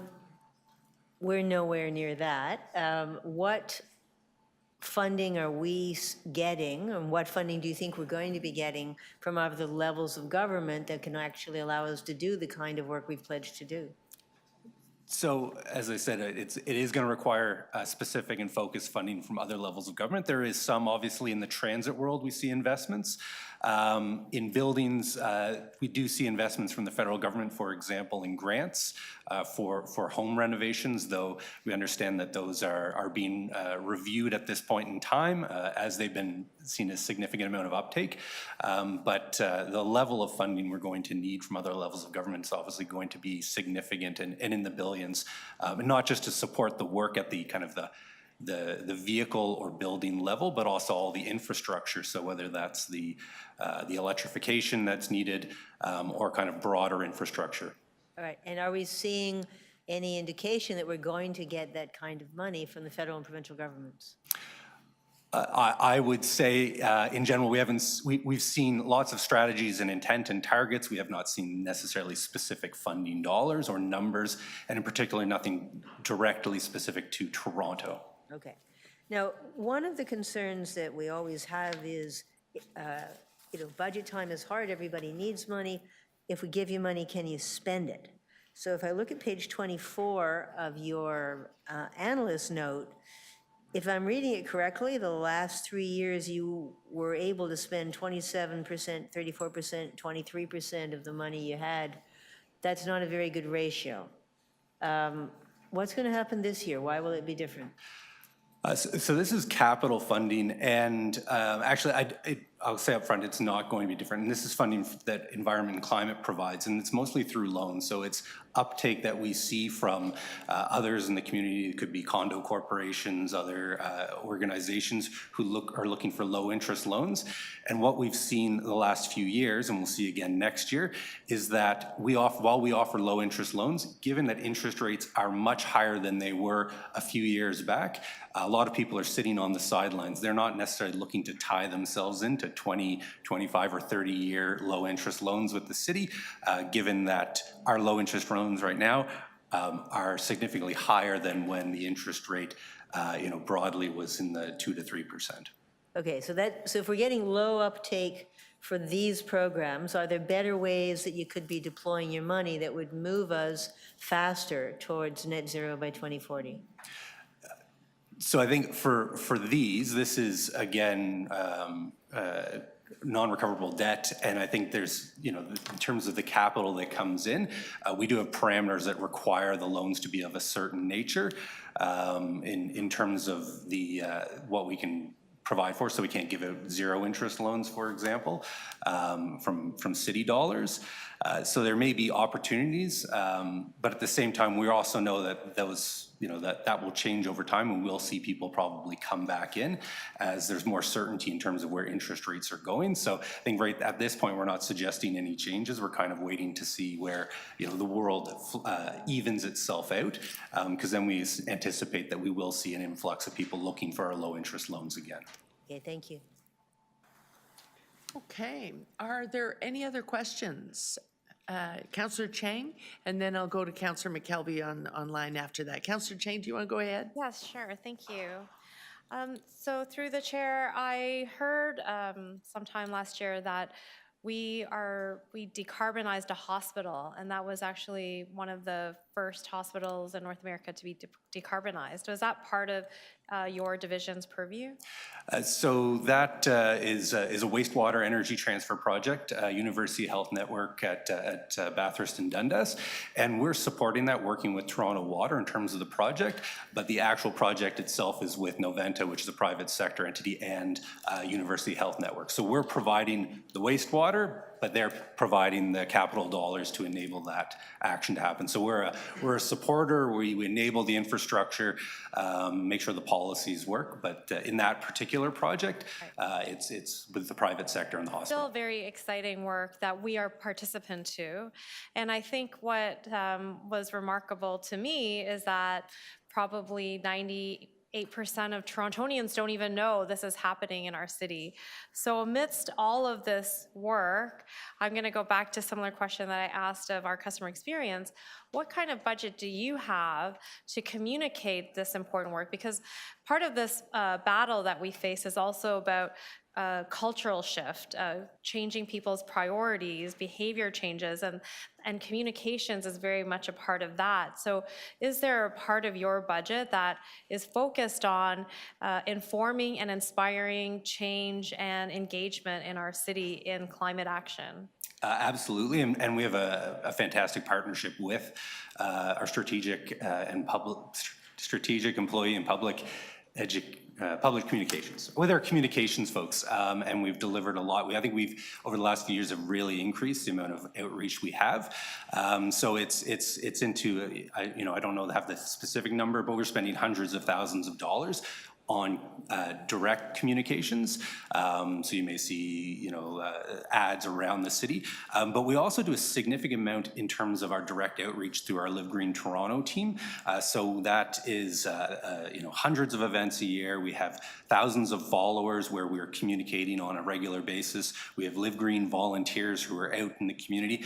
And we're also working with a number of community organizations to really look at opportunities at kind of that that local level to spread the word around climate change. So we have a number of partnerships, and we also provide a lot of grants to those organizations to help in terms of really reaching in on communities. And last year, for example, we launched our Indigenous Climate Action Grants program, which has been a significant success, both as it relates to our reconciliation, but also building partnerships with Indigenous organizations around the city.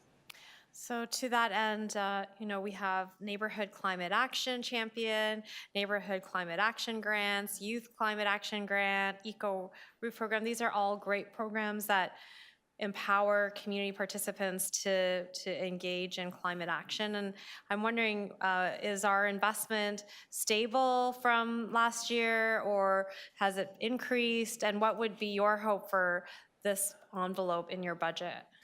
So through the chair, the investment is stable from last year, and obviously we hope that some of the previous investments, or we see the previous investments, continue to pay off as our partners grow. And I think what we're looking to do with our colleagues in communications is really to amplify these opportunities, create that common thread between all of these initiatives. So they're not one-offs, but there is, this broader umbrella, the Live Green Toronto brand that people really tie to climate action, and then they understand how all of this fits together. So it's not necessarily we need to do a lot more specific programs, but it's making sure everything comes together and people understand all of these great activities are contributing to this ultimate goal. Great, thank you very much. Councillor Chang, thank you. Councillor McKelvey, who is virtual. Thank you, Madam Chair. And firstly, I'll just thank James, your team, for all the great work you do. And I was really happy to hear Councillor Chang's questions, because I know we talk about that a lot, that I think we are a winner, we are a leader, and we're going to be a winner. And people want to back a winner in the fight against climate change. So on that lens, can you just let me know, have we made progress on Transform TO, and what are some of the significant investments that we've made in prior years?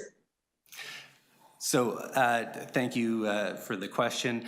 Through the chair, I would say we are definitely a leader in a number of areas, especially when we talk to other jurisdictions. They look to us in terms of the examples we've set, and what we've seen in prior years that we continue to build on our kind of first-of-kind programs, our solar TO program, our home energy loan program, our thermal energy program, the wastewater program. I could probably go on down the list. These are all first in North America for a lot of them, sometimes first in the world, where we are really leading the way.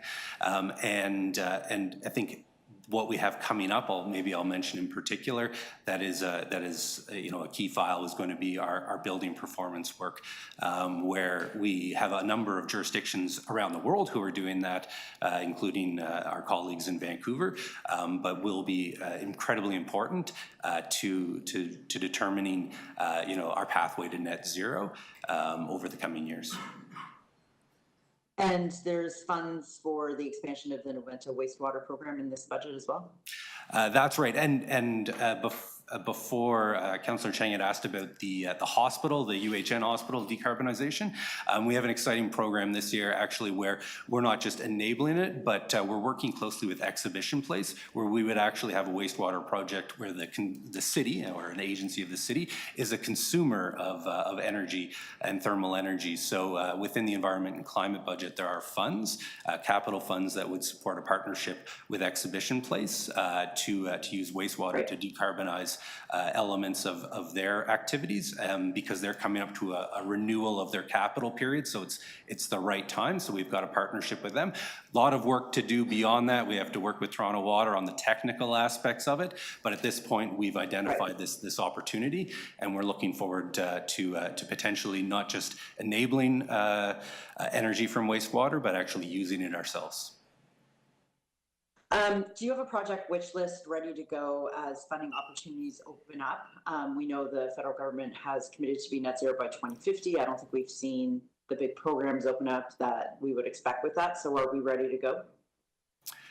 We do have various lists. We've made applications to, for example, the Low Carbon Economy Fund from the federal government, resiliency funds. We've been successful a number of times in receiving funding, but we kind of have an evergreen list of shovel-ready projects, especially those where it makes sense for federal investments to take place where we really need their support. So we work across the divisions to make sure that we're able to take advantage when we're looking for specific capital dollars that support activities where we need federal and potentially provincial dollars. Great. I have two more questions, so I'm going to try to squeeze them in here. Are all of the divisions now participating in the carbon budget? How many greenhouse gas emissions do you think you'll reduce this year? Like, do we have a cost per ton yet? So this year, our carbon baseline note identified about 75,000 tons of emissions from activities that we could calculate. I should say all divisions, right off the bat, all divisions, agencies, corporations are participating in our work, and we have good buy-in from folks. I can't give a cost per ton. We focused on GHGs this year as opposed to trying to tease out what was a green dollar versus what was a gray dollar in terms of, for example, a capital. We really wanted to get a sense of GHGs.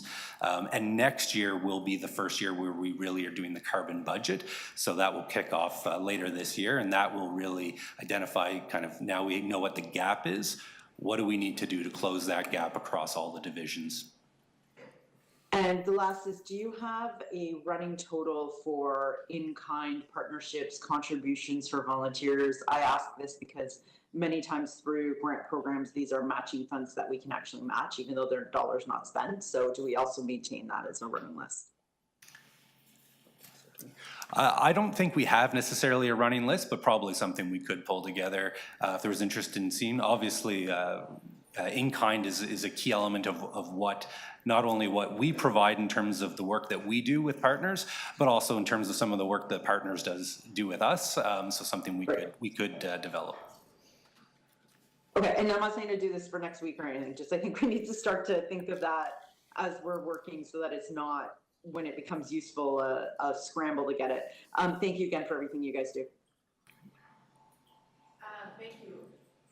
Are there any other questions? Seeing none, I just have a couple of my own, and they're with respect to the opportunities that arise from time to time for work with Toronto Atmospheric Fund.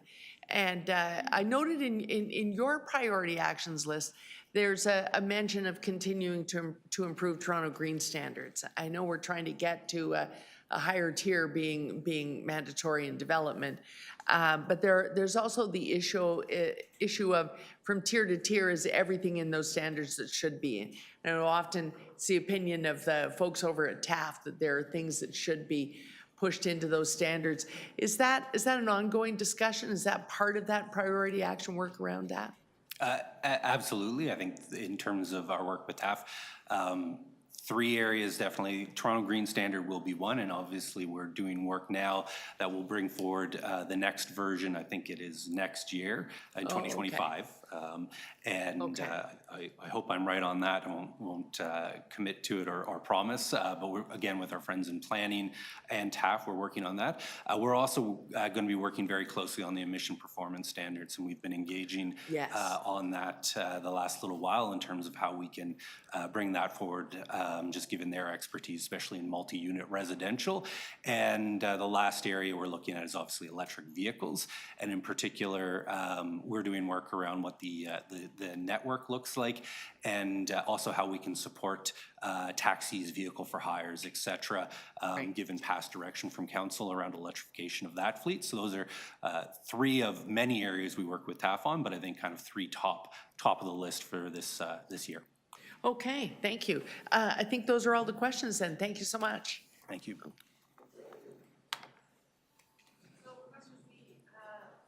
We're moving on to fleet services. Okay, while you're getting set, I know Councillor Sachs has questions. Councillors, Deputy Mayors, I should say, McKelvey and Morley, any questions of fleet services? Seeing none, Councillor McKelvey, you're good? Okay. Yes. Oh, pardon? No, I'm good.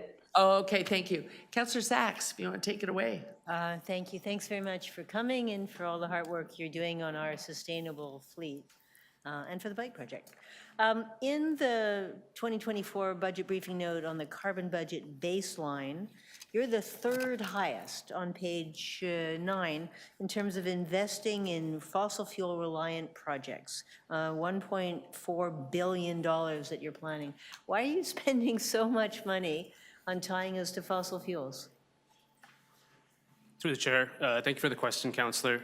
So right now, we don't distinguish between green dollar versus gray dollar as environment and climate indicated. However, over the past year, we have taken into account the EV premiums that are for light-duty vehicles, and we have incorporated that into the SOGR backlog. So it has been accounted within the $1.4 billion that you are seeing in that document.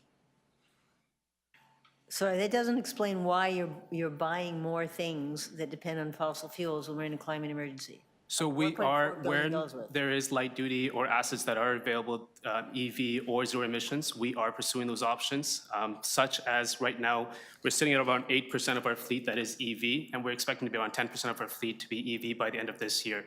We're also taking into account such as bicycle and in buying bicycles and providing that to client divisions where it is available.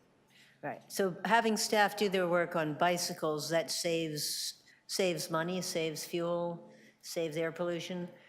Through the chair, yes, Councillor. So how much of our fleet can you move to bicycle?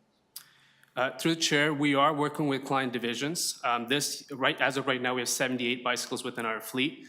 There are client divisions such as transportation, MLS that have identified opportunities where they can perform their functions on bicycles, and we are expecting to grow that fleet by another 100 bicycles this year. And that'll save money? Yes, Councillor. All right. Do you have the money that you need to get to net zero by 2040? Through the chair, as of right now, no is the broad answer that I will provide. However, where there is feasible solutions, we are pursuing it. Our first milestone in the net zero 2040 is by 2025 to have 45% reduction in emissions. We are expecting to actually exceed it as a citywide, and we will be at 46% citywide, and specifically for the fleet that fleet services supports, we're expecting to be at 50% reduction. So we will hit the first milestone of 2025. However, subsequent to that, to hit to 2040, there will be additional capital that will be required. Right. Now, when you move to the electric vehicles, you save fuel costs, but also you have a greater predictability in your operating budget, right? Through the chair, yes. Right now, we have light duty predominantly that's available in market that we have implemented within our fleet. The estimated savings on a 10-year life cycle of an asset is around $31,000. And so we're expecting around $5.5 million savings on an annual basis across the city fleet. But we're yet to see the medium and heavy duty, what those savings will look like once those products do become available in the market. Let's go back a step. You're going to be saving $5.5 million a year because you're going to electric vehicles. Through the chair, yes, as on a citywide basis. All right. Now, does that include the reduced maintenance costs as well as the reduced fuel costs? Through the chair, yes. That $31,000, $6,500 is for maintenance expense, and $25,000 is expected fuel savings over the 10-year life cycle. Right. And are you also expecting the vehicles to have a longer duty life? Through the chair, we are working with industry to figure out what the life cycle will look like. Projects that are on the go right now, such as Fire Services Division, has 2 fire trucks that will be fully electric that will be deployed this year. We are also going to be introducing into the fleet over the course of the next few weeks a fully electric refuse or garbage truck, and that is on a 1-year trial basis for us to understand exactly what the operational demands will look like, what the life cycle of those assets will look like, and really figure out what the offsets will look like. Right. In a car, an all-electric vehicle has a lot fewer moving parts and so needs a lot less maintenance, wears out more slowly. Is the same true for larger electric vehicles? Through the chair, I would say so, but we're yet to find out, and we will really determine that once we have the trial on the garbage truck over the next year to figure out what those savings will look like. All right. Well, congratulations on the garbage truck.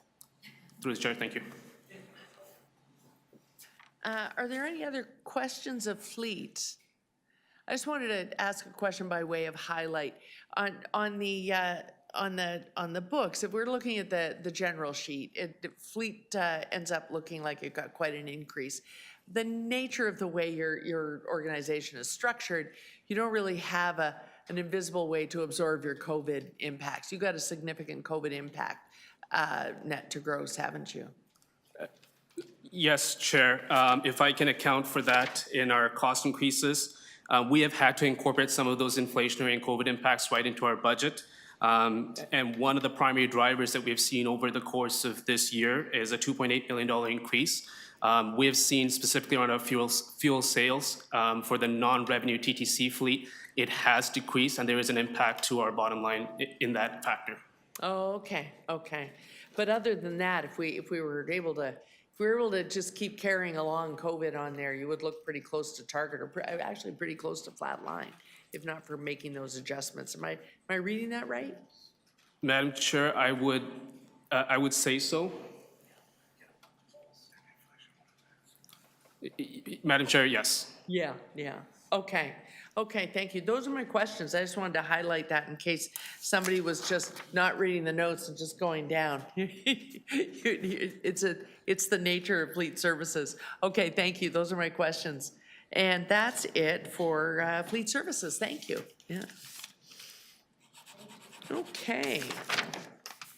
And now we have the Chief Information Security Officer.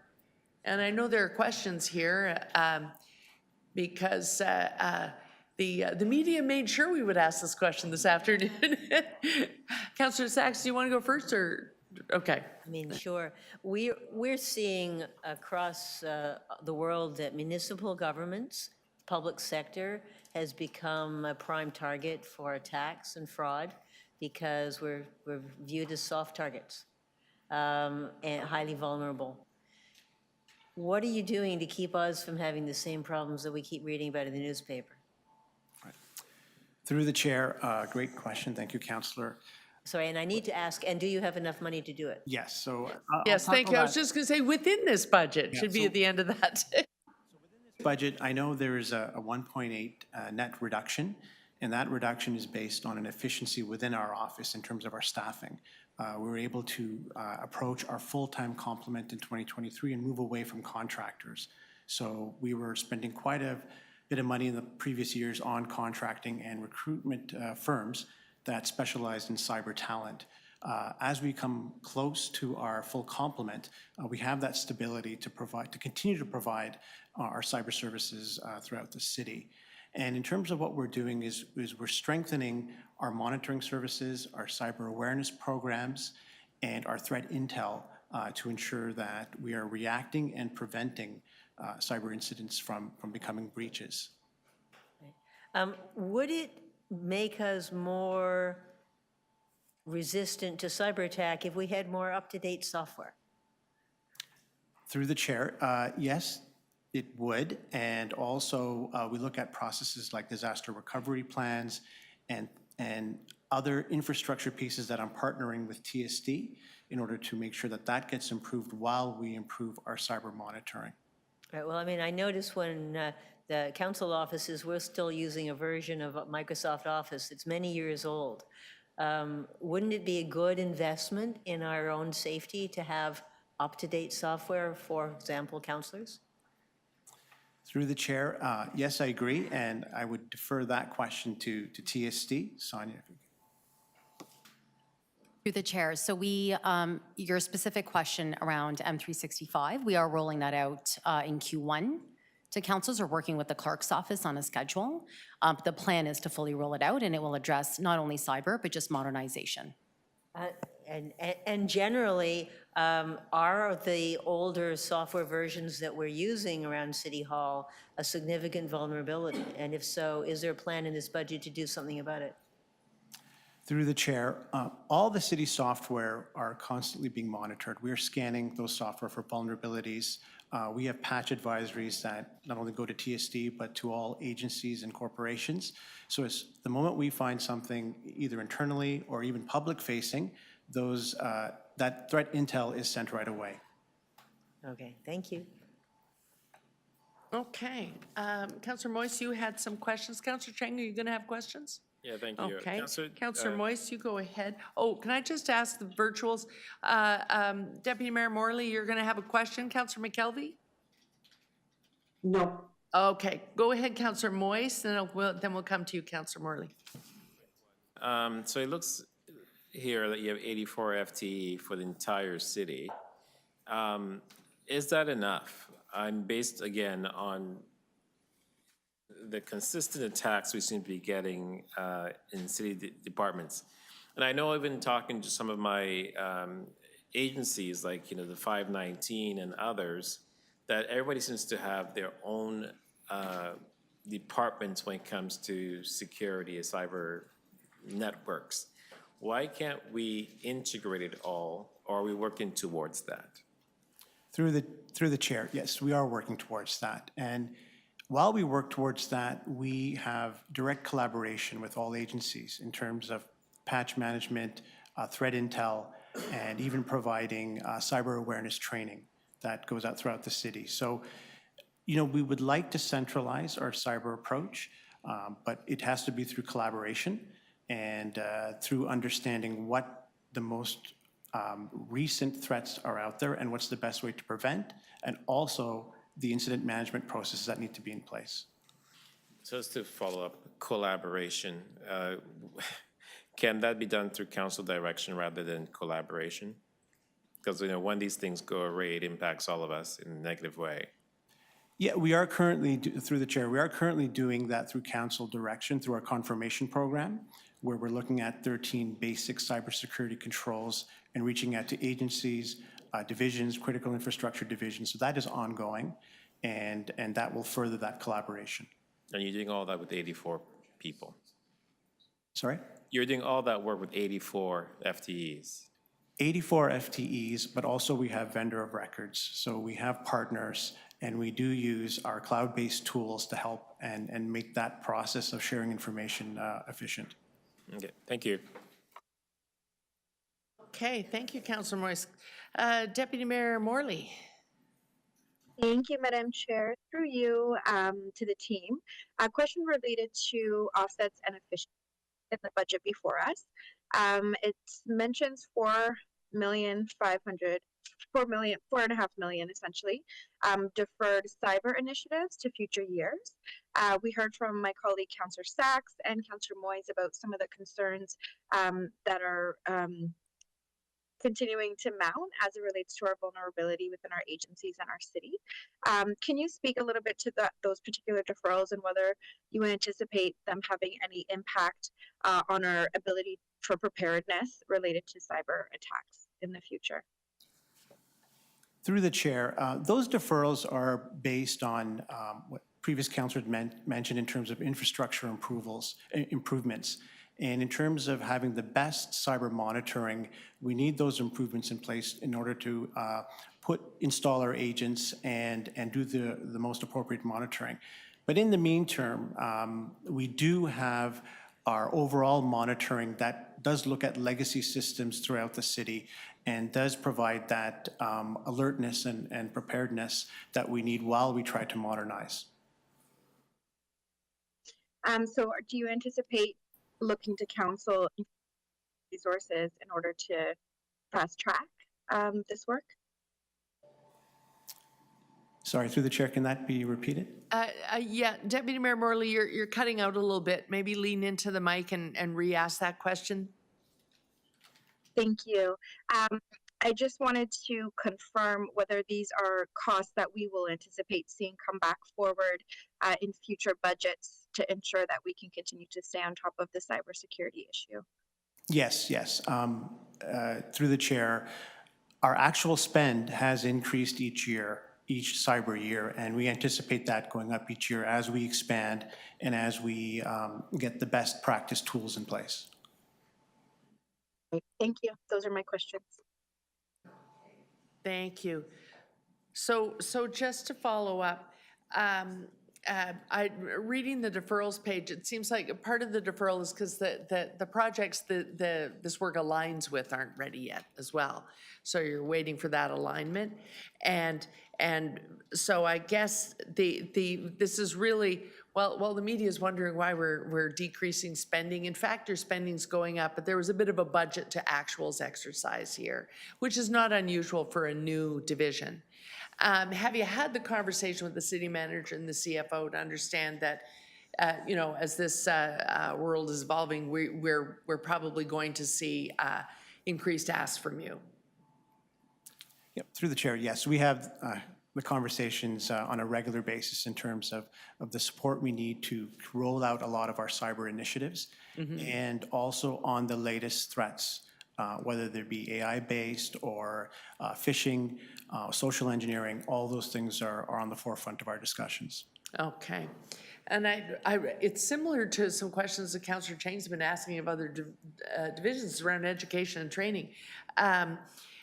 Because it's available to us, you know, if we choose to partner in funding it, I took the Rotman School of Business Directors course, and there's a really involved unit on cybersecurity, guest speakers and the like, and they refresh it every year. To be colloquial about it, mind blown. Because the biggest risk apparently is the directors of the corporation, because we're the last to be trained. And so that's why I'm asking, as we are upgrading here, is there a plan to make sure that we as directors of this corporation are trained a little bit so that we know what the risks are that we might actually play a part in? Yes, through the chair, we track all the training, cyber awareness training completion at every level in the city, and we bring about awareness through memos sent out by me to various divisions and agencies. But also what we're doing is trying to make that training engaging. So whether we use animation, some way to get people interested and get them to complete that training. Now, with the support of P&E, cyber training is mandatory, and we do push that throughout the city. Right, but if the governance arm of this organization became the problem, you promise me you will not ask us politely, you will demand? Because busy councillors go, yeah, whatever. But in fact, we do need to know, right? Yeah, through the chair, based on recent events, yeah, quite a few people in this room would be the first to know if we're lagging behind our training. But last year we had a very high percentage completion within the city, and we anticipate the same this year. And we just launched it, I think, this week for 2024, and the amount of engagement already in 2 weeks is quite incredible. Excellent, excellent, thank you. And I think that is it for questions then. Thank you very much. Thank you. Okay.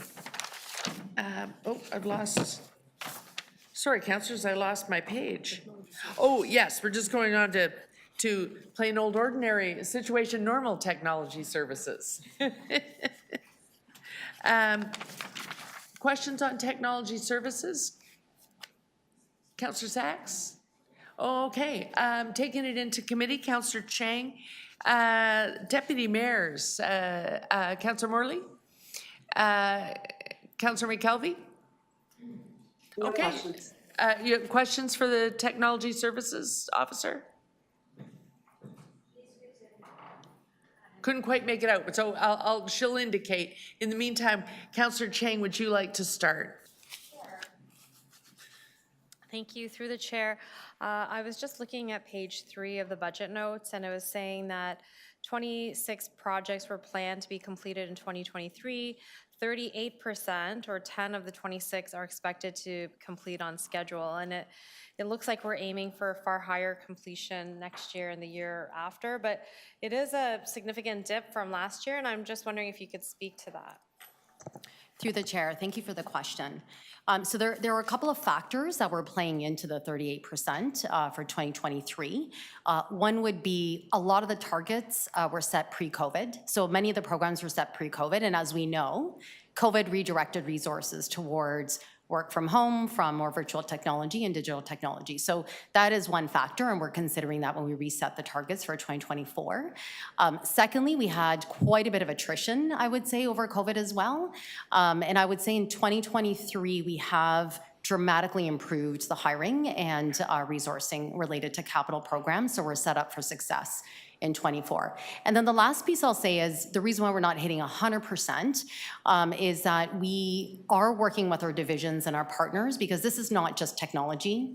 This is about change management across the organization. So I need to make sure that the divisions are set up for success. They've got training, they've got resources allocated to the change that we're about to throw at the organization.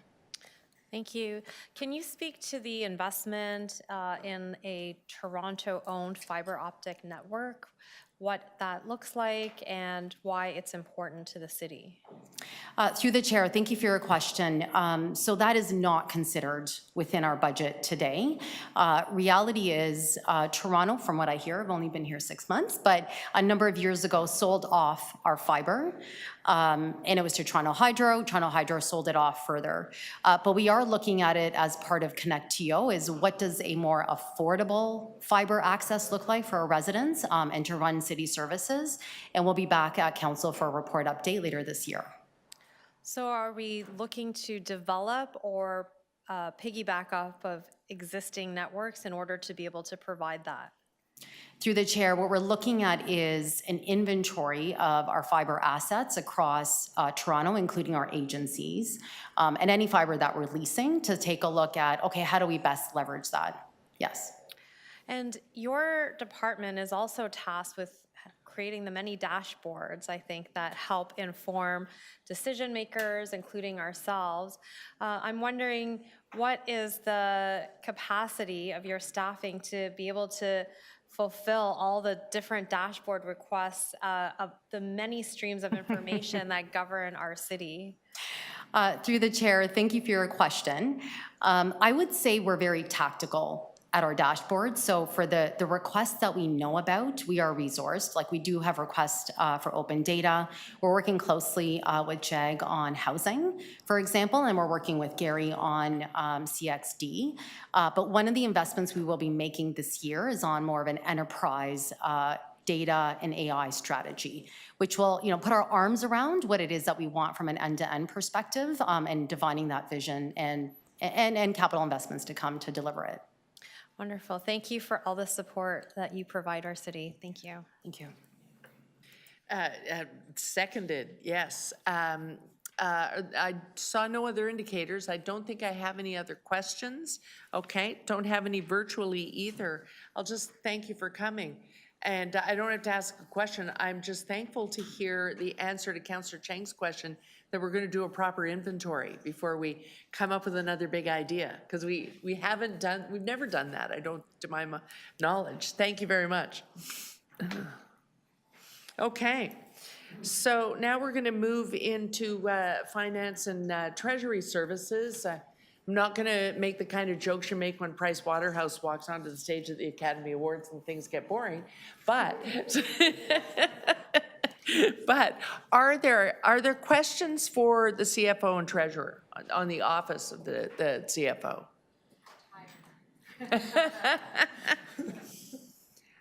Okay, seeing none, no direct questions. The office of the controller, though, somebody indicated. They were holding for me. I think the controller left. Oh, okay. If there's a question, I don't think so. City manager's office, which is inclusive of all his direct reports. Nothing for the city manager's office. Okay, legal services. I did have an indication. Somebody wanted to talk to legal services. Oh, okay. Sorry, I'm going so fast. I'm not looking at virtual participants. No questions? Then I'm going to move to the big one, city clerk's office. Are there questions for the city clerk's office? Councillor Chang. Councillor Sachs, did you have questions first? Okay. City clerk's office, Councillor Chang has questions.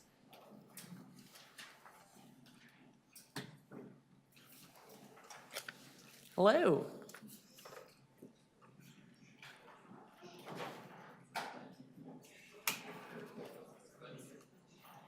Are you being joined? Is this the whole team? I saw Mr. Elvidge here earlier. We've signaled him. He might be running down. Okay. Well, to give him a break, why don't we, as Mr. Patchlock is here, somebody did want to ask questions re City Council Services. Okay, Councillor Sachs on City Council Services. All right. Mr. Patchlock, yeah. Mr. Patchlock. So, thank you. So I see in the budget note that we members of council got a consumer price index adjustment of 3.5%, right? Which is more than a lot of people in the city get. And we're also getting paid for 2 additional working days in 2024, is that right? That's correct. And one of those additional working days is February 29th, the leap year day. Yes. All right. And if we, the members of council and the mayor, were prepared, so there was a suggestion a couple of days ago that perhaps some city people ought to be giving up a day's pay, given that we are asking the people of the city to pay a chunk of money that they weren't expecting. So how much money would it raise if each of the members of council and the mayor gave up our pay for the 29th of February? That would be approximately $16,000. All right. And what we'd be asking for each member of council is roughly in the ballpark of what we're asking the average family to pay in additional taxes, right? It'd be about $500 a councillor. I will, the CFO may want to help with that, but yes, I believe so.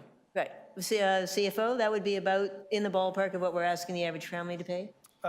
Sorry, it's 16,000 divided by 25, I presume. So I believe that would be in and around that number. Okay, thank you. Keeping in mind that there is an executive committee that day. Just saying.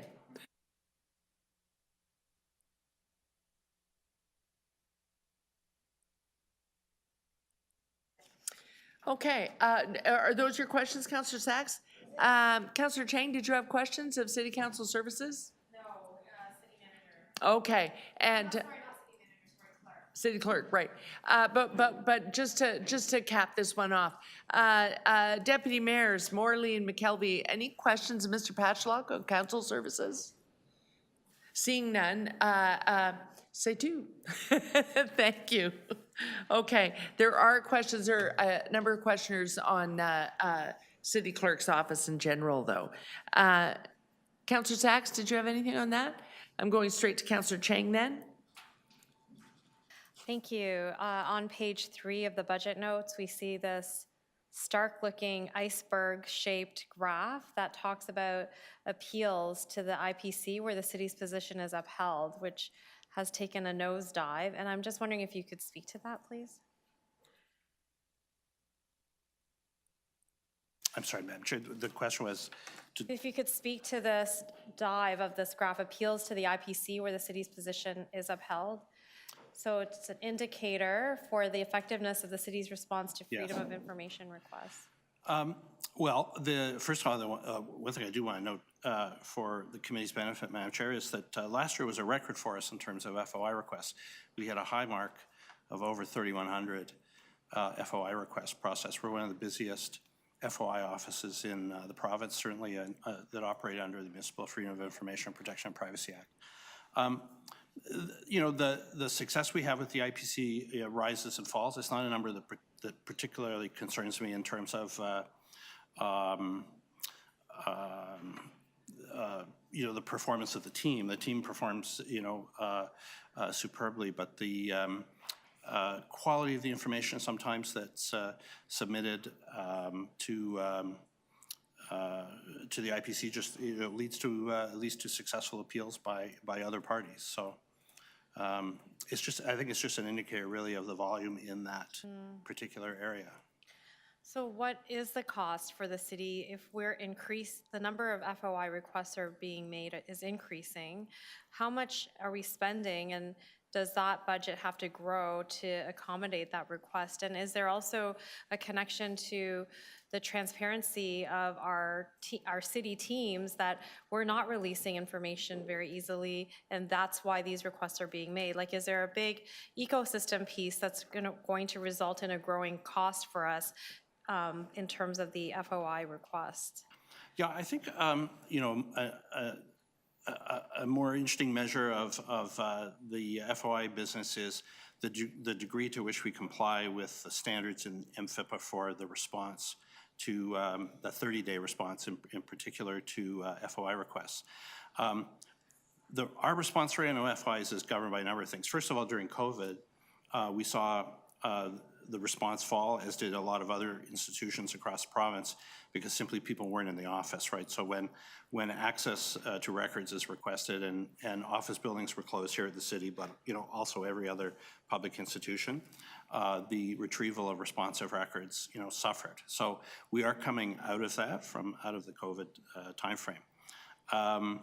But certainly that response rate is based on the volume of requests, the complexity of requests, the time that staff have to retrieve requests, the adequacy of records retrieval systems in departments. And that's something we work with all the departments here to make sure that their records management, information management systems are up to date, so that record retrieval is easy, right? So when an FOI request comes in, it's not 60 days of hunting for those records. It's actually, they can be easily found, they can be easily provided to us and to me, so that we have the opportunity to judge whether they should be released or not. So So are we there yet? Is that system easily retrievable right now, or is that something we need to work towards?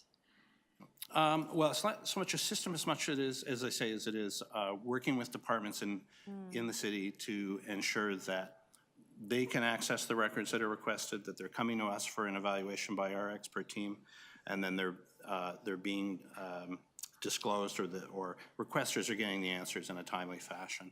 So for 3,100 requests, what is the staffing capacity in order to process those? Sure, we've actually, I'm going to ask Grace maybe, I think we've added a couple of FTEs in that area in the last 2 or 3 years to address our volumes. Last year? Last year or the other year? Yeah, so we have been adding, and we try to fill those vacancies very quickly when they occur, so that we can keep up with those requests. But yeah, we're probably one of the more complex jurisdictions. Is there a financial consequence when we can't meet the request on legislated timelines? Like, what is the consequence when we don't meet that timeline? Well, the risks are really reputational risks to the city as an institution in terms of its responsiveness to its obligations under the Act.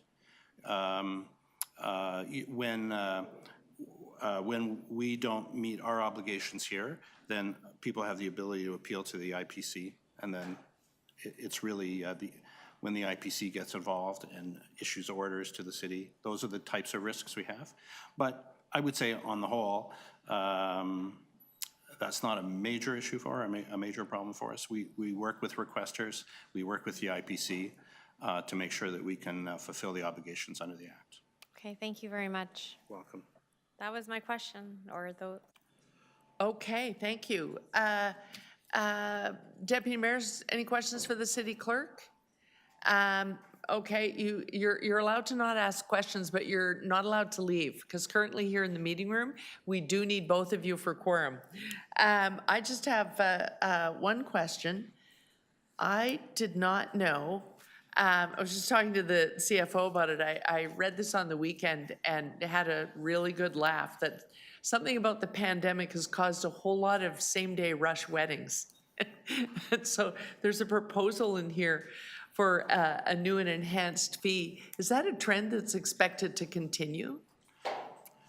Well, Madam Chair, going into the civil weddings business is something that we've been planning to do for a little while. Yeah. It's in our business strategy right now to build capacity in that area. The clerk is one of, there's either religious officiants or municipal clerks. Right. Or judges and JPs and clerks. We've started to use the authority of the clerk to conduct weddings. You talk about same-day weddings. We do, there are a number of circumstances where people need to get married in a hurry, some for compassionate reasons, illness perhaps, or terminal illness, or perhaps someone is shipping out in a military capacity and they want to get married, that kind of thing.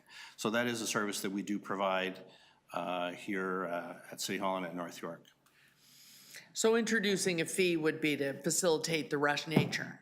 Yes, that's right. We're looking for a fee to accommodate that. Okay, but if it was implemented, as you've outlined, sometimes it's on compassionate grounds, so there'd be some level of compassion about how that was applied. Oh, yes, of course. Yeah, yeah. That's right. And we had no new and enhanced, but this is a new and enhanced proposal, so it's not proposed for this year, would come in a future year? Which, the fee? The rush. The rush fee would be implemented this year, but the plan for an overall civil wedding service is something that you will see in future budgets for sure.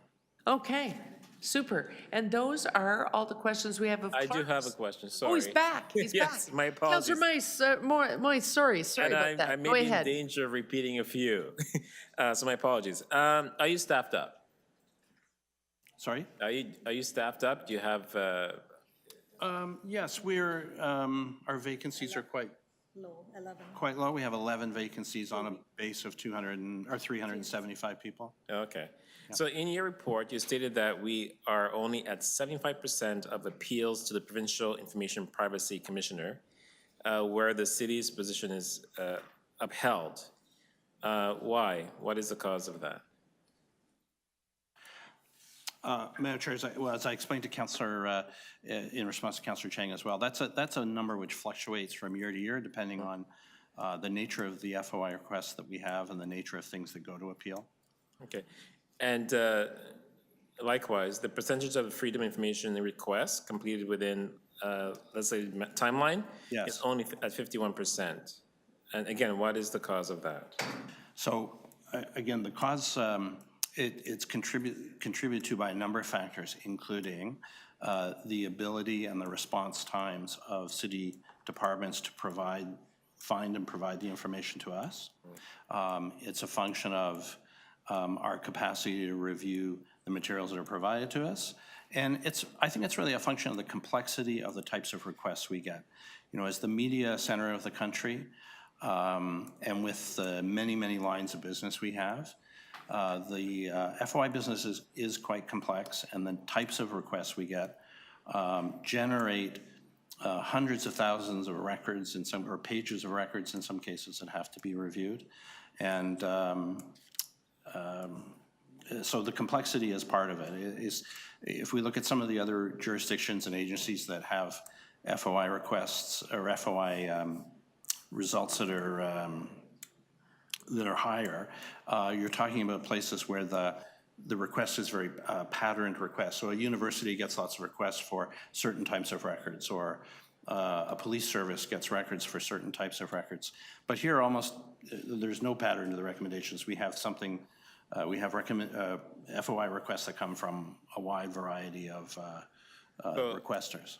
And thank you for that. Are there any financial penalties to the city for not meeting those timelines? No, there are no financial penalties. The risks associated with access requests is reputational. Okay. And I have one final question. It's a good one, I think. How has the change by the province provide municipalities with the provincial voters list impacted your budget? Will it mean there is some reduction in cost since we don't need to process the MPAC list? I'm not aware of any real change resulting from the change, but I will ask Ms. Murray to comment. Through the chair, we aren't anticipating a lot of cost impact because the list that we will get from EO will essentially be equivalent to the list that we would have gotten from MPAC. It's called the Preliminary List of Electors in the Municipal Elections Act, and it still is required that the clerk has to clean that data, remove duplicate records, and do some work on it. So there's not a huge amount of change in terms of our impact. I think the change is really on EO. I thought the provincial list was much cleaner than our list. Well, the legal change just started January 1st, 2024, so I guess the proof will be in the pudding. We're hopeful that the provincial registry will be better than the list that we got from MPAC, but there's some real challenges and some growing pains. We're working closely with EO on that transition, and we'll have to wait and see. Okay, thank you. Those are my questions. Thank you. Hey, thank you, and those are helpful. And I think that is it for questions. Thank you so much. That only leaves the office of the mayor and all those things that report directly into the mayor. I think Meg Shields is here. She can speak to all the engagement that the mayor's office does if that's necessary. No questions? No questions. Okay, and that brings us to the end of going division by division. Thank you so much. Yes, you did it. You did it. And we did it by 4 o'clock. I know that I want to apologize for being heavy-handed, but aren't you, thank me now. Okay, so Matthew is just typing up printing out the motion. We have put together the briefing note requests, had staff have a look at them, and make sure that, so they're consolidated for duplication, so everybody gets the information. This is also a good opportunity. I just want to remind people that several briefing notes have already been proactively created. If you haven't been to the briefing note page yet on the city budget page, good idea to do so, because there is already some good stuff there that we always ask staff, and they knew it was coming. So it's a real updated snapshot of some of those things. And then I'm going to suggest that what I do is run through the briefing note requests that are here, and in voting for these to proceed to be developed by staff, just to let you know that as we vote for them, that they have been looked at by staff. And so this is information that we know to be attainable within the time frame to the best of staff's knowledge and taking a quick peek. So what we have before us, we can maybe just start scrolling it up the screen. Should we do that? The Budget Committee requests budget briefing notes as follows. To the Chief Financial Officer and Treasurer, request the CFO to provide a briefing note on the money that City of Toronto spends on services that are extensions of provincial and federal responsibilities and how they have shifted with the New Deal. Very important. Children's Services, thanks for this, Councillor Cheng. Lots of people want to know this. Request the General Manager to provide a briefing note on the total costs of the Ontario Early Years Program, who pays to administer, the number of Ontario Early Years sites, and what has been the change in investment over time. Request the General Manager Children's Services to provide a briefing note to share detailed information on where city-operated and city-subsidized childcare centres currently exist, and further outline what the city's current plan is to grow childcare spaces in areas that are underserved. I think that's consolidated. There was another briefing note that was very similar, so yours will accommodate theirs. On the city clerk's office, we asked that the city clerk provide a briefing note on the costs associated with printing agendas and public background attachments for meetings of city council, committees that report to council, and community council. I'm allowing this briefing note, but I have a feeling on it. Economic Development and Culture requests the GM Dev and Culture to provide a briefing note on investments included for small businesses in 2024 budget, including CAP-ATO, MRRI program, Digital Main Street, and Toronto Small Business Enterprise Center Services, total number of businesses served by each. I think we can consider that read. You get the gist of it. Environment and climate request briefing note that sets out costs and likely impact of the top 3 fast, cheap, and transformative Transform TO initiatives the city could take in 2024 to help achieve the city's net zero target. That follows on the many questions we've had over the course of the 3 days. MLS, to prepare a briefing note on the costs associated with fee increase for landlords of 1 rent-safe TO inspector, and request the Housing Secretariat and Executive Director MLS to provide a briefing note, detailed information on the city's plan to grow and develop rent-safe TO, multi-unit residential acquisition programs, in other words, MURA, community land trusts, et cetera. I think we can consider that one read. MLS to provide a briefing note on the change in short-term rental registration fees on providers necessary for the program to operate on a cost recovery basis. MLS to provide a briefing note on costs and travel times for the North York bylaw enforcement team to travel from their operational bases in other parts of the city to respond to investigations and assignments in North York. Then we go on to PF&R. PF&R is asking for a briefing note on the implementation of the ravine strategy in Meadoway, including City of Toronto, provincial government, and federal government funding for the ravine strategy. the next 5 years and the following 5 years, really laying that out. Request the general manager be have an hour to provide a briefing note on proposed indoor and outdoor recreational capital investments for ice skating, cricket, and winterized washrooms, etc. I think we can consider that read. SDF&A, briefing note on the hospital-based violence intervention programs in Toronto, including annual full-time equivalents since the program's inception, and the cost to return to a full complement. Transit Expansion Office, briefing note on the number of FTEs along with vacancies within the expansion office and how they are allocated to each project. TPS to prepare a briefing note on the annual operating cost of the mounted unit, the operating cost to produce the 24 Shades of Blue podcast, and the annual operating cost of communications consulting. TRCA, and this has to be a request to the Chief Executive Officer, TRCA, to provide a briefing note on the capital plan investments needed for the Scarborough Waterfront project.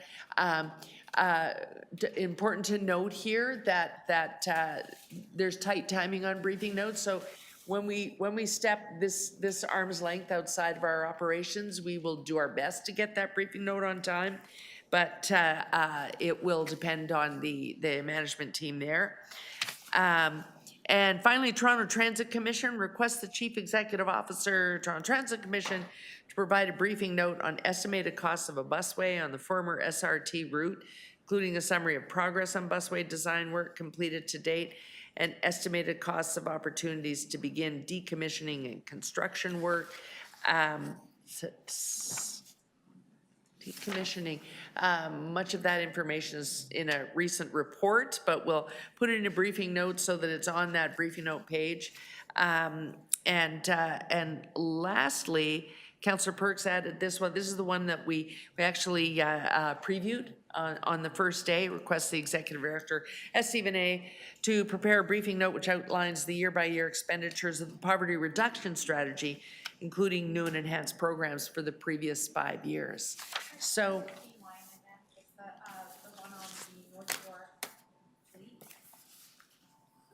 fleet. Oh, the MLS one. Yes, it's on the third page of the motion, I think. Where are we here? Yes. If we scroll down, it is number 10. So I guess like we had originally disclosed fuel costs, fuel and top, but it says cost that it. Yeah, that will be factored in. Yeah. They keep track of their fuel. They're always trying to get money from the CFO, so they know their fuel costs. Yeah, so that's in there. And staff have vetted this. It's tight, but I really want to thank councillors because allowing us to view them and then consolidate them, we have a manageable amount this year, and that's really helpful because, as you know, there are lots of things going on right now, not the least of which is enhanced engagement over the years past, and the CFO and city manager have been kind enough to take so much activity on in the engagement arena that I'm starting to feel guilty about it. I'm not gonna lie. So I want to thank them for that. I just want to thank all of you for taking part in this 3-day marathon. And oh, sorry, Councillor McKelvey, did you want to comment? I just have a question in the mover. Oh, okay. Go ahead. I was going to speak first, but you go ahead. Oh, no. Go speak. If this is, I thought, if you wrap up or. Oh, okay. or Yeah. speak Having moved that motion, I whatever. just wanted to add thanks to this and to say that we do still have a big chunk of engagement to do here. And so I think it's important to note, because this is the first time for this configuration of the Budget Committee. I know that we've asked for briefing notes here. They've got a turnaround time to do them. As we go into deputations, we will find that the community will highlight and probably red button items that we haven't thought of, and so we haven't asked for a briefing note from. I want to applaud the city manager and the CFO and all the divisional staff, because if that happens, we can't keep requesting briefing notes, but they have been very accessible in my experience. If we need more detail, we can get it. We just would be struggling if we wanted to add to the turnaround time to make it a formal briefing note. But I think we can get the information we need that may come out of those deputations the following week. Please just consider staying in touch with my office, because we'll figure out a way to facilitate it out of whatever arises from listening to the community next week. And that being said, these are the notes so far. Councillor McKelvey, you had a question of the mover? I do. I just on 15A with the mounted police, I'm just wondering if the scope would also capture the benefit and the equivalent of how many officers a horse is in crowd control, or the amount of ground they could cover if they're doing a missing child search out in my community in a field. Well, it was another councillor that asked for this one, who isn't in the room right now. I'm moving it on their behalf. But if you wouldn't mind quickly sending us that wording, even texting it to my chief of staff, I would consider it a friendly amendment while we're taking questions from others, because I think you're sensitive in picking up on those are the types of needs they may be trying to zero in on, and I think it may be possible to get that information in this amount of time. Yeah. Thank you. Okay. Are there any other questions on the notes that we have before us now? Okay, seeing none, then to vote, we just need a couple of minutes to look at that wording. And Councillor McKelvey is typing frantically right now.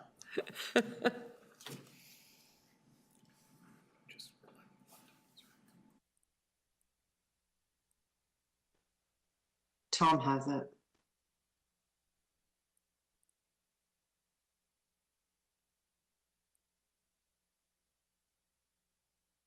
Okay, we've got it and it's sent. Can we have a look at the wording?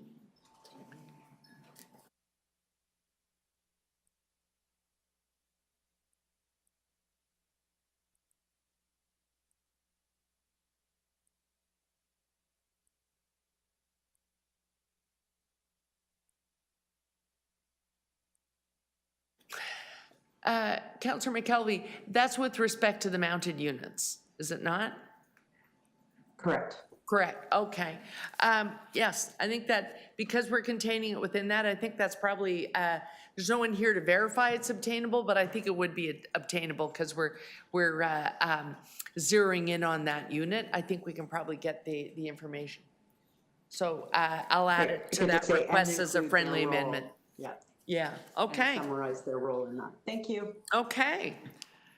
And if that is all, oh, and here's Councillor Perks. I hope that piece of paper in your hand isn't more briefing note requests. Oh, yes. Oh, no.